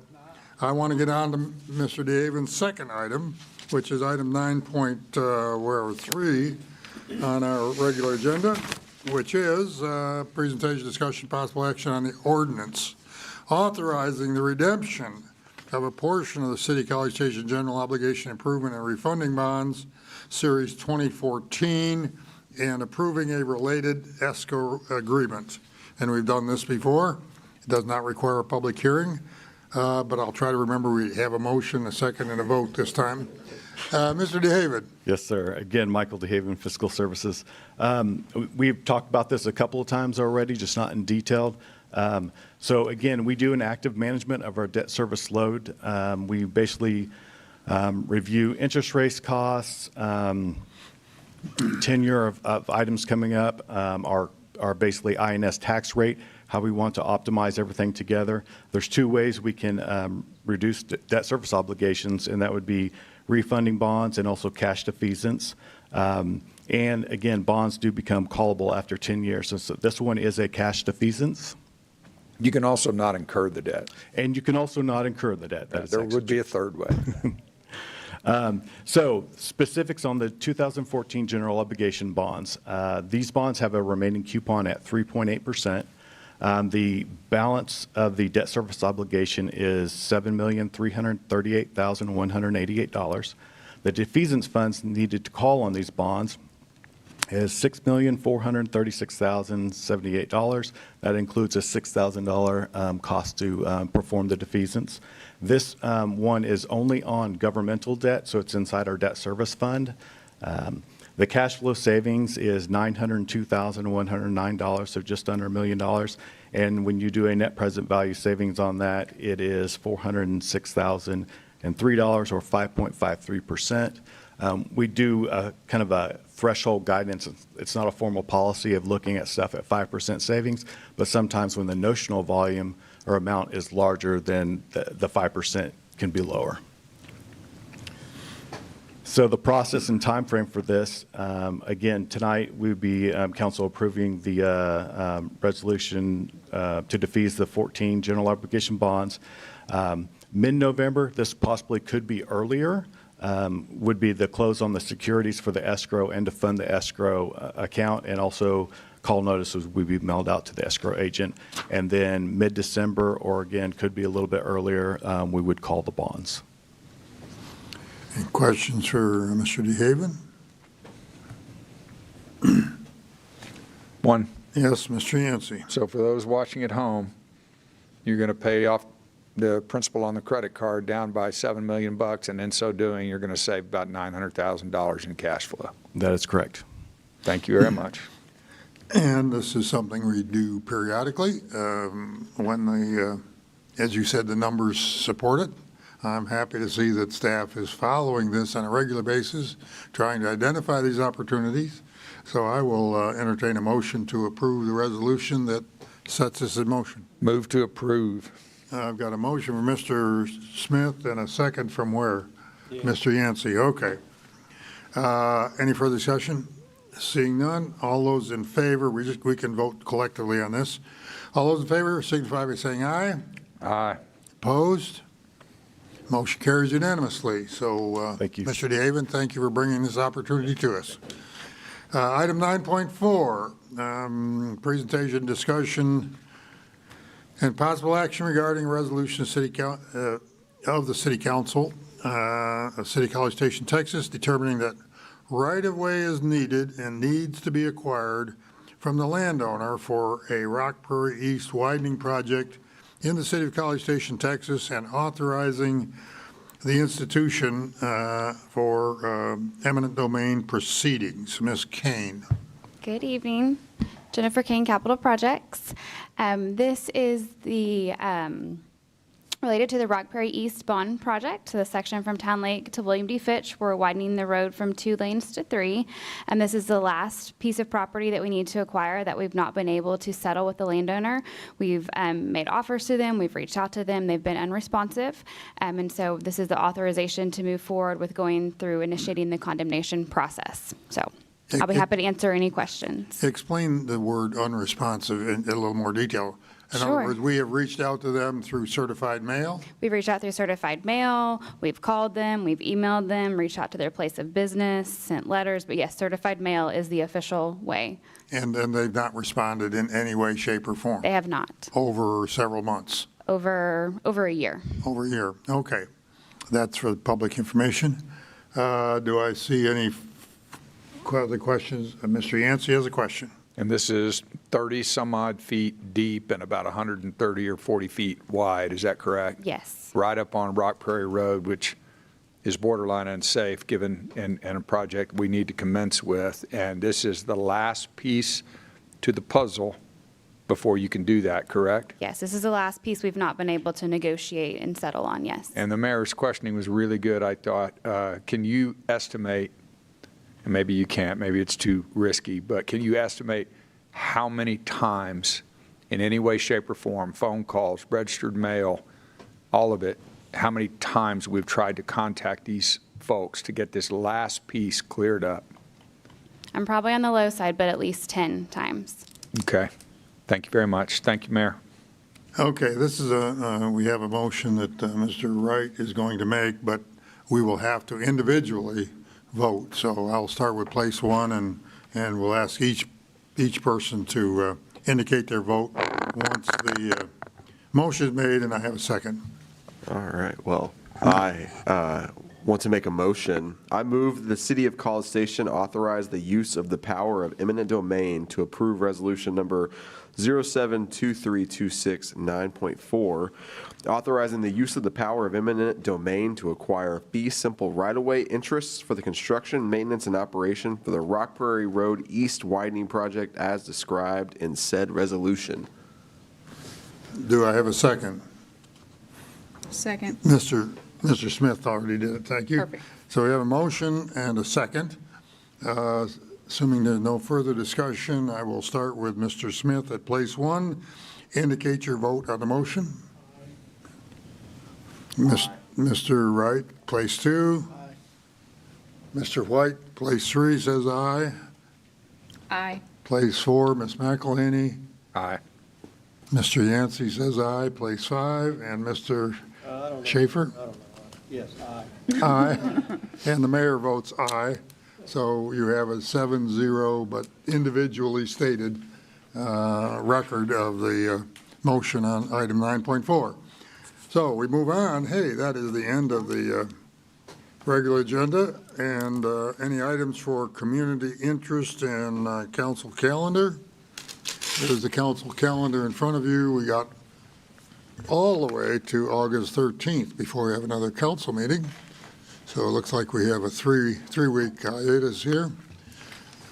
But Mayor, many Mayor, meetings in between. I just want to point out, hopefully people have seen it, been a crazy hot week this week. Our staff, emergency management, parks, fire, police all got together, put out a great plan for cooling centers, both during the week and depending on the heat, even on the weekends. During the hottest times of the day. Hope everybody has an opportunity to get that information and use it if need be. There will be some periodic closures on some of the facilities based on other events that are going on, and we'll keep updating on that as we go through those different scenarios. But want to make sure people are aware of that. Want to thank staff for creating a really successful setup with existing resources. And also just use it as an opportunity to let people know that almost all those buildings, but especially City Hall and others, are public buildings. And you can certainly come in to get out of the weather, but if you ever have a safety issue or a concern, or you just want to come in, you're welcome to do that at any time. And I think people need to know that. Thank you. Other comments for community interest? Yes, Ms. Mcllhaney. I had the opportunity to go to a brief ceremony for, it was justserve.org and the Church of Jesus Christ for Latter-day Saints. They partnered with America's 250, and they had a big rig truck come in. It had 40,000 pounds of shelf-stable food on it that they were donating to the food bank, Brazos Valley Food Bank. And I'm not sure what it was about that particular event, but I was almost moved to, actually I was moved to tears. Just the commitment to service and the number of people that were positively impacted by that one truck, but it wasn't just that one truck. They had 250 truckloads that were going to different food banks around the country. And it was just really an outstanding experience to see so many people committed to service. And they honored probably about 13 or 14 community members that had decades of service. It was much like yourself, Mayor. And it was a moving event and a very excellent example of what America's all about, and a great way to honor the 250th year. Thank you for attending that.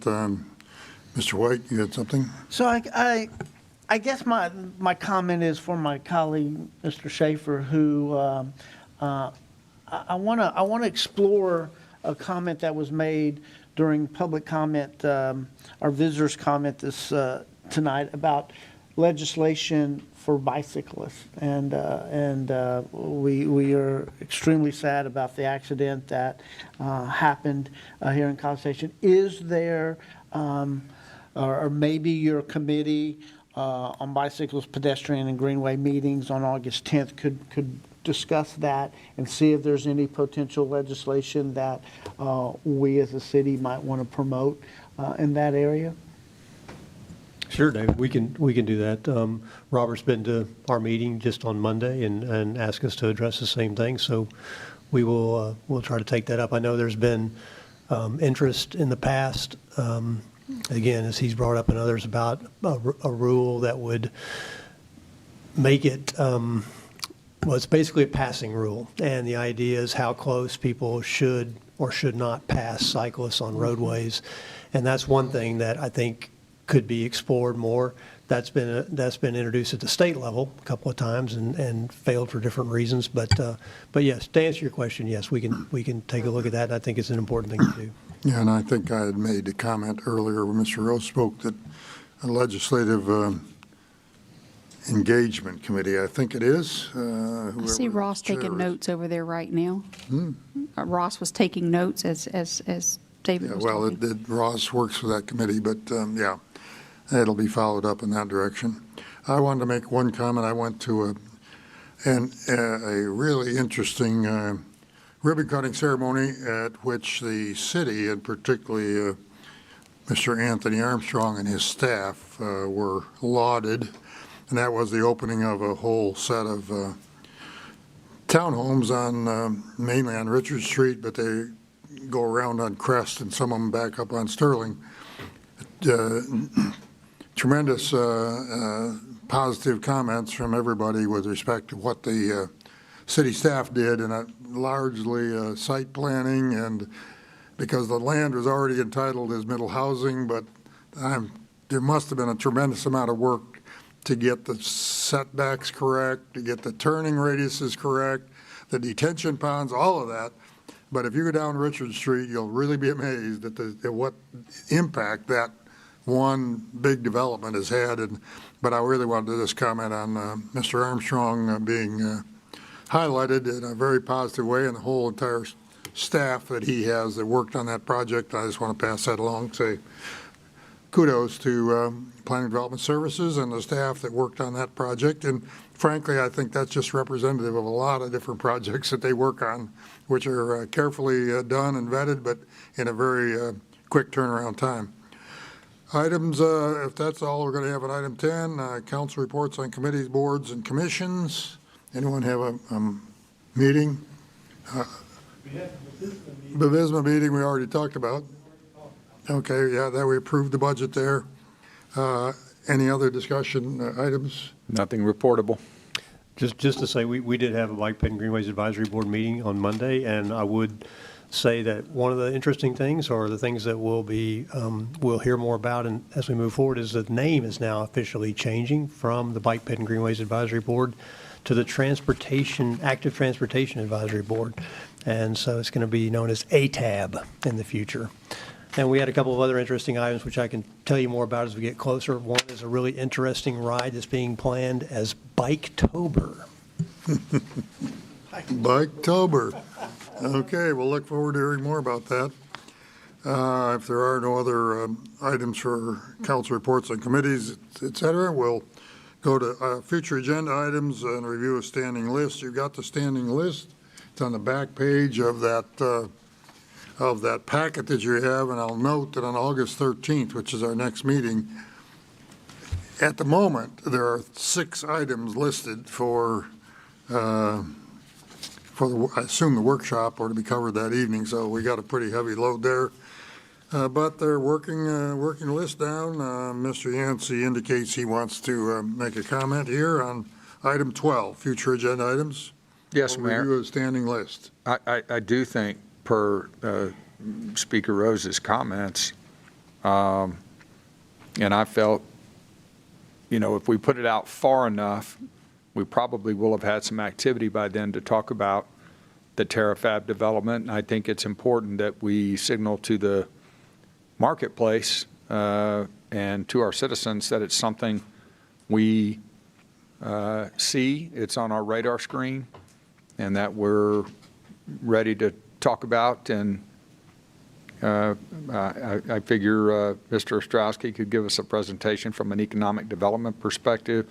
We could use other Texas examples, such as the Samsung plant in Taylor and Hutto, and just signal to our citizens and to the world that we're as prepared as any community could be for this, with the good works that this council, prior councils, and this staff have done from an infrastructure, from an investment perspective, from an economic development infrastructure perspective, that we're ready and we're not going to get bowled over. So this is a recommendation for way out a workshop in a couple of months when the weather's really cool. Do you understand the general parameters of this request? Yeah, and I think don't want to get into it tonight, but I would say I think there is a very good story to tell, and hopefully people will feel good about where our infrastructure is right now. We're in very solid situation, but we can do that whenever. We'd certainly compile it, and there's probably, I think, in the coming months going to be a time where it becomes maybe the right time to bring that forward. But no, I think that same topic would be excellent on the EDC, the Economic Development Committee, to hear the first version of that, and you might include Greater Brazos Partnership in that discussion, but Michael can represent that as well. And could one chapter of that presentations book be the Highway 30 William D. Fitch corridor, which is the entrance corridor from that project, and some of the development opportunities the city of College Station's prior decades-old work has laid the ground for? Yeah, I think we could definitely show, at least like bring awareness to some of the stuff that's out there, both physical infrastructure and infrastructure that exists to support something like this. Great. Okay, do we have any support for this as an item? 1, 2. I think we've got a consensus that the future agenda, workshop agenda, that a presentation on that subject would be appropriate. We'll look for staff to add that to the list at appropriate time. Anything else for item 12? If not, and I don't see anybody anxiously saying so, I will move to item 13 and declare that this meeting is adjourned at 10:25 p.m. on the same day it started.